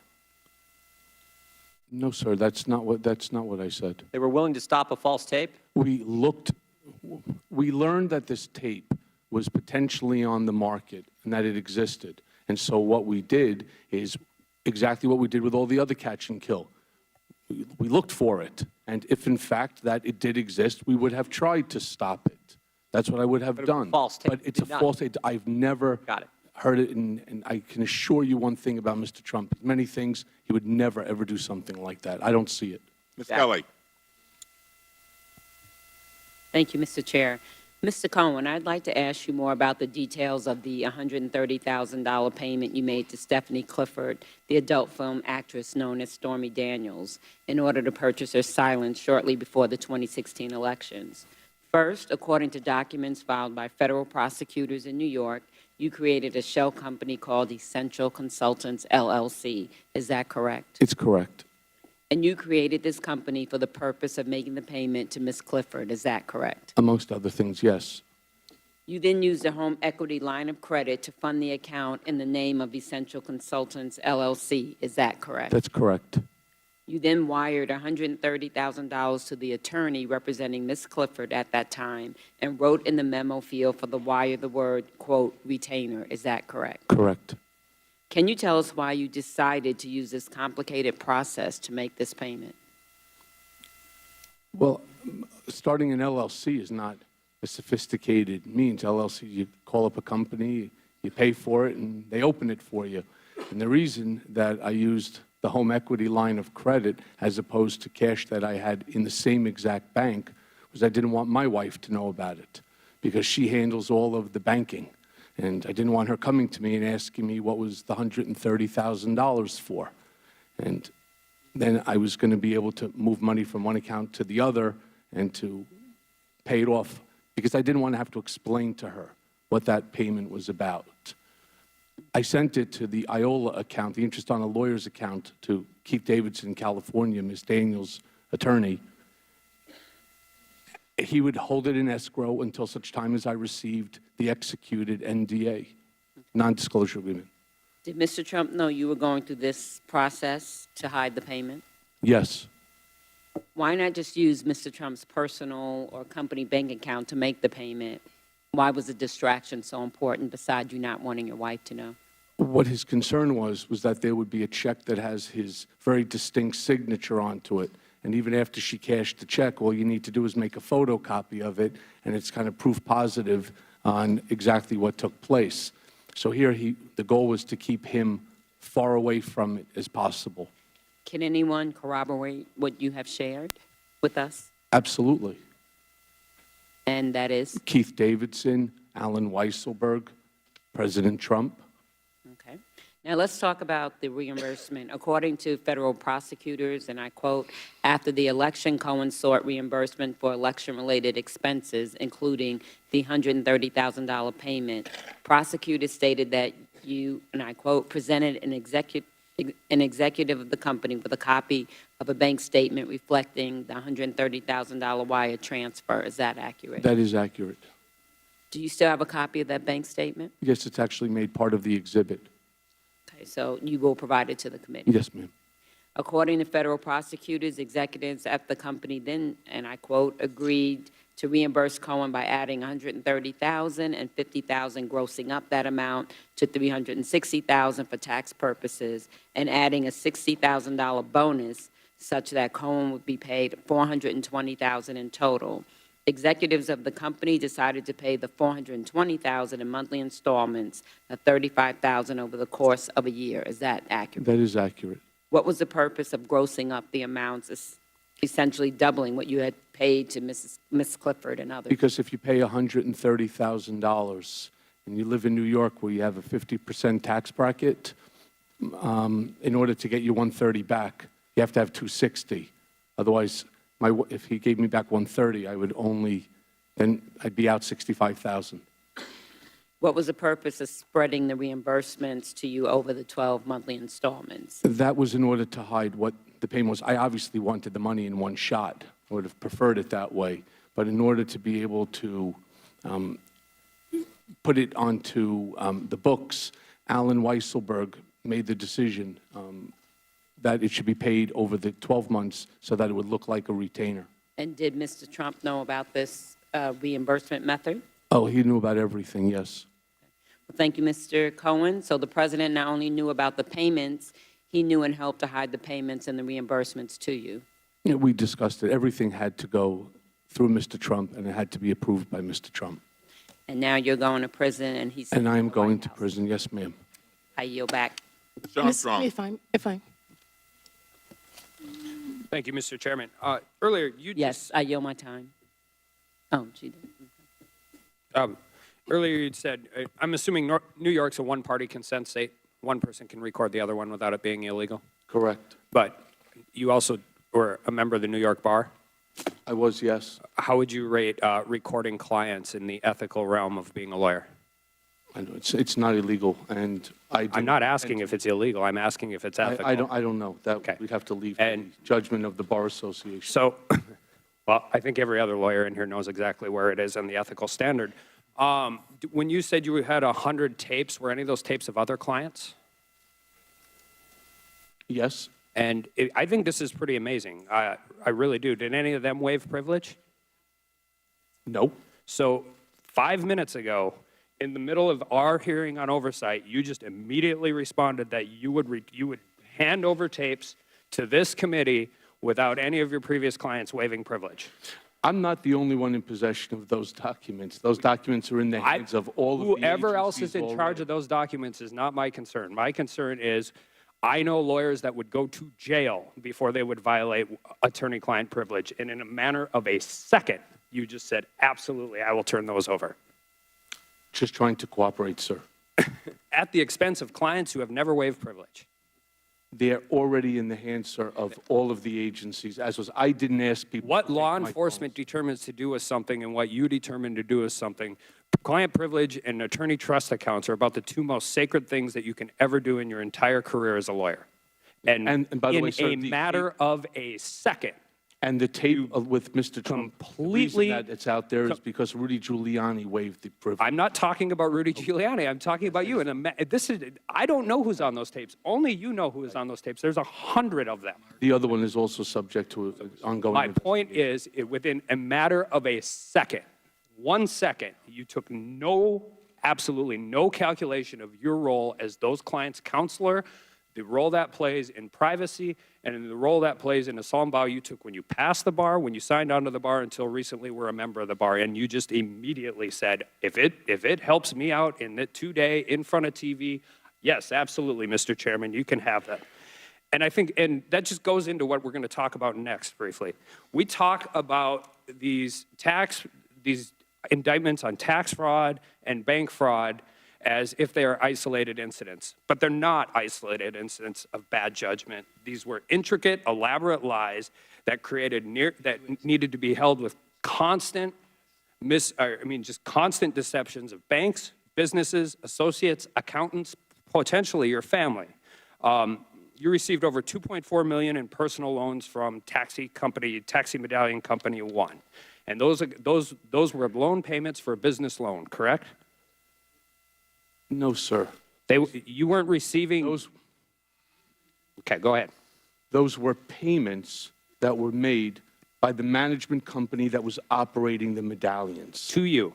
To me. So, and those were deposited into your personal account, or in some instances, your wife's account? It was deposited into the joint checking account of my wife and I that's located at the base of the building that we reside in. And were those disclosed on your tax returns?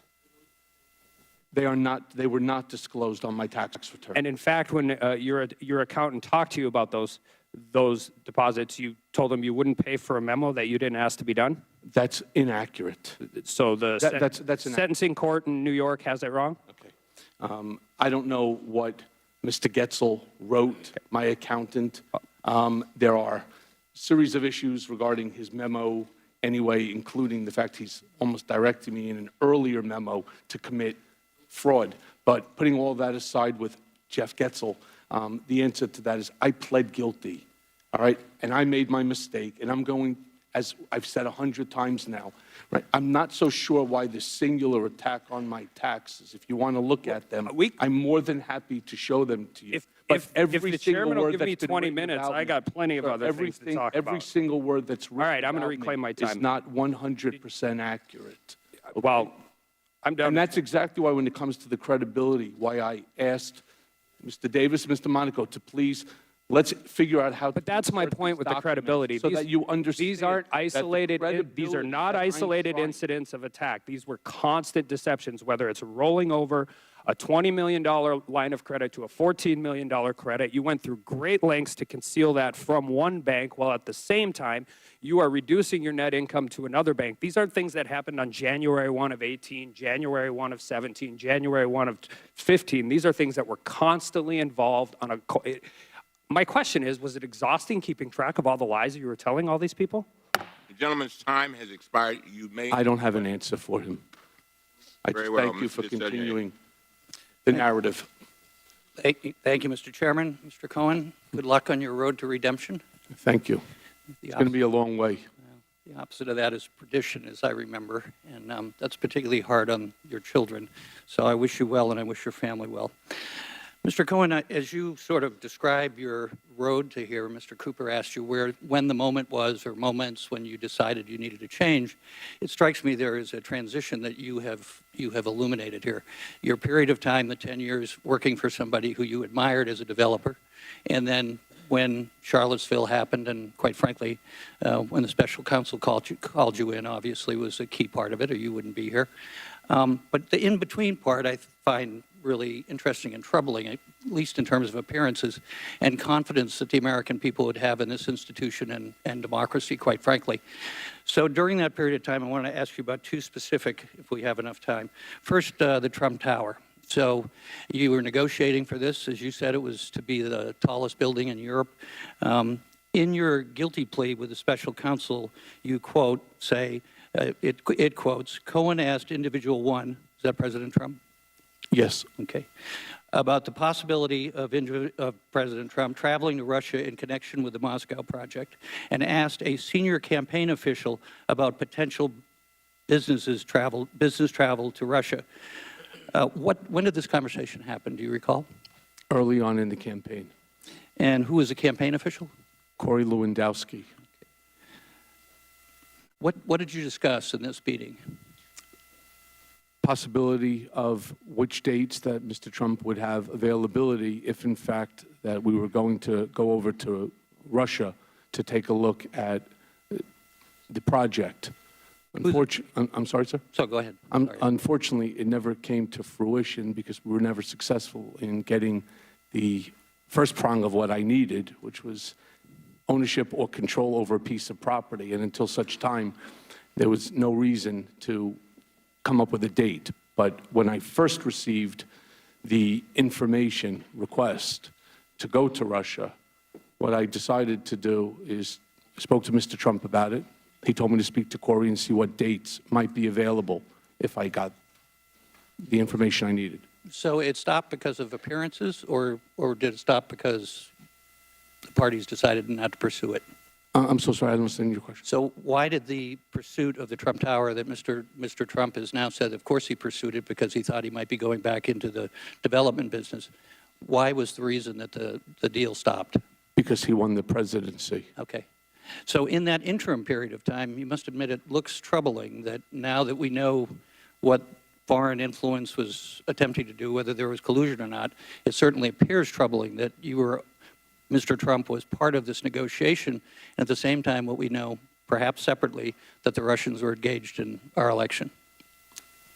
Well, I don't know about them being engaged in the election. I can only talk for myself. Here I would say to Mr. Trump, in response to his question, what's going on with Russia, is I'm still waiting for documents. And then that night at a rally, he would turn around and do his battle cry of no Russia, no collusion, no involvement, witch hunt. Okay, on a separate subject, but somewhat related, on January 17 of this year, the Wall Street Journal published a story stating that you hired John Gager, the owner of a consulting company who works for Liberty University in Virginia, to rig at least 2 online polls related to Donald Trump. Did you hire him? Those were back in, I believe, 2015? 2014. 2014. 2014. So you did hire him. Yes, I spoke with Mr. Gauger about manipulating these online polls. And did he use bots to manipulate the poll? He used algorithms, and if that includes bots, then the answer is yes. Yes, that's accurate. Did the president have any involvement Yes. in directing you to do this? Yes. What were the results of the poll? Exactly where we wanted them to be. In the CNBC poll, we came in at number 9. And the Drudge Report, he was top of the Drudge Report as well. Okay. Poll. And please understand also, the CNBC poll was called The Contenders, and it was the top 250 people that they named, and it was supposed to be the top 10 most influential people. Let me just finish with, earlier today, you directed a comment to my colleagues, and I'm quoting, so correct me if I got this wrong. You said the more people who follow Mr. Trump, the more people will be where I am. Is it your expectation that people in the administration will end up where you are? Sadly, if they follow blindly like I have, I think the answer is yes. Thank you. Time has expired. Mr. Stubbe. Thank you, Mr. Chairman. When I ran for Congress, I talked about how Washington was broken. But I certainly did not expect the level of political gamemanship, partisanship, and sheer stagnation of policies that would improve the lives of Americans that I'm witnessing today. It is terribly disappointing to me that this committee and its chairman chose to spend our time in questioning an individual that has zero probative value and zero credibility, instead of spending our limited time focusing on improving the lives of Americans, creating jobs, or streamlining the functioning of our federal government. Yet here we are, taking testimony from a convicted liar, and not someone who has just lied to his clients or family or friends, but testimony from an individual who deliberately and premeditatedly lied to this body. He lied to Congress through false statements and written statements. He lied to Congress through his testimony. He then amplified his false statements by releasing and repeating his lies to the public, including the other potential witnesses. Yet now, we on this committee and the American people are expected to believe Mr. Cohen's testimony. I don't know a juror in America that would believe anything Mr. Cohen says given his past actions and lies. Mr. Cohen, you stood before multiple congressional committees before today and raised your right hand and swore an oath to be honest. Is that correct? That is correct. And you lied to those congressional committees. Is that correct? Previously? Correct. Yes, sir. You stated that Trump never directed you to lie to Congress. Is that correct? That's correct. Therefore, you lied to Congress on your own accord and then admitted to lying to Congress, correct? I've already stated my piece on that. I knew what he wanted me to do. I was staying on party line. But he never directed you to lie to Congress? He did not use those words, no. In your evidence that you provided this committee a mere 2 hours before the hearing started, were payments made to you by Mr. Trump, correct? Amongst other things, yes. Yet other than your testimony here today, there is absolutely no proof that those specific payments were for those specific purposes. Is that correct? It's my testimony that the check that I produced as part of this testimony, the $35,000, and then the second check that's signed by Alan Weisselberg and Don Trump Jr. were 2 checks out of the 11 that were meant for the reimbursement of the hush money payment to Stormy Daniels. So in your testimony on page 13, you claim, and I quote, "Mr. Trump directed me to use my own personal funds from a home equity line of credit to avoid any money being tracked back to him that could negatively impact his campaign." Do you have any proof of this direction? Just the payment, sir. So no email? Mr. Trump doesn't have email. So no recording? I do not have recordings, no. No text message? Mr. Trump doesn't text message. So no direction other than your testimony today that that's what the payment was for? And the fact that I paid on his behalf, at his direction, the money to Keith Davidson's IOLA account. You're right, there's no other documentation I have. So nothing that you produce as part of your exhibits prove that President Trump directed you in any way to make that payment? I don't even know how to answer that, sir. Well, it's pretty simple. There's nothing in the evidence that shows, or the exhibits that you provided today, that show that Trump directed you to make those payments. Other than the non-disclosure agreement that has been seized by government authorities and is widely shown, I don't believe there's anybody out there that believes that I just decided to pay $130,000 on his behalf. Well, you were his attorney for over 10 years. That doesn't mean that I pay $130,000. Well, it doesn't for his also mean that attorney he wasn't paying you for representation of counsel. Okay. So how did President Trump even know you had a HELOC? I'm so sorry, sir? How did President Trump even know you had a HELOC? Because we discussed it. Because I told him the same thing, that I didn't want my wife to find out about it.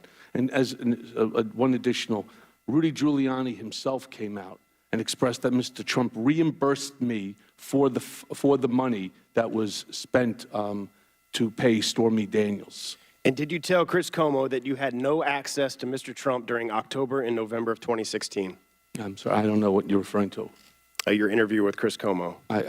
I would need to see the document. Did you also tell Chris Cuomo that you made these payments without telling Mr. Trump because you wanted to protect Mr. Trump? And I was protecting Mr. Trump.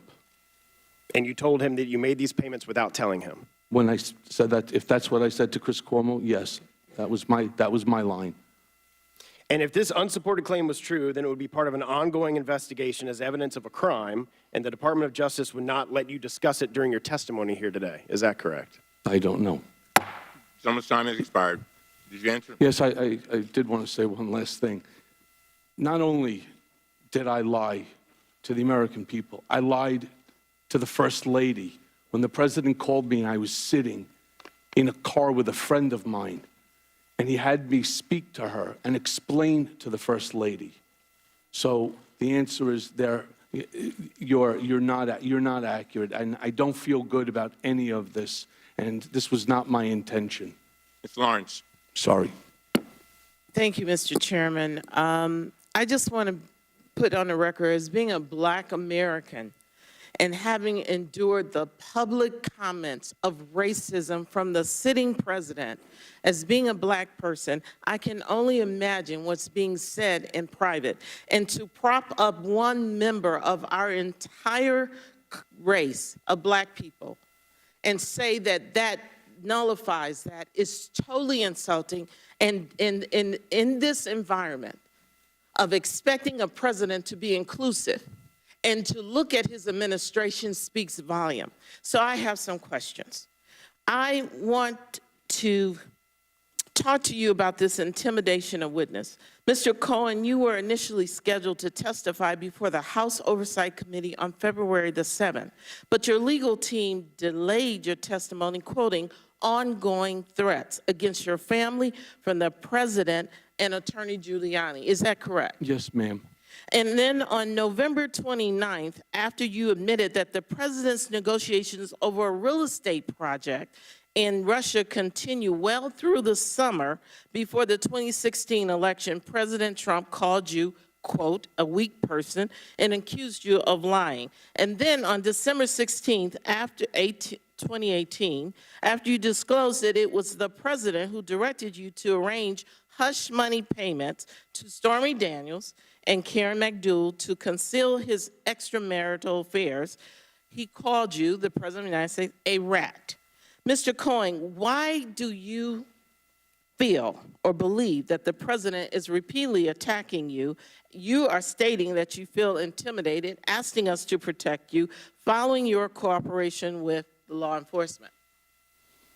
When you have access to 60+ million people that follow you on social media, and you have the ability within which to spark some action by individuals that follow him, and from his own words that he can walk down Fifth Avenue, shoot someone, and get away with it.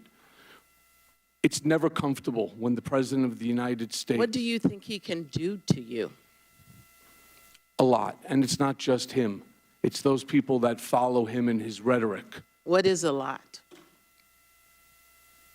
I don't know. I don't walk with my wife if we go to a restaurant or we go somewhere. I don't walk with my children. I make them go before me because I have fear. And it's the same fear that I had before when he initially decided to drop that tweet in my cell phone. I receive some, and I'm sure you'll understand, I receive some tweets, I receive some Facebook Messenger, all sorts of social media attacks upon me, whether it's the private direct message that I've had to turn over to Secret Service because they are the most vile, disgusting statements that anyone can never receive. And when it starts to affect your children, that's when it really affects you.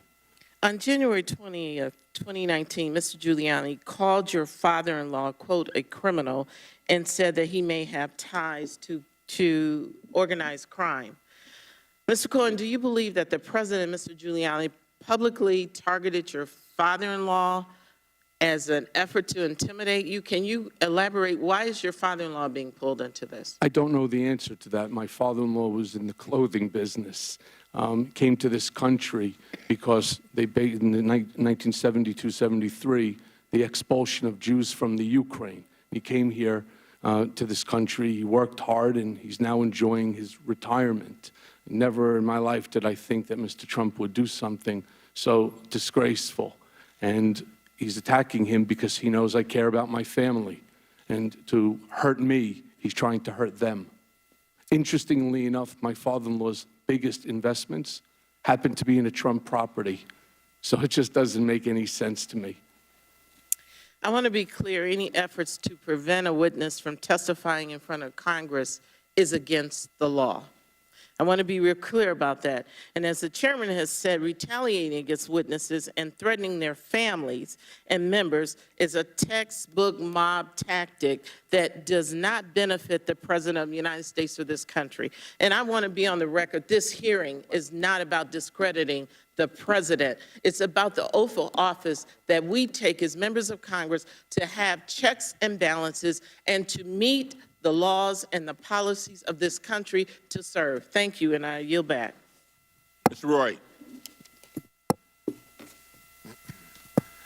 Mr. Cohen, I too want to offer my heartfelt thoughts for your family and what they're going through. I know it's tough, and for your time here today, I know it's tough for you to stand here in front of this committee. The chairman suggested you volunteered to come here. You testified that you were asked to come here. Is it correct you were asked to come here, yes or no? Yes. The combined total of the crimes for which you were sentenced would bring a maximum of 70 years, yes or no? Yes. Yet you are going to prison for 3 years, yes or no? Yes. The prosecutors of the Southern District of New York say to secure loans, Cohen falsely understated the amount of debt he was carrying and omitted information from his personal financial statements to induce a bank to lend on incomplete information. You told my colleague here today that you did not commit bank fraud. Not parsing different statutes, which I understand could be. I want for clarity. Are you or are you not guilty of making false statements to a financial institution, yes or no? Yes, I pled guilty. You said clearly to Mr. Cloud and Mr. Jordan that the Southern District of New York lawyers were being untruthful in characterizing your desire to work in the administration. Do you say again that the lawyers of the Southern District of New York are being untruthful in making that characterization, yes or no? I'm saying that's not accurate. Okay, so you're saying they're being untruthful when they were... I'm not using the word untruthful. That's yours. I'm saying that that's not accurate. I did not want a role or a title in the administration. I'm sure the lawyers... I got the title that I wanted. I'm sure the lawyers at the SDNY appreciate that distinction. Question, you testified today you have never been to Prague and have never been to the Czech Republic. Do you stand behind that statement? Yes, I do. I offer into the record an article in known conservative news magazine Mother Jones by David Korn, in which he says he reviewed his notes from a phone call with Mr. Cohen, that Mr. Cohen said, quote, I haven't been to Prague in 14 years. I was in Prague for one afternoon 14 years ago, end quote. Question, you, as my friend Mr. Armstrong rightly inquired, offered to the committee taped information involving clients with the bat of an eye. Do you stand behind that, yes or no? I'm sorry. I don't understand what you said so fast. You, as my friend Mr. Armstrong rightly inquired, offered to this committee taped information involving your clients with the bat of an eye. Do you stand behind that offer? If the chairman asks me, and I'll take it under advisement now, and it's not a problem in terms of attorney-client privilege, yes, I will turn it over. You, as my friend Mr. Meadows pointed out, misled this committee even today in a written submission that contradicted your testimony. You have suggested you are going to review that. Are you going to review it in our next break to correct the record, yes or no? Yes. Question, you helped out the president's campaign or were involved in the campaign as a representative, as a spokesman, even in your words today. It was your idea for the campaign dating back to 2011. Is that accurate, yes or no? Yes. 2011 is a year that sticks in my head, for it's the year my daughter was born, and it was the year I was diagnosed with cancer. I was not then pushing for Donald Trump to be president. I was fighting cancer. Even in 2016, I was publicly backing a certain Republican from Texas. Some might guess who it was. But you were all in. And you either wanted Donald Trump to be your president because it would be good for the country, or you did it for your own personal advancement, or both. Sort of the two options. Real Americans in my district and across the country wanted the president to be president, not in any way because he's perfect, but rather because they are sick and tired of this hellhole. They supported the president because they are sick and tired of the games that we are seeing here today. They are sick and tired of politicians who refuse to secure the border, balance our budget, restore health care freedom, and then get the hell out of their way so they can lead their life. They are mystified that we amass about $100 million of debt per hour, which means we've blown through $300, $400, $450 million during this charade in amassing debt. $450 million. They're sick and tired of a Democrat Party that willfully ignores cartel-driven asylum crisis on our border that endangers American citizens and the migrants who seek to come here. Just yesterday in Eagle Pass, Texas, Border Patrol agents arrested an MS-13 gang member. In McAllen, Texas, federal authorities are offering a reward for a man tied to Mexico's Gulf cartel for his alleged roles in various murders, kidnappings, and home invasions in South Texas. A mass Honduran migrant rush at the Texas border forced brief closure of the Laredo port. This is this week. This is what we're ignoring. This is not what we're doing for the American people while we engage in this charade. This is not what the American people sent us here to do. This is an embarrassment for our country. I talked to my beautiful wife back in Dripping Springs, Texas, just before the hearing. I said, don't bother watching. She said, as I roughly expected, don't worry, I won't. I have more important things to do. And she, like the rest of the American people, have a hell of a lot more important things to do than to watch this. I said, amen, darling. I can't help but think that is what the majority of the American people are thinking while watching this unbelievable circus.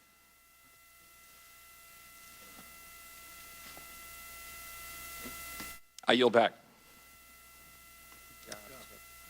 Ms. Plaskett. Thank you, Mr. Chairman. I've got a lot to do as well. I've got houses and schools to help rebuild in the Virgin Islands, expansion of voting rights, educational opportunities, criminal justice reform. Thank God the Democratic majority can walk and chew gum at the same time. So we're here with you right now. Mr. Cohen, you learned well in the 10 years that you worked with Donald Trump. What was your position with the GOP in the up to 8 months ago? I was vice chair of the RNC Finance Committee. You were vice chair of the finance of the Republican National Committee, right? Correct. Okay. I do want to say I was a Democrat until Steve Wynn found out I was a Democrat and made me switch parties. That would be a Said it smart wasn't thing right to for do. a Democrat to be the vice chair. Good. Let's get to it. I only have a little bit of time. On behalf of the many members here who have expressed to your family, our apologies to your family. But I want to apologize for the inappropriate comments and tweets that have been made by other members of this body. And as a former prosecutor and as former counsel on House ethics, I think that at the very least there should be a referral to the Ethics Committee of witness intimidation or tampering under USC 1512 of my colleague Matt Gaetz, and it may be possibly him being referred for a criminal prosecution. So I want to put that on the record. On May 2nd, 2018, the president's personal attorney, Rudy Giuliani, who was his personal attorney like you, appeared on Fox News and referred to the president's reimbursement to you for the $130 payment for Stephanie Clifford as part of a retainer. And on May 3rd, 2018, one day after Mr. Giuliani's appearance, the president tweeted, and I quote, "Mr. Cohen, an attorney, received a monthly retainer not from the campaign and having nothing to do with the campaign from which he entered into, through reimbursement, a private contract between two parties known as a non-disclosure agreement, or NDA. The Office of Government Ethics, which is the agency which the federal government with responsibility over what the president needs to report publicly about his assets, was puzzled by this, it seems, and they were skeptical that a retainer was actually in place and asked to see the retainer agreement on call of May 8th with the president. The president's personal counsel, Sherry Dillon, replied that she would, and I quote, "not permit OGE staff to read the agreement because it is privileged." Ms. Dillon would not even let OGE staff come to her office to review the retainer agreement. Mr. Cohen, in a court filing made in August of last year, federal prosecutors stated that, quote, "in truth and in fact, there was no such retainer agreement." Mr. Cohen, did you ever have a retainer agreement in place with the president for the payment to Ms. Clifford? No. So was Mr. Giuliani's statement inaccurate? Yes. Was Ms. Dillon's statement about the retainer agreement inaccurate? I'm sorry, Ms. Dillon's statement is? About the retainer agreement, is it inaccurate? And her statement is what? And her statement to them was, quote, "not to permit OGE staff to read the agreement because it is privileged." There was no agreement. And is the president's tweet or his statement accurate? And I'm sorry, one more time. And his statement was, "Mr. Cohen, an attorney, received a monthly retainer, not from the campaign and having nothing to do with the campaign from which he entered in through a reimbursement." That's not accurate. You've mentioned some individuals to my colleague from New York, Ms. Connolly, and also in your testimony about Mr. Weisenberg and other individuals, Ms. Rona. Who are those individuals? Are they with the Trump Organization? They and are. Are there other people that we should be meeting with? So Alan Weisselberg is the chief financial officer. Uh-huh. The You got to Trump quickly give us Organization. as many names as you can so we can get to them. Yes, ma'am. As Ms. Rona, what is Ms. Rona's position? Rona Graff is Mr. Trump's executive assistant. And would she be able to corroborate many of the statements that you've made here? Yes, her office is directly next to his, and she's involved in a lot that went on. Okay, Mr. Cohen, when the president's lawyers were having the discussions with the Office of Government Ethics in 2018, did they reach out to you to talk with you about these payments? No, ma'am. And what did you share anything with them otherwise in any other conversation? I do not recall, no. Can the committee obtain more information about these facts by obtaining testimony and documents from the White House, the Trump Organization, and the president's attorneys? I believe so. Mr. Chair, I think that those are the individuals that we should be speaking with, and I yield back at this time. Committee will now stand in recess again. We will come back. Listen up, 35 minutes after the last vote begins. So for Mr. Cohen, we're talking about probably about an hour or so. All right. So much. Substantial break here for the Michael Cohen hearings. Only about 5 Democrats left to question Mr. Cohen. Of course, we've seen the strategies unfolding during the day. The Democrats focusing on the most explosive potential claims from Michael Cohen on the WikiLeaks, whether President Trump knew about the WikiLeaks leak from Julian Assange during the campaign, the hush money payments to Stormy Daniels and Karen McDougal during the campaign, and of course, Michael Cohen's false testimony to Congress over the Moscow Trump Tower. Republicans focusing on Michael Cohen's credibility, on the fact that the hearing is being held at all and whether Cohen eventually intends to profit from it. But perhaps the biggest news in this last section had to do with something that Michael Cohen could not talk about. He couldn't answer several questions because he said they were still under investigation by the Southern District prosecutors in the Southern District of New York. And then he was asked this. Is there any other wrongdoing or illegal act that you are aware of regarding Donald Trump that we haven't yet discussed today? Yes, and again, those are part of the investigation that's currently being looked at by the Southern District of New York. I want to bring in our senior justice correspondent, Pierre Thomas, for more on that very active investigation right now. Michael Cohen, perhaps a key witness. Well, George, one of the things that he said is that he's in constant communication with the Southern District of New York. That was news to all of us. We knew that he had been interrogated again by them post his sentencing, but he said he's in constant communication with the Southern District. Also, he pointed out that he was being asked some questions about a contact either between Trump or a surrogate regarding the post time after he was, his home and businesses were raided. So it's clear that the Southern District is still actively investigating some aspects involving the president and or his surrogates. Okay, Pierre, and some of our stations are going back to their regular program right now. Our analysis continues right here. Dan Abrams, what struck you the most? Well, the fact that it's in the Southern District of New York. We're not talking just about the Mueller investigation. We now see that at least some portion of an investigation related to Donald Trump himself is now in the Southern District of New York. And that's got to be a real concern for him. That's probably the worst thing, I think, that he's heard from Cohen's testimony from an investigative legal perspective. I think the best thing that he's heard from an investigative legal perspective is when talking about the hush money payments, you have Michael Cohen saying, in essence, that there were two reasons that he was doing this. Number one, to try and influence the election to make sure that this didn't come out and hurt him. But number two, so Melania didn't find out. Because it is legal for them to pay to prevent Melania from finding out.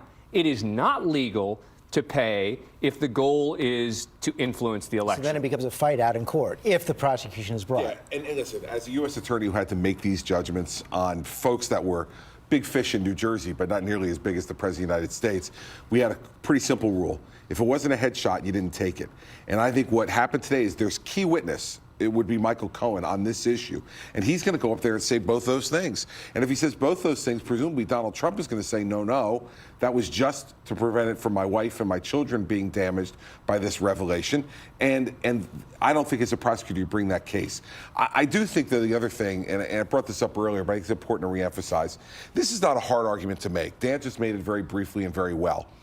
The fact that no Republican in hours made that argument is stunning to me. Do you feel they didn't need to? I don't know what they were thinking, but I think if they felt they didn't need to, they were wrong. Someone needs to defend the President of the United States here. He's being accused of crimes by a guy who seemingly has inside knowledge of it. But there is an explanation for this, and no one's defending the President. That means either the House did not consult with the White House at all in crafting this strategy, or they did and the White House dropped the ball. But either way, the President, I can guarantee, I know him well, he's sitting in Vietnam right now, fuming that no one's defending. I wanted to bring that to you, Cecilia Vega. We saw an ally of the president yesterday, Matt Gaetz, come out with that tweet designed to intimidate Michael Cohen right there. We have not heard from the president during this testimony, though we believe he's watching, but we have to believe that given his relationship with Michael Cohen, that what he has heard over the last several hours has him fuming. Right, and let's just remind our viewers, it's 2:40 almost in the morning in Vietnam where the president is. I don't know that we know, as we're saying right here now, whether this will end up being a bad day for President Trump in his presidency. This is certainly a bad day for President Trump personally. Michael Cohen is pulling back the curtain on what he says it was like all those years in the Trump orbit. He says one of the most shocking things he said to me in this last few hours of testimony, about 500 times, he says the president asked him to threaten people. He says he doesn't give questions, he doesn't give orders, but he speaks in code. And I was in that orbit for so long, I know exactly what that code means. He sounds very much like the same stuff that we'd heard from Comey and from McCabe, that he is making these demands without being explicit. Well, on that point, I do want to play an exchange he had with Gerald Connolly, a Democrat of Virginia. It was about his testimony over the Trump Tower in Moscow, and it gets directly at that point.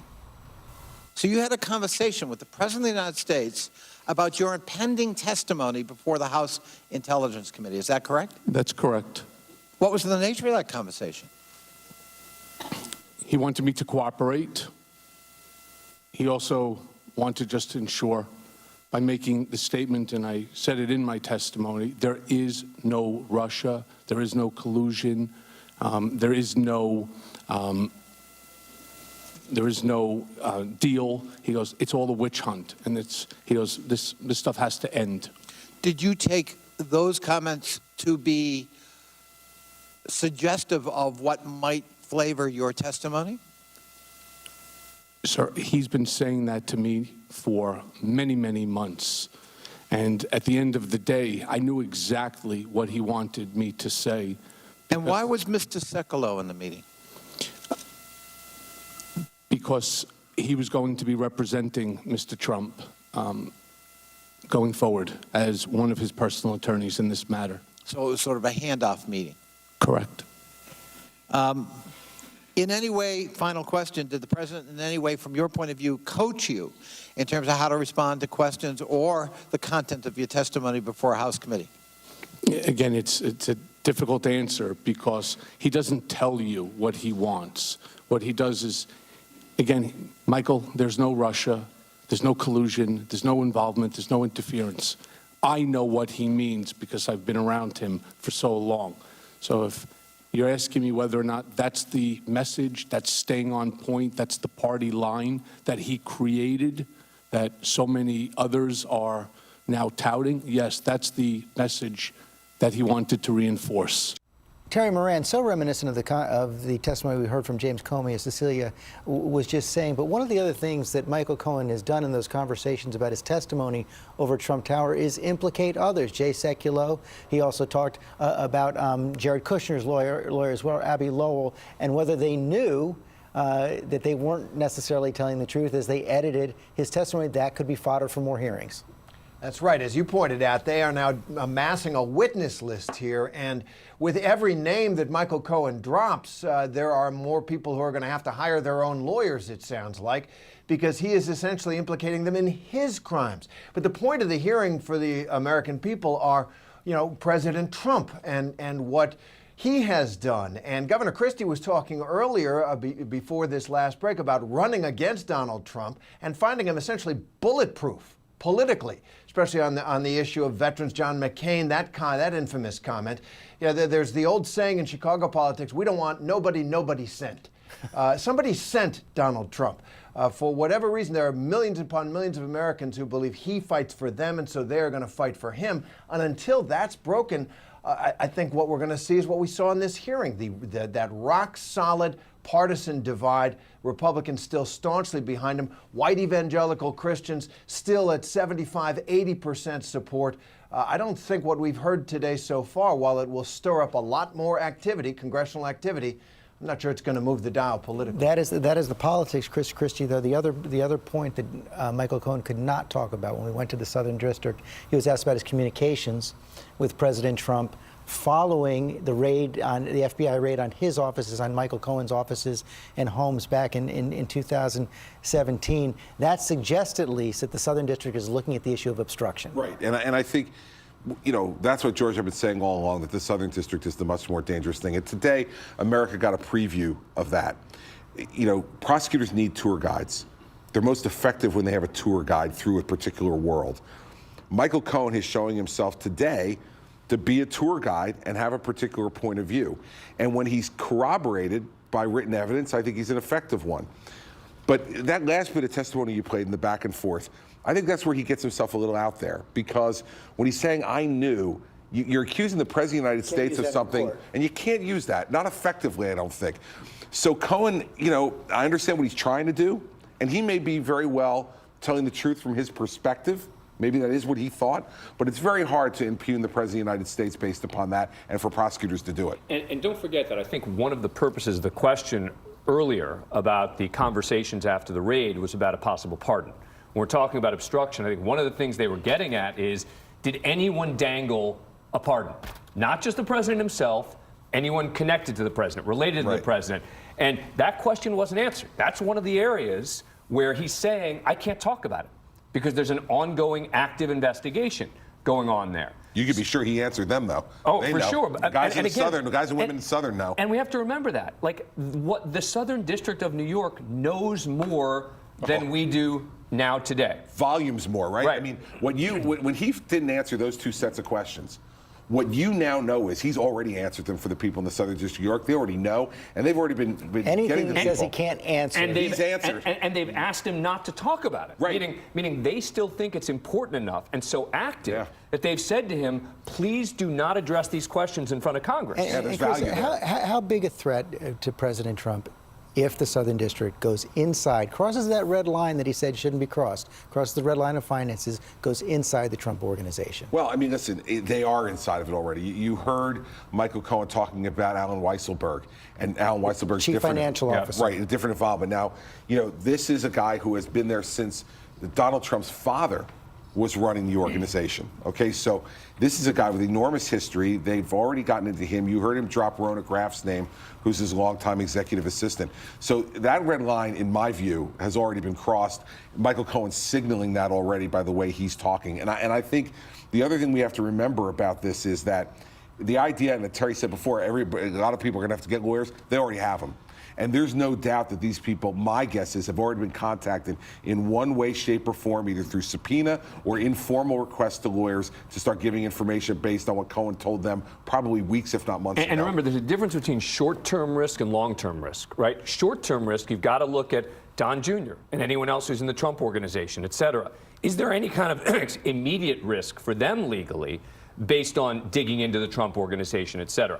That's where the Southern District would be working on. There is no immunity for Don Jr. or Jared Kushner or whoever it is. The only immunity here could be for the president himself. Okay, let's go to Mary Bruce, senior congressional correspondent up on Capitol Hill. You're learning more as you talk to members of Congress about the kind of follow-on they're expecting.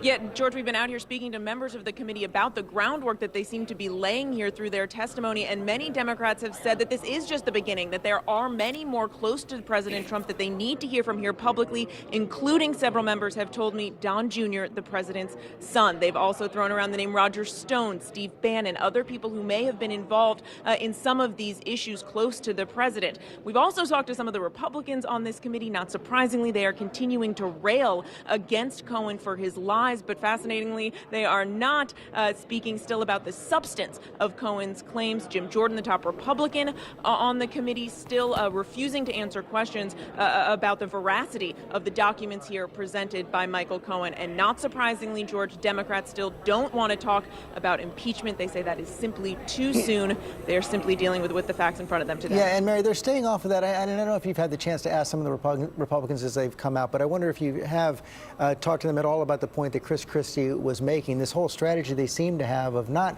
really defending the president in any substantive way, simply attacking Michael Cohen.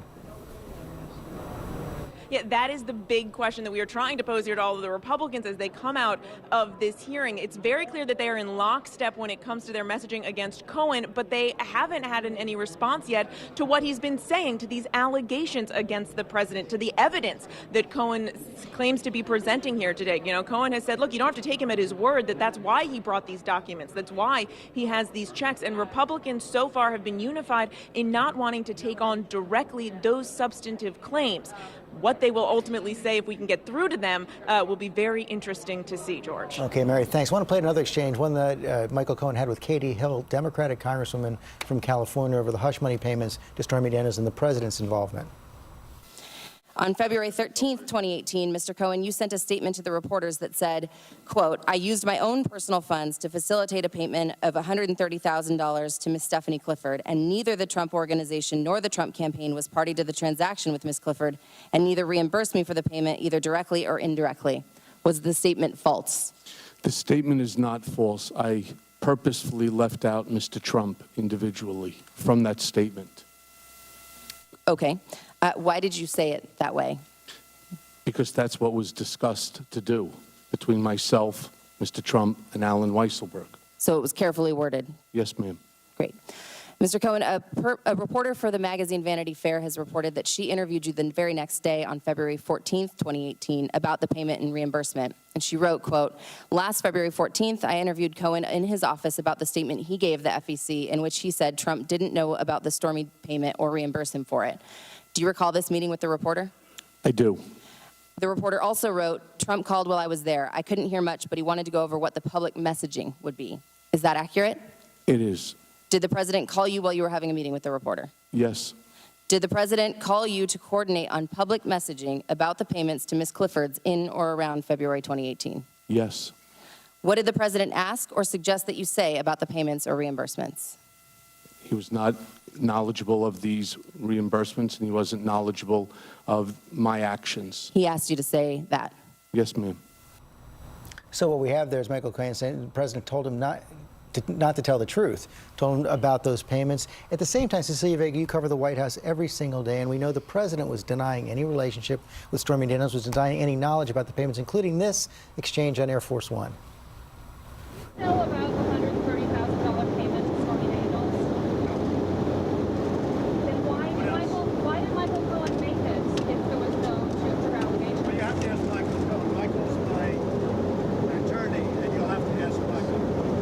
Do you know where he got the money to make that payment? No, I don't know. Well, apparently he'd already had those discussions with Michael Cohen. They've been all over the map on this one from the very beginning. I mean, the president on camera there, his lawyers have been on camera giving various explanations for who knew what when. It really, though, if we all just pause and think about what we're talking about here, the president of the United States allegedly making payments to a porn star to keep an affair quiet. I mean, it just gets back to the remarkable nature of what we're witnessing on a daily basis that has become sort of common practice, that we're just talking about payments to a porn star and covering this White House. And speaking of the porn star, George, Stormy Daniels has a statement out right now that our team just got, and she is, she and Michael Cohen are bitter rivals. She says that he was among those who threatened her many times, and she's now saying, "Thank you for having the courage at long last to begin to tell the truth." It turned out, Cecilia, thank you, it turned out, Dan Abrams, that there was a lot more talk about Russia than we expected over the course of this hearing. One of the headlines that the president might like from Michael Cohen is that he said no collusion, knows of no collusion whatsoever by the president during the campaign. And the fact that Michael Cohen was willing to talk about it so openly would at least suggest that Robert Mueller's done with him. Yeah, it sure seems that way. The fact that he specifically referred to the Southern District of New York suggests that they're the ones he's still talking to. They're the ones with the active investigation. They're the ones who still feel that Cohen has relevant testimony to provide. So it may simply be that he wasn't in on any discussions. There may be that there's no collusion, that there's, we don't know. But I'll say one other thing, which is the Republicans today spent a lot of time trying to undermine his credibility. We've talked about that. And they referred to the crimes that he's committed here: the lying, the bank fraud, the failure to pay taxes. These are the same possible crimes that people in Trump's orbit could be facing. And you just have to be careful, because one of the arguments up to this point has been, this is minor stuff. Come on. Flynn got caught lying. Oh, Papadopoulos was lying about this. This is minor stuff, etc. Well, they're making it out now to be major stuff in Congress now. The Republicans are. They're making it just clear this is a big deal. This stuff matters. And, we'll see whether those words come back to haunt them. Listen, I think one of the things, if we look forward now, we've spent a lot of time today talking about the witness list. There's going to be a real Donnybrook between the Southern District of New York and Congress, because the Southern District obviously has a lot more work to do. And they're not going to want a lot of those people up on that witness stand, because a lot of those people are not going to have been either sentenced already, like Michael Cohen.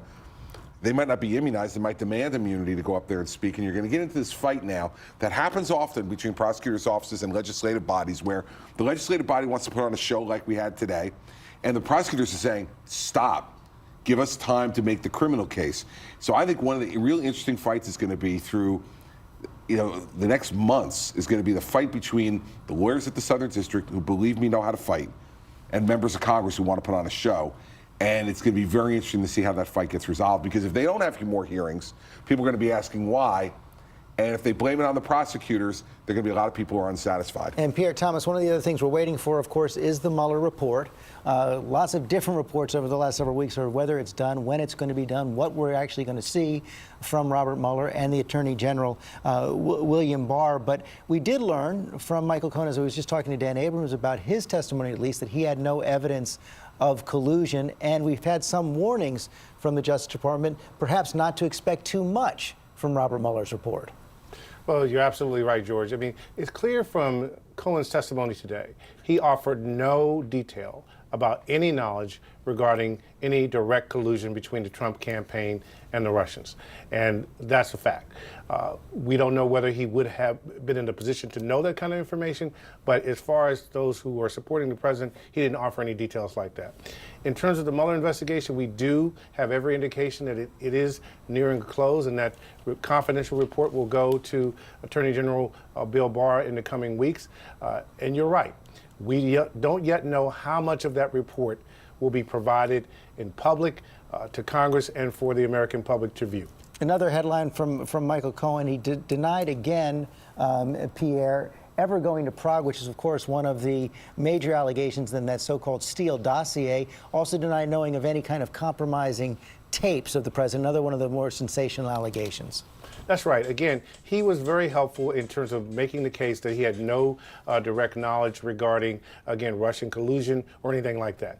But as Governor Christie and others have pointed out over and over again, the Southern District remains an ongoing headache, potentially for the president and those around him. And I was struck again today how Mr. Weisselberg was placed in terms of the crosshairs of Congress, in terms of bringing him there and asking him more questions about what the president did or didn't know about these payments and what the president's intent was in making the payments to Stormy Daniels and the Playboy Playmate. Okay, Pierre, thanks. I want to bring in Alan Dershowitz now, professor emeritus at Harvard Law School, has been an ally of the president, has been outspoken about his belief that the Congress should not be impeaching President Trump. Alan, I know you've been watching today. What struck you? Well, first of all, I'm not an ally of the president. I voted against him. I'm against most of his policies. I'm an ally of the Constitution. What struck me most is how much lawyer-client privileged information was revealed in this testimony. I was shocked that the president's lawyers weren't there actively objecting to disclosures made about conversations between the president and his lawyers. Even if the information provides proof of crimes, that's not an exception. The exception to the lawyer-client privilege is only that the conversation itself be fraudulent or criminal. If it provides evidence of a crime later, that's within the lawyer-client privilege. So that was surprising to me. I just don't understand it. Maybe the president's feeling is let it all hang out. His credibility doesn't seem very strong. There won't be a lot of evidence of collusion. But look, I agree with the previous person that the president's big problems are in the Southern District of New York and other U.S. attorneys' offices. I do think the Mueller report will give a roadmap for further investigation and will not contain any smoking guns or proof of unlawful collusion. But this was not a good day for the president. Clearly, to have his lawyer and intimate disclose so many things about him that don't belong in the public domain. And it really does raise questions about how powerful the lawyer-client privilege is and whether today we're really weakening it. Isn't one of the questions there, though, that in so many of these activities that Michael Cohen was acting more as executive vice president of the Trump Organization, not as his attorney. He was only his personal attorney in that respect after Donald Trump was elected. Well, no, the role of somebody like Cohen is very complicated, and the rules of the Bar Association are that you basically resolve doubts in favor of the lawyer-client privilege when a lawyer acts in multiple capacities. Today, the practice of law is very different than it was 100 years ago. Many lawyers give business advice. Many lawyers engage in activities like, for example, settling a case with Stormy Daniels, resolving it. That's acting in a lawyer-client capacity. Now, if you take it to the bar, they may say, no, this wasn't a lawyer-client capacity, but the lawyer should always err by saying, I'm not really prepared to answer that question until I get a ruling that it's not covered by the lawyer-client privilege. Cohen seemed very anxious to answer every possible question, whether because he hopes to get a reduction in sentence or because he wants to do the right thing. People can judge that for themselves. But he was too anxious to answer questions. I think a prudent lawyer would have said, let me consult before I answer that question, because it may breach lawyer-client privilege. Maybe not, but you should err on the side of protecting the lawyer-client privilege. Alan, thank you. Chris, on that point, Michael Cohen did say today that and nothing he says before the Congress today is going to help reduce his sentence. What's key there is the information he's giving to the Southern District. It's the work that he's doing with the Southern District, and the fact, the words that he said today that would send a chill up my spine at the White House would be, I'm in constant contact with the Southern District. I mean, again, now they have Michael Cohen and Rick Gates. And we had no discussion of the inaugural today. I'm interested. No one asked Michael Cohen about the inaugural. John Sarbanes asked one quick question about it. That was it. But I mean, I think you know you've got 2 tour guides now in there, George, and that's got to be really concerning given what Michael Cohen said today, and the fact that they got no substantive defense from anybody. And that is all we have time for. Thank you all very much. We're all going to be back here, I think, at around 4 a.m. tomorrow for the President's press conference from Vietnam and that summit with Kim Jong-un. Of course, a full report on that on World News Tonight with David Muir tonight. He is in Hanoi. Have a good afternoon.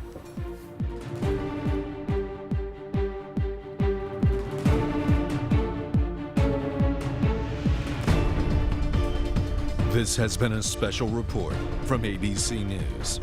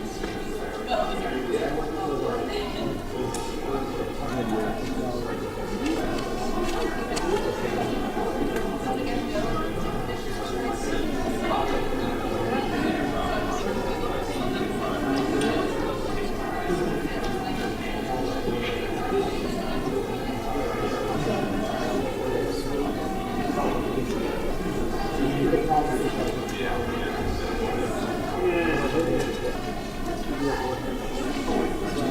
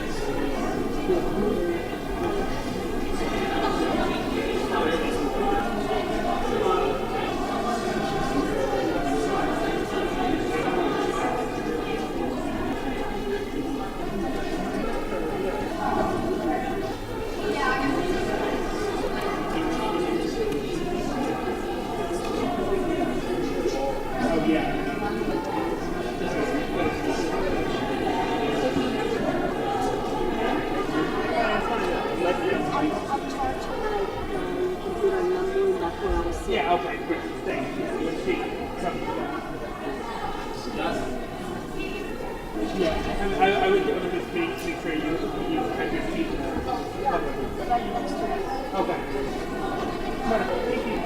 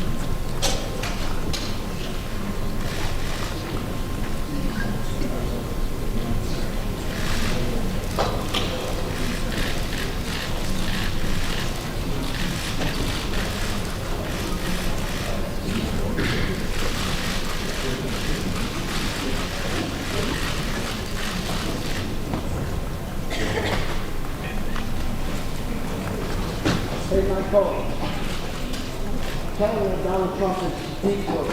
When he's mossy, let him know.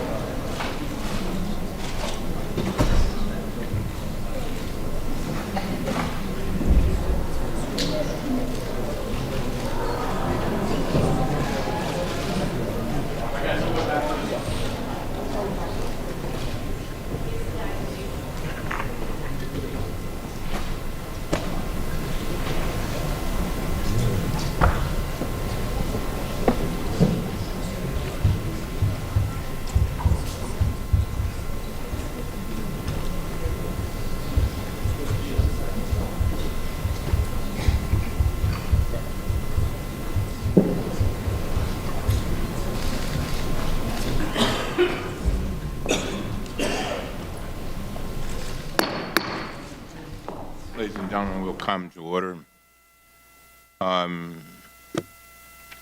Mr. Cohen, I want to finalize this issue relating to your truth in testimony form. The form requires you to list your contracts or payments originating from a foreign government, not from all foreign entities. We said we would give you a chance to consult with your attorneys. Have you done that, and do you have any additional information?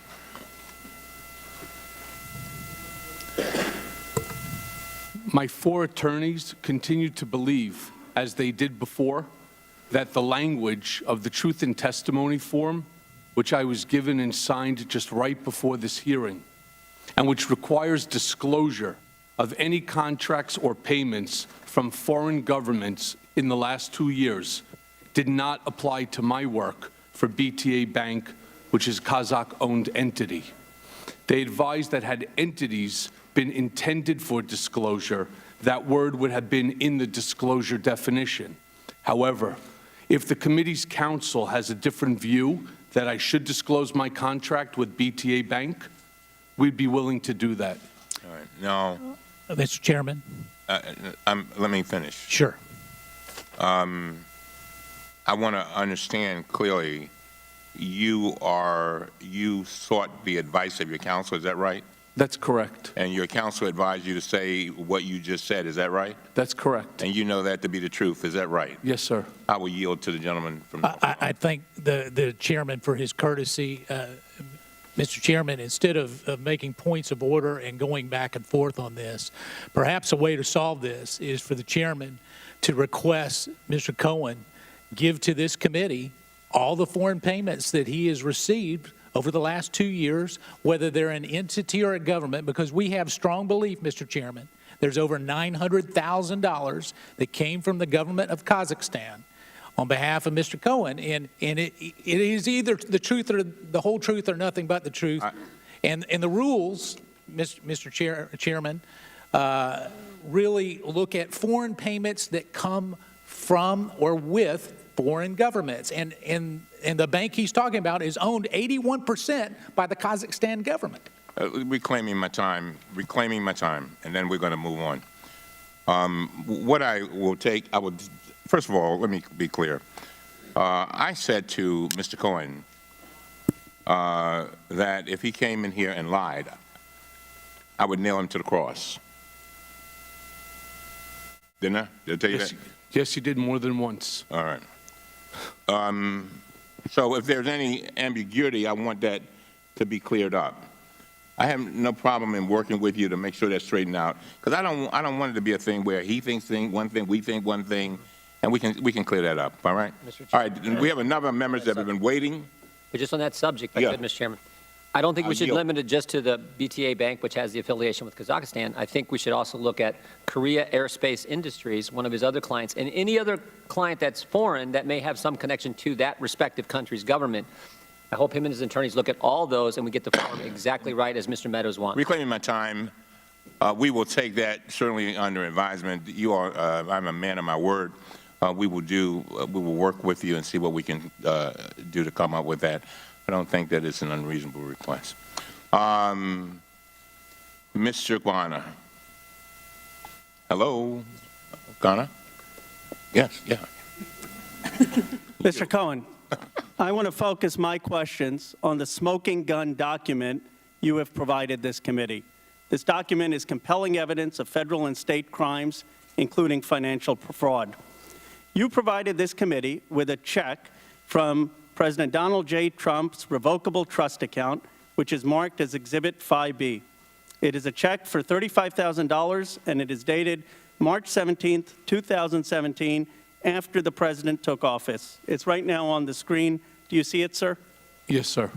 To be clear, the Trump revocable trust is the trust the president set up to hold his assets after he became president. Is that correct? I believe so. Do you know why you were paid from the trust as opposed to the president's personal account? I don't know the answer to that.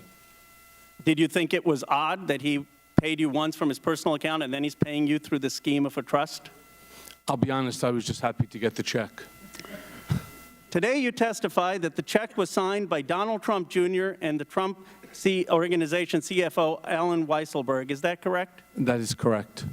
According to the criminal charges against you, you sent monthly invoices containing false information to an individual identified as Executive 1. Weisselberg is Executive 1, correct? Yes.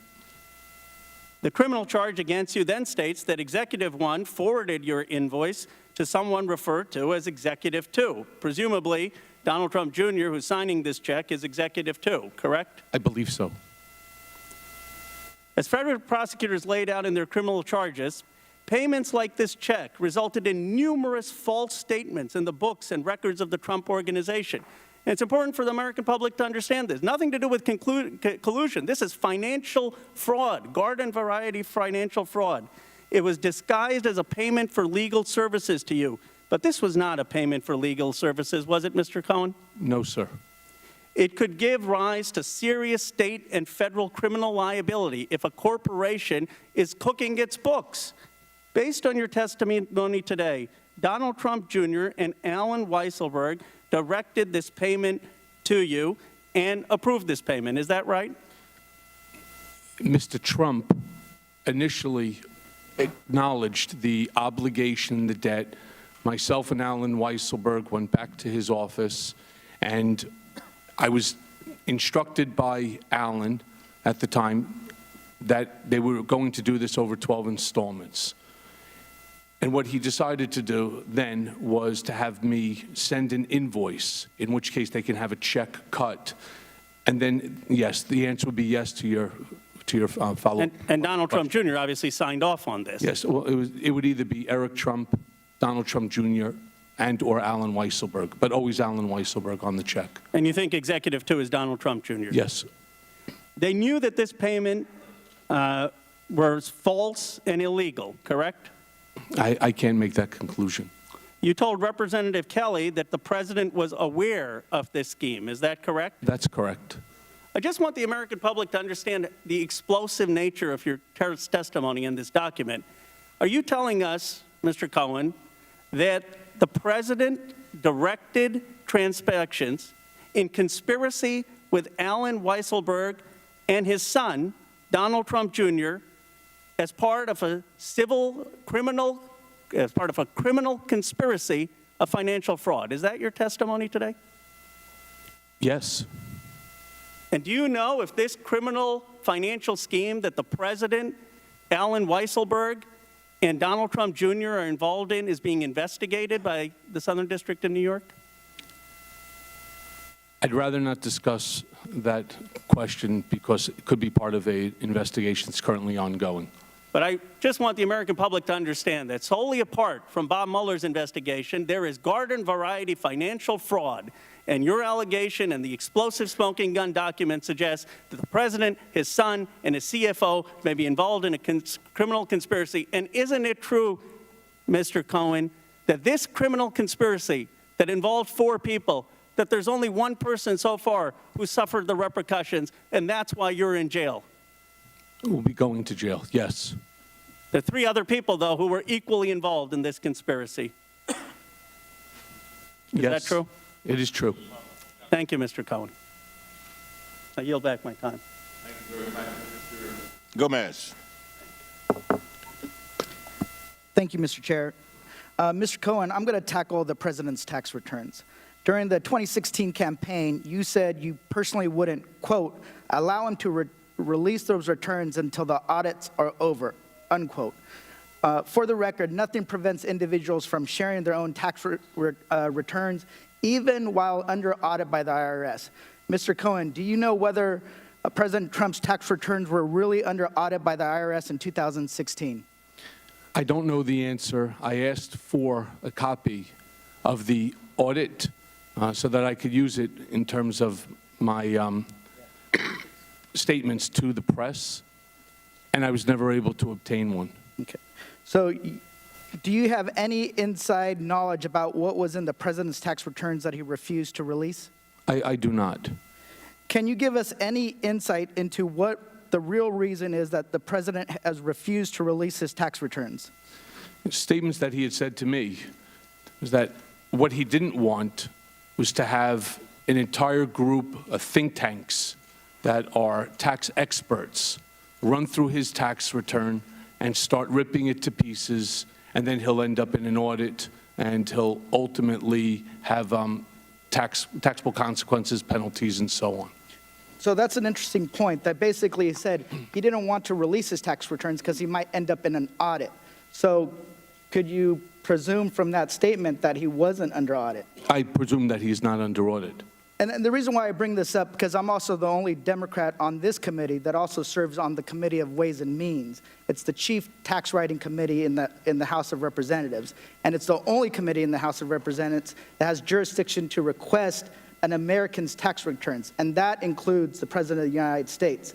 My constituents need to know whether the president has financial ties that are causing him to protect his own bottom line rather than the best interests of this country. Can he be blackmailed because of his financial and business ventures, including by foreign governments?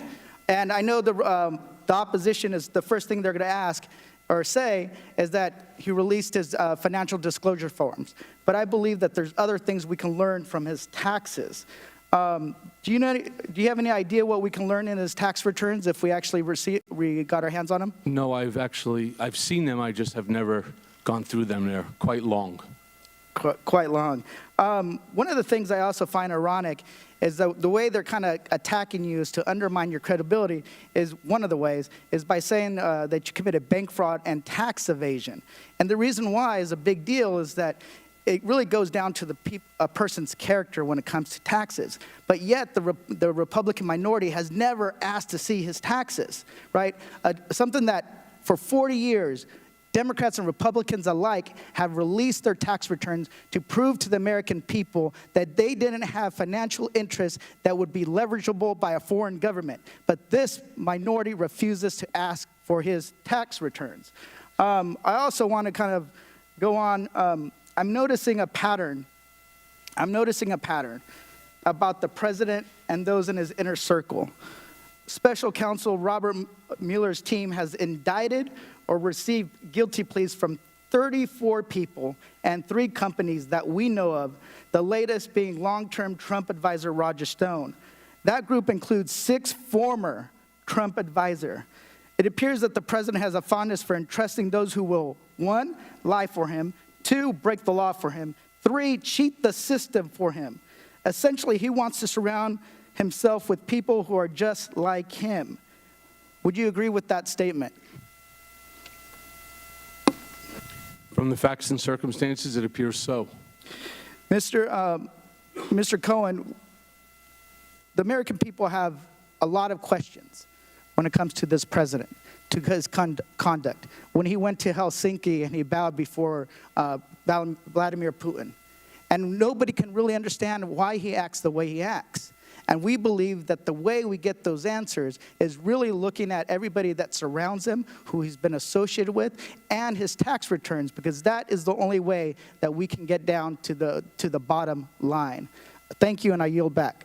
Mr. Chairman. Mr. Chairman, I have a unanimous consent request. All right, go ahead. I ask unanimous consent that we read into for the record, a tweet from Dr. Darrell Scott, which says, Michael Cohen begged me repeatedly to ask POTUS to give him a job in the administration. He is still lying under oath. I ask unanimous consent. Objection. I have one more from Bob Dietl. Getting sick watching these hearings. I know Michael Cohen personally for many years, and he told me several times that he was very angry and upset that he didn't get a post in the White House, and that he, quote, would do what he has to do now to protect his family, close quote. I ask that that be. Objection. Mr. Chairman. I thank you. Mr. Chairman, 2 quick ones. And then if we got other ones, we're going to do you, Mr. Ranking Member, then we'll do the other ones at the end, because I have some things, too, that I want to get in. Go ahead. All right. I ask unanimous consent that an article in Salon magazine written by Stanley Brand, former House counsel to Tip O'Neill, titled the article is Oversight Committee Session with Michael Cohen Looks Like an Illegitimate Show Hearing. Without objection, so ordered. I ask unanimous consent that a letter that Mr. Meadows and I sent to you, the chairman, requesting that you call Deputy Attorney General Rod Rosenstein to testify at this hearing, also be part of the record. Thank you, Mr. Chairman. Mr. Chairman, can I respond? Just 1 second, all right? The article by Mr. Barron. Yep. I just want to deal with this one right away. When we saw that article, Mr. Ranking Member, we knew that it was inaccurate. I mean, just on basics. I mean, the cases that Mr. Brand used are definitely distinguishable for what's going on here. And so we got Irvin B. Nathan, former General Counsel of the House from 2007 to 2010, and she says, in short, the committee has ample jurisdiction and responsibility to hear and consider the upcoming voluntary testimony of Mr. Cohen. That's dated February 25th, 2019, and I want to enter that into record without objection. So ordered. Where are we? Ms. Ocasio-Cortez. Thank you, Mr. Chair. Mr. Cohen, I'd like to quickly pick up on some previous lines of questioning before getting into my own, so I may go a little quickly to get it all in 5 minutes. First, my colleague from Vermont had asked you several questions about AMI, the parent company of the National Enquirer, and in that you mentioned a treasure trove, a quote, treasure trove of documents in David Pecker's office relating to information assembled from all these catch and kill operations against people who potentially had damaging information on the president. You also mentioned that the president was very concerned about the whereabouts of these documents and who possessed them. Does that treasure trove of documents still exist? I don't know. I had asked David Pecker for them. So you would say the person who knows the whereabouts of these documents would be David Pecker? David Pecker, Barry Levine, or Dylan Howard. Okay, thank you. Secondly, I want to ask a little bit about your conversation with my colleague from Missouri about asset inflation. To your knowledge, did the president ever provide inflated assets to an insurance company? Yes. Who else knows that the president did this? Alan Weisselberg, Ron Lieberman, and Matthew Calamari. And where would the committee find more information on this? Do you think we need to review his financial statements and his tax returns in order to compare them? Yes, and you'd find it at the Trump org. Thank you very much. The last thing here, the Trump Golf Organization currently has a golf course in my home borough of the Bronx, Trump Links. I drive past it every day, going between the Bronx and Queens. In fact, the Washington Post reported on the Trump Links Bronx course in an article entitled, "Taxpayers Built This New York Golf Course and Trump Reaps the Rewards." That article is where many New Yorkers and people in the country learned that taxpayers spent $127 million to build Trump Links in a, quote, generous deal, allowing President Trump to keep almost every dollar that flows in on a golf course built with public funds. And this doesn't seem to be the only time the president has benefited at the expense of the public. Mr. Cohen, I want to ask you about your assertion that the president may have improperly devalued his assets to avoid paying taxes. According to an August 21st, 2016 report by the Washington Post, while the president claimed in financial disclosure forms that Trump National Golf Club in Jupiter, Florida, was worth more than $50 million, he had reported otherwise to local tax authorities that the course was worth, quote, no more than $5 million. Mr. Cohen, do you know whether this specific report is accurate? It's identical to what he did at Trump National Golf Club at Briarcliff Manor. Do you know, to your knowledge, was the president interested in reducing his local real estate bills, tax bills? Yes. And how did he do that? What you do is you deflate the value of the asset, and then you put in a request to the tax department for a deduction. Thank you. Now, in October 2018, the New York Times revealed that, quote, President Trump participated in dubious tax schemes during the 1990s, including instances of outright fraud that greatly increased the fortune he received from his parents. It further stated from Mr. Trump, quote, he also helped formulate a strategy to undervalue his parents' real estate holdings by hundreds of millions of dollars on tax returns, sharply reducing his tax bill when those properties were transferred to him and his siblings. Mr. Cohen, do you know whether that specific report is accurate? I don't. I wasn't there in 1990s. Who would know the answer to those questions? Alan Weisselberg. And would it help for the committee to obtain federal and state tax returns from the president and his company to address that discrepancy? I believe so. Thank you very much. I yield the rest of my time to the chair. Ms. Presley. Thank you, Mr. Chairman. One more time, Mr. Chairman, I just want to thank you for your leadership and the way in which you comport yourself. And I know there are some that would have you believe that the more you say something, the more true it is. But in fact, this committee, thanks to your leadership and our Democratic majority, has been doing the work of the American people. Before this committee alone, we looked at the issue of making Election Day a federal holiday, reducing drug pricing, and pursued subpoenas to reunite families. And just recently, before we returned here, tried to pass a universal background check gun bill. So we are doing the business of the American people, including today. It has been said that the best sunlight is said to be the best of disinfectants. Electric light is the most efficient policeman. Well, let there be light. Because the point of oversight is for us to pursue the trust, to pursue the truth and justice for the American people, to understand if lies, deceit, and corruption are threatening American democracy and indeed our safety. Mr. Chairman, charities should not be abused as personal piggy banks. It is both against the law and extremely unfair to charities that play by the rules.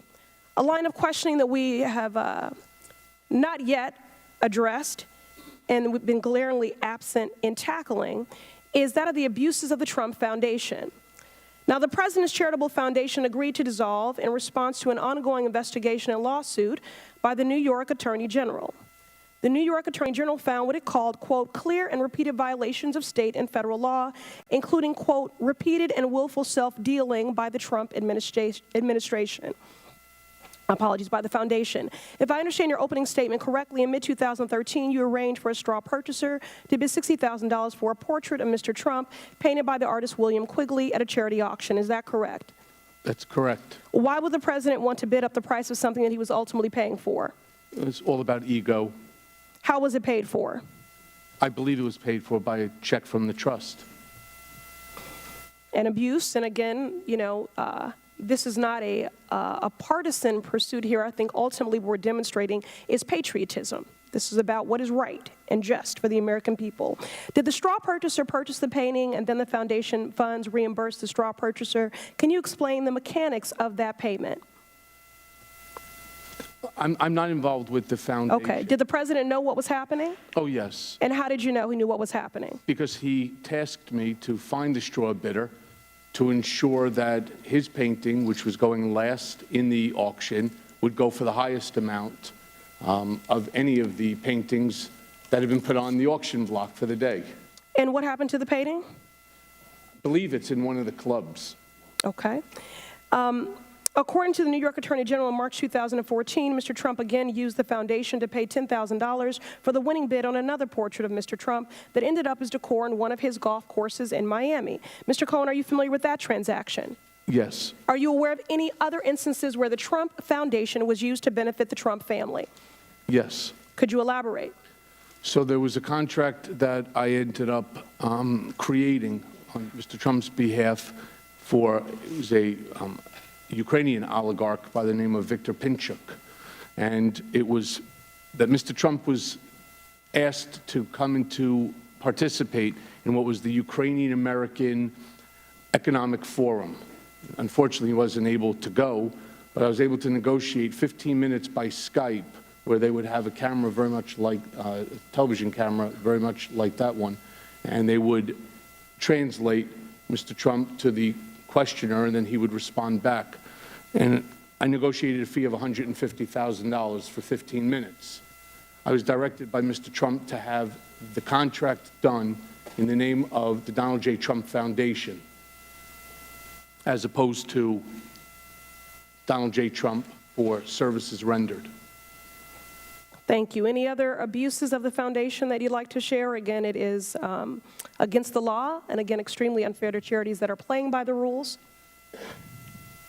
Not at this time, but if I think of one, how. Okay. And then for the balance of my time,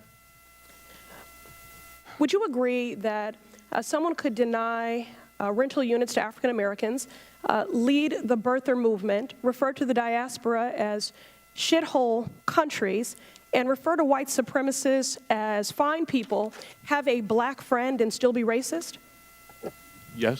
I agree. Gentlelady's time is expired. You may answer the question. I did, yes. Mr. Chairman, I have 2 unanimous consent. Since we're finishing up, before we get done, I want to go ahead and. Okay, just give me 1 second. I just want Yes, sir. I wanted to get to Mr. Tlaib, and then I'll come to you. Okay, Mr. Tlaib. I mean, they've been waiting here all day. Ms. Tlaib? Thank you, Mr. Chairman. Thank you, all of you, for centering this committee on our sole purpose is exposing the truth. And some of my colleagues can't handle the truth, and this is unfortunate because it's the center of what is protecting our country right now. The people at home are frustrated, Mr. Cohen, and they want criminal schemes to stop, especially those from the Oval Office. Mr. Cohen, I am upset and know that my residents feel the same way, that a man you worked for the past 10 years is using the most powerful position in the world to hurt our country solely for personal gain. We are upset that some of our colleagues here are so disconnected of what it means to have this president of the United States sending checks to cover bribe payments, not hush payments, bribe payments you made on his behalf. One in 2017 of March, and another August 2017 after he was sworn in as president. They are upset that while my colleagues are trying to discredit your testimony by some of your own unlawful acts and lies, that they are disconnected with the fact that you were the personal lawyer for this president of the United States, that this president chose you as his legal counsel. My stance has always been the same, Mr. Chairman, based on the facts, not on future reports that we're all waiting on. My residents back home don't need a collusion clause with a foreign government to know this president, Individual One, has disregarded the law of the land, the United States Constitution, and that he has misused his pardon powers. In the sentencing memo, Mr. Cohen, filed by the federal prosecutors in New York in December of last year, they stated, quote, in particular, and as Cohen himself has now admitted with respect to both payments, he acted in coordination with and at the direction of Individual One. Mr. Cohen, as you know, President Donald J. Trump brand comes first, not the American people. Based on what you know now, based on what we know now, is that Individual One used his money, businesses, and platform to enrich himself, his brand, and then the process directed you, Mr. Cohen, to commit multiple felonies, and you covered it up, correct? That's correct. You called it protecting his brand, correct? And him as well. Mr. Cohen, with this, do you think the President of the United States is making decisions in the best interest of the American people? No, I don't. Especially those you said that he used horrible words about, like African Americans, Muslim Americans, and immigrants? Yes. Just to make a note, Mr. Chairman, just because someone has a person of color, a black person working for them, does not mean they aren't racist. And it is insensitive that some would even say it's the fact that someone would actually use a prop, a black woman, in this chamber, in this committee, is alone racist in itself. Donald Trump is setting a precedent. Mr. Chairman, I ask that her words be taken down. Donald Trump is setting a precedent. I reclaim my time. Mr. Donald Chairman, Trump is setting a precedent Mr. that Chairman, the highest office can be attained Mr. Chairman, the rules are clear. activity. Cover up and hold on to business assets to break campaign finance laws and constitutional clauses. What we have here, Mr. Chairman, is criminal conduct and the pursuit of the highest public office by Mr. Cohen and Individual One. I hope that the gravity of this situation hits everyone in this body, The court report. and in Congress, and across this country. Thank you, Mr. Chairman. I yield the rest of my time. Mr. Chairman, I ask that her words, when she's referring to an individual member of this body, be taken down and stricken from the record. I'm sure she didn't intend to do this, but if anyone knows my record as it relates, it should be you, Mr. Chairman. Chairman, I would like to. Hold on. I want the words read back. No. We want to know exactly what she excuse said me. about a colleague. Excuse me. Would you like to rephrase that statement, Ms. Tlaib? Thank you, Mr. Chairman. I can actually read it from here. Just to make a note, Mr. Chairman, that just because someone has a person of color, a black person working for them, does not mean they are racist. And it is insensitive that someone would even say racist, say it is racist in itself, and to use a black woman as a prop to prove it otherwise. And I can submit this for the record. If a colleague is thinking that that's what I'm saying, I'm just saying that's what I believe to have happened. And if, as a person of color in this committee, that's how I felt at that moment, and I wanted to express that. But I am not calling the gentleman, Mr. Meadows, a racist for doing so. I'm saying that in itself, it is a racist act. Well, I hope not, Mr. Chairman, because I need to be clear on this particular. Mr. Chairman. Mr. Meadows, wait a minute. I've defended you with false accusations. Mr. Meadows, I'm the chair. Yes, sir, you are. Thank you. I will clear this up. Now, Ms. Tlaib, I want to make sure I understand. You were not intending to call Mr. Meadows a racist, is that right? No, Mr. Chairman, I do not call Mr. Meadows a racist. No, I am trying, hold as on. a person of color, Mr. Chairman, just to express myself and how I felt at that moment. And so, just for the record, that's what was my intention. All right. All right. Mr. Meadows. Mr. Chairman, there's nothing more personal to me than my relationship. My nieces and nephews are people of color. Not many people know that. You know that, Mr. Chairman.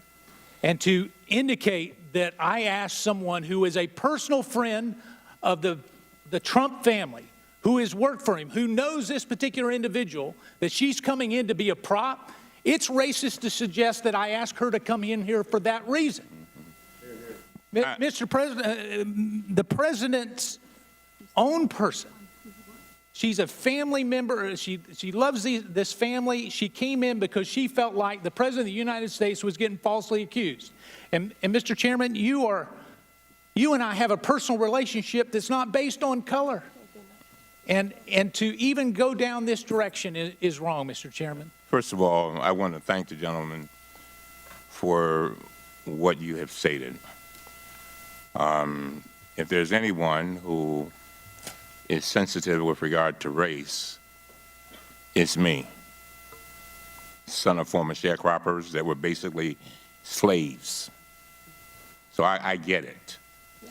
I listened very carefully to Ms. Tlaib, and I think, and I'm not going to put words in her mouth, but I think she said that she was not calling you a racist. And I thought that we could clarify that. Because Mr. Meadows, you know, and of all the people on this committee, I've said it and got in trouble for it, that you're one of my best friends. I know that shocks a lot of people. And likewise, Mr. Chairman. But you are. And I could see and feel your pain. I feel it. And so, and I don't think Ms. Tlaib intended to cause you that kind of pain and that kind of frustration. Did you have a statement, Ms. Tlaib? I'm going to yield to you. We can just straighten this up. Mr. Chairman, and to my colleague, Mr. Meadows, that was not my intention, and I do apologize if that's what it sounded like, but I said someone in general. And as everybody knows in this chamber, I'm pretty direct, so if I wanted to say that, I would have, but that's not what I said. And thank you, Mr. Chairman, for allowing me to clarify. But again, I said someone. And again, that was not referring to you at all as a racist. Well, I thank the gentlewoman for her comments. I thank the chairman for working to clarify this, and I appreciate the chairman's intervening. Now, to the gentleman, first of all, thank you for allowing us to resolve that. The gentleman had asked a little bit earlier. I will withdraw my request. Oh, you don't want to do the unanimous consent? I need the unanimous consent, but I think I need to officially withdraw my request that it be stricken. Go on, withdraw it. You did it? I did. All right, sounds good. Now, I will recognize you for your unanimous consent. I think you want to put in the record some documents. Yeah, thank you, Mr. Chairman. I ask unanimous consent that we put forth in the record the Vanity Fair article, which indicates that Michael Cohen must be the most gifted consultant in America, outlining his insights into government, healthcare, and policy and real estate, suggesting that it's not a real company, but and just like he's not a lawyer. Without objection, so ordered. Thank you. I ask unanimous consent that the LA Times article of July 16, 2018 actually be put in the record, which outlines the $1.2 million payment and their misgivings thereafter. Without objection, so ordered. Any other unanimous consent requests? Size. Thank you, Mr. Chairman. I ask unanimous consent to make the February 9th, 2019 Washington Post profile of Michael Cohen titled Michael Cohen's Secret Agenda, part of the record. This story shows Cohen to be a selfish manipulator who is all about himself. It even has a false anecdote about how he once claimed to deliver his own son, his own baby.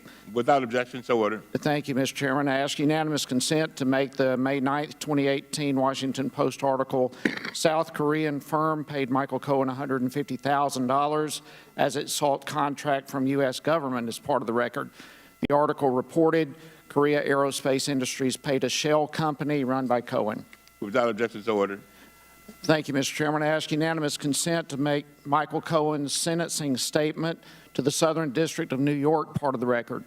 The statement establishes that Michael Cohen continues to falsely blame his crimes on blind loyalty to the president, but only Cohen is to blame for his many false statements to financial institutions and the IRS. Without objection, so ordered. I ask unanimous consent to make the August 20th, 2018 CNN article, Fed scrutinizing Michael Cohen's former accountant and bank loans, part of the record. Cohen's accountant was subpoenaed to appear before a grand jury and required a lawyer.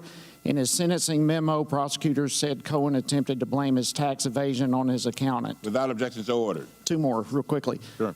Ask unanimous consent to make the February 26, 2019 order filed by the Appellate Division of the State of New York regarding disciplinary proceedings against Michael Cohen, part of the record. This order, which proactively applies starting February 28th, establishes Cohen committed a serious crime and ceased being an attorney when he was convicted of lying to Congress. Without objection, so ordered. And finally, Mr. Chairman, I ask unanimous consent to make the July 26, 2018 Washington Post article, Michael Cohen secretly recorded Trump. Does that make him a bad lawyer? Part of the record. The article describes potential ethical violations of a lawyer, Cohen, recording his client, Trump, without the client's knowledge. Without objection, so ordered. Mr. Norman. Thank you. Thank you, Mr. Chairman. I ask unanimous consent to make the January 18, 2019 Huffington Post article, 11 tweets from the fake fan account, Stud, Michael Cohen paid to fawn over him, part of the record. The account is described as a place for women who love and support Michael Cohen. Strong pit bull, sex symbol, no nonsense, business oriented, and ready to make it. Without objection, so ordered. Mr. Roy. Thank you, Mr. Chairman. I would ask unanimous consent to make the April 20th, 2018 article in Mother Jones titled Michael Cohen Says He's Never Been to Prague. He Told Me a Different Story, part of the record. Without objection, so ordered. Thank you, sir. That's it. Very well. Scott and I have some concluding remarks. But before I do that, do you have anything you'd like to say? Yes, Mr. Chairman, I would. I have some closing remarks I would like to say myself. Is this an appropriate time? You can do it now. Thank you. So first I want to thank you, Chairman, because I appreciate the opportunity to share some final thoughts. I've acknowledged I have made my own mistakes, and I have owned up to them publicly and under oath. But silence and complicity in the face of the daily destruction of our basic norms and civility to one another will not be one of them. I did things and I acted improperly, at times at Mr. Trump's behest. I blindly followed his demands.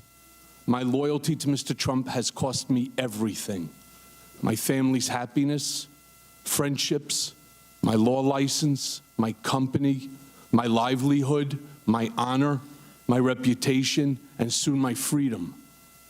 And I will not sit back, say nothing, and allow him to do the same to the country.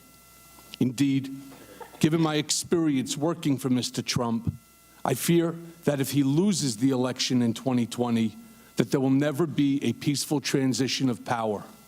And this is why I agreed to appear before you today. In closing, I'd like to say directly to the President, we honor our veterans even in the rain. You tell the truth even when it doesn't aggrandize you. You respect the law and our incredible law enforcement agents. You don't villainize them. You don't disparage generals, Gold Star families, prisoners of war, and other heroes who had the courage to fight for this country. You don't attack the media and those who question what you don't like or what you don't want them to say. And you take responsibility for your own dirty deeds. You don't use your power of your bully pulpit to destroy the credibility of those who speak out against you. You don't separate families from one another or demonize those looking to America for a better life. You don't vilify people based on the God they pray to, and you don't cuddle up to our adversaries at the expense of our allies. And finally, you don't shut down the government before Christmas and New Year's just to simply appease your base. This behavior is churlish, it denigrates the office of the president, and it's simply un-American. And it's not you. So to those who support the president and his rhetoric, as I once did, I pray the country doesn't make the same mistakes that I have made or pay the heavy price that my family and I are paying. And I thank you very much for this additional time, Chairman. Thank you very much. The ranking member has a closing statement. Thank you, Mr. Chairman. We know Mr. Cohen has been dishonest in the past. That's why he's going to prison in 2 months. But there are things today that he said during the several hours of questioning that just don't add up either. He said he never defrauded any bank when he was having a conversation questioning from Mr. Comer. Obviously, that's not true because he's going to prison for that very offense. He said today he was a good lawyer who understood the need to represent his client with legal advice.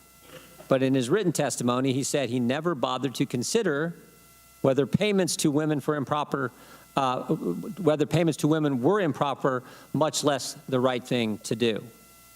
He attested in his signed truth and testimony form that he did not have any reportable contracts with foreign government entities. Earlier, he admitted to having consulting agreements with at least 2 foreign entities owned in part by foreign governments, BTA Bank of Kazakhstan and Korea Aerospace Industries of South Korea. He said to Chairman Cummings that Donald Trump directed him and the Trump Organization CFO Alan Weisselberg to, quote, go back to his office and figure out how to make the $130,000 payment. But in his testimony, he says, Mr. Trump directed me to use my own personal funds from the home equity line of credit to avoid any money being traced back to him that could negatively impact the campaign. And in response to a question about him paying to set up the fake Twitter account at Women for Cohen, that he didn't direct the commission of that Twitter account. He says, I didn't set that up, and it was done by a young lady that works for the firm, when in fact, he did ask the IT firm Redfinch to set it up, according to the owner of Redfinch. And finally, he said he didn't want a job with the administration, even though the attorneys with the Southern District of New York stated that this was a fact. When asked about this, they said, I wouldn't call them liars, but that statement is not accurate. Mr. Chairman, I think maybe more importantly is what we should have been doing today. Mr. Meadows and I sent you a letter asking you to have Mr. Rosenstein here. I think it's important to know that last week when you announced that Mr. Cohen was coming this week, just happened to be the very same week that we learned the Deputy Attorney General of the United States was thinking about wearing a wire to record the Commander-in-Chief, was actually contemplating talking to cabinet members and invoking the 25th Amendment. That's what we should be focused on, not this sad display we've had to go through the last several hours. And again, it's not my words. You can take the words of the former General Counsel for the House of Representatives under Tip O'Neill. So I hope we've learned some things here today. But Mr. Chairman, as I said earlier, your first big hearing, the first announced witness of the 116th Congress, is a gentleman who is going to prison in 2 months for lying to Congress. I don't think that's what we should be focused on. Yield back. Thank you very much. You know, I've sat here and I've listened to all of this, and it's very painful. It's very painful.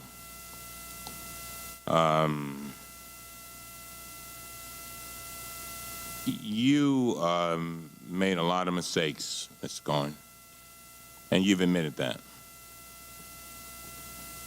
And, you know, one of the saddest parts of this whole thing is that some very innocent people are hurting too. And you acknowledge that. And that's your family.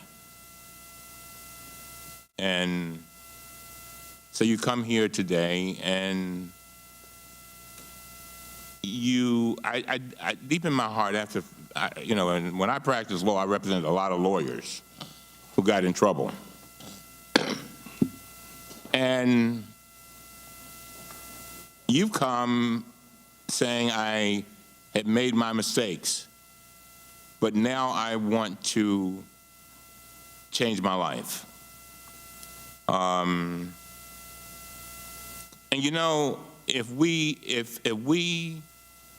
as a nation did not give people an opportunity after they made mistakes to change their lives, a whole lot of people would not do very well. I don't know where you go from here. As I sat here and I listened to both sides, I just felt as if, and you know, people are now using my words that they took from me, that didn't give me any credit. We're better than this. We are so much, we really are.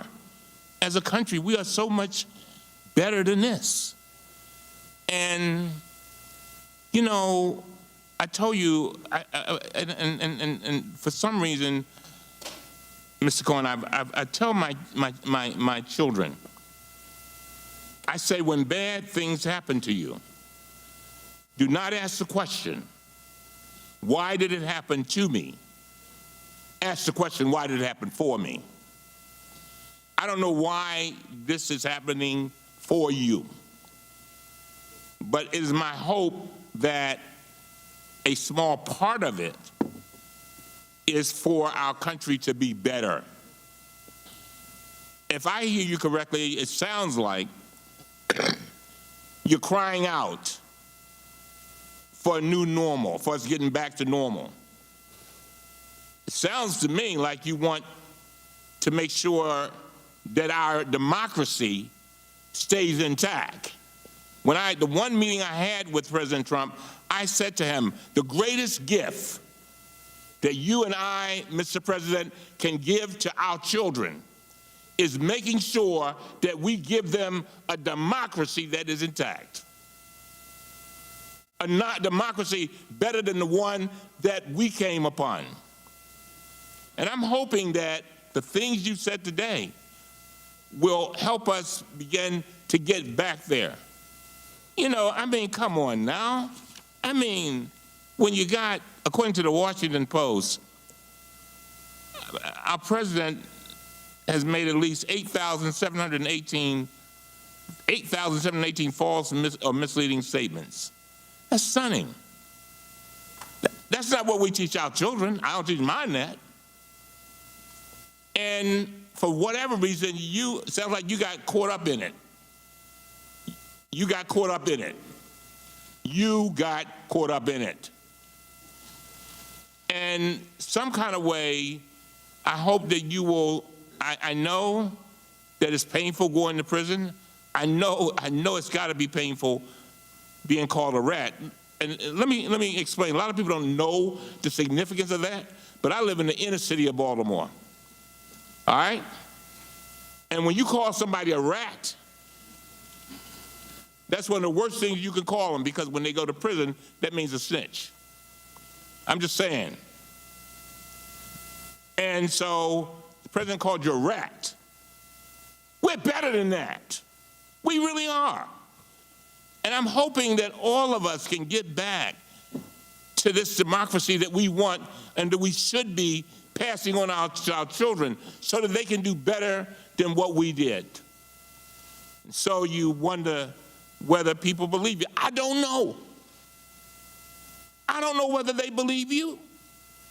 But the fact is that you come, you have your head down, and this has got to be one of the hardest things that you could do. Let me tell you the picture that really, really pained me.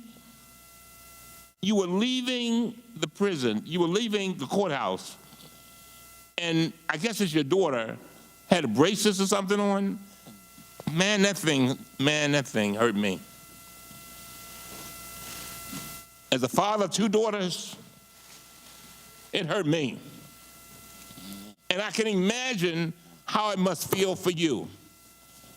But I'm just saying to you, I want to first of all thank you. I know that this has been hard. I know that you face a lot. I know that you are worried about your family. But this is a part of your destiny.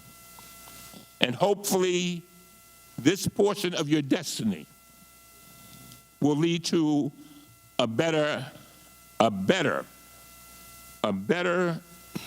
Michael Cohen, a better Donald Trump, a better United States of America, and a better world. And I mean that from the depths of my heart. When we're dancing with the angels, the question will be asked, in 2019, what did we do to make sure we kept our democracy intact? Did we stand on the sidelines and say nothing? Did we play games? And I'm tired of these statements saying, people come in here and say, oh, this is the first hearing. It is not the first hearing. The first hearing was with regard to prescription drugs. Remember, a little girl, a lady said there, Miss Wortham, her daughter died because she could not get $333 a month in insulin. That was our first hearing. Second hearing, H.R. 1, voting rights, corruption in government. Come on now. We can do more than one thing. And we have got to get back to normal. With that, this meeting is adjourned.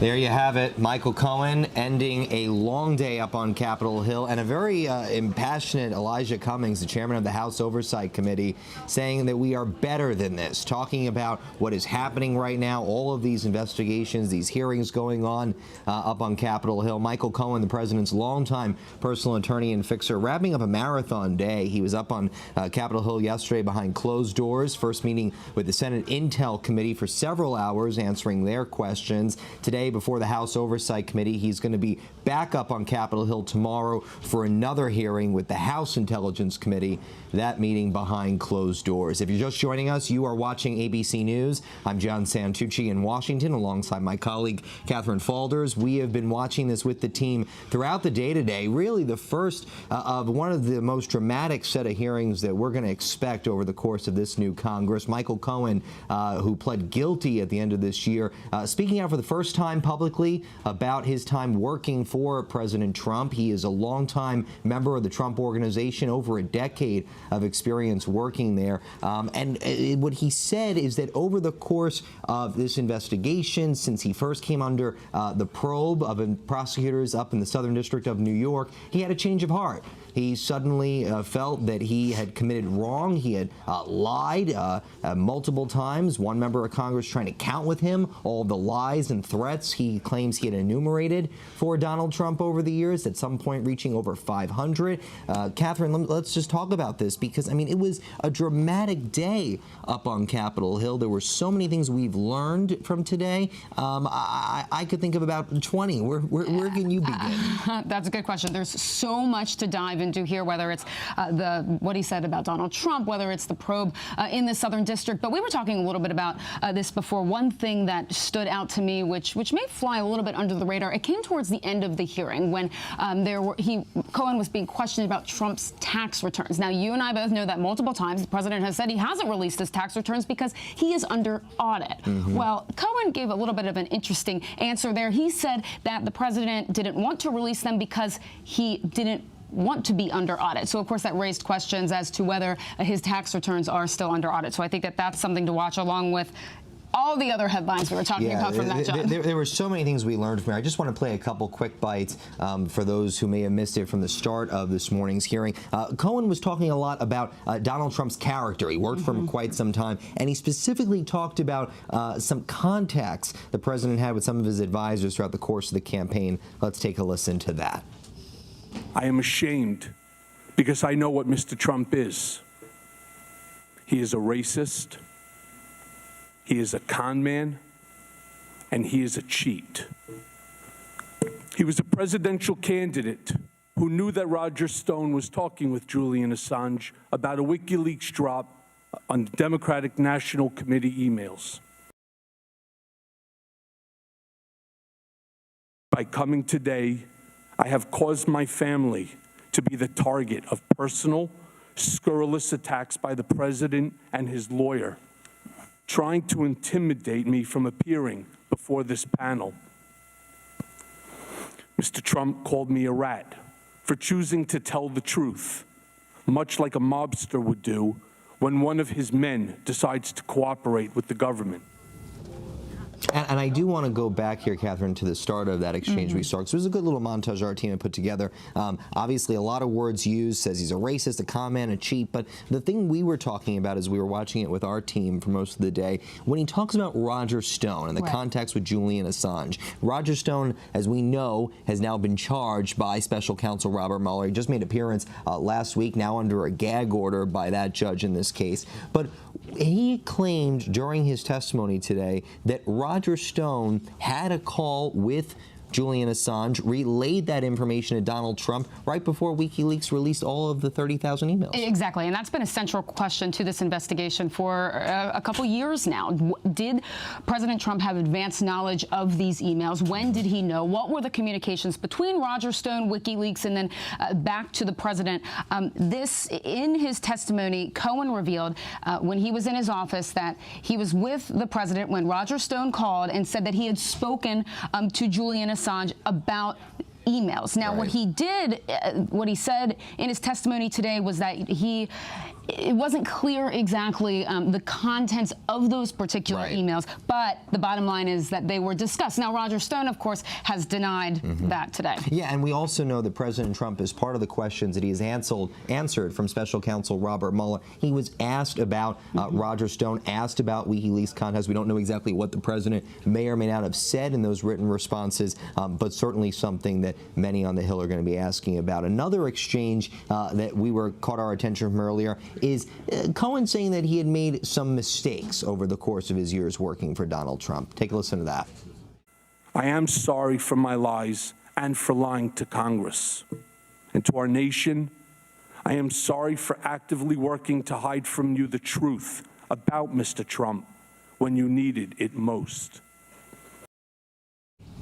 And of course, when we think about what he's talking about lying to Congress, Catherine, one of the charges, the 8 charges that he received from prosecutors in New York, was lying to Congress. He was lying under oath when he had appeared before that committee, the House Oversight Committee. He met with in public today when he had met with them behind closed doors. He claimed in his opening statement that his statement adjusted with the blessing of the Trump legal team, that they actually went and amended that. And later in questioning, he talked about Jay Sekulow, the president's lead attorney, and others like Abbe Lowell as part of that joint defense agreement that these attorneys all have together, basically changing things up. That we had not heard before. We had not heard that before, and what's interesting in particular about that is that Cohen said that changes were made to his testimony when he lied before Congress as it related to that Trump Tower Moscow deal. And you and I have been looking into this. And Cohen's talking right now. Let's actually take a quick listen to him. Thankful to Chairman Cummings for giving me the opportunity today to tell my truth, and I hope that, as Chairman Cummings said, it helps in order to heal America. And I thank you all again. Have a good day. How involved was Donald Trump Jr. in the House Resolution? How involved was Donald Trump Jr.? How involved was Donald Trump Jr.? All right, and there Michael Cohen goes. Quick little statement, just thanking everyone for being there today and thanking the chairman, Elijah Cummings, who really, as we were just saying at the start of this, Catherine, really passionate from Elijah Cummings at the end there, saying what he knows what it's like to, his counsel people going to prison before, and knows that being labeled as a rat is not something that's going to help him going to jail. It's obviously a phrase Donald Trump has used against Michael Cohen. A rough day for him. But we were just discussing, right before we heard a little bit there from Michael, about this issue with the legal team here. Yeah, and what's interesting here as it relates to the timeline of the Trump Tower Moscow deal, you and I have been looking into this, and the Trump legal team has changed their explanation on this. Rudy Giuliani has, provided conflicting statements as to when President Trump knew about this or was still negotiating this deal. Right, the timeline's changed. Exactly, up until the campaign, up until November, and then he walked it back a little bit. So, given those statements, those conflicting timeline statements, it was interesting to hear Cohen say today that actually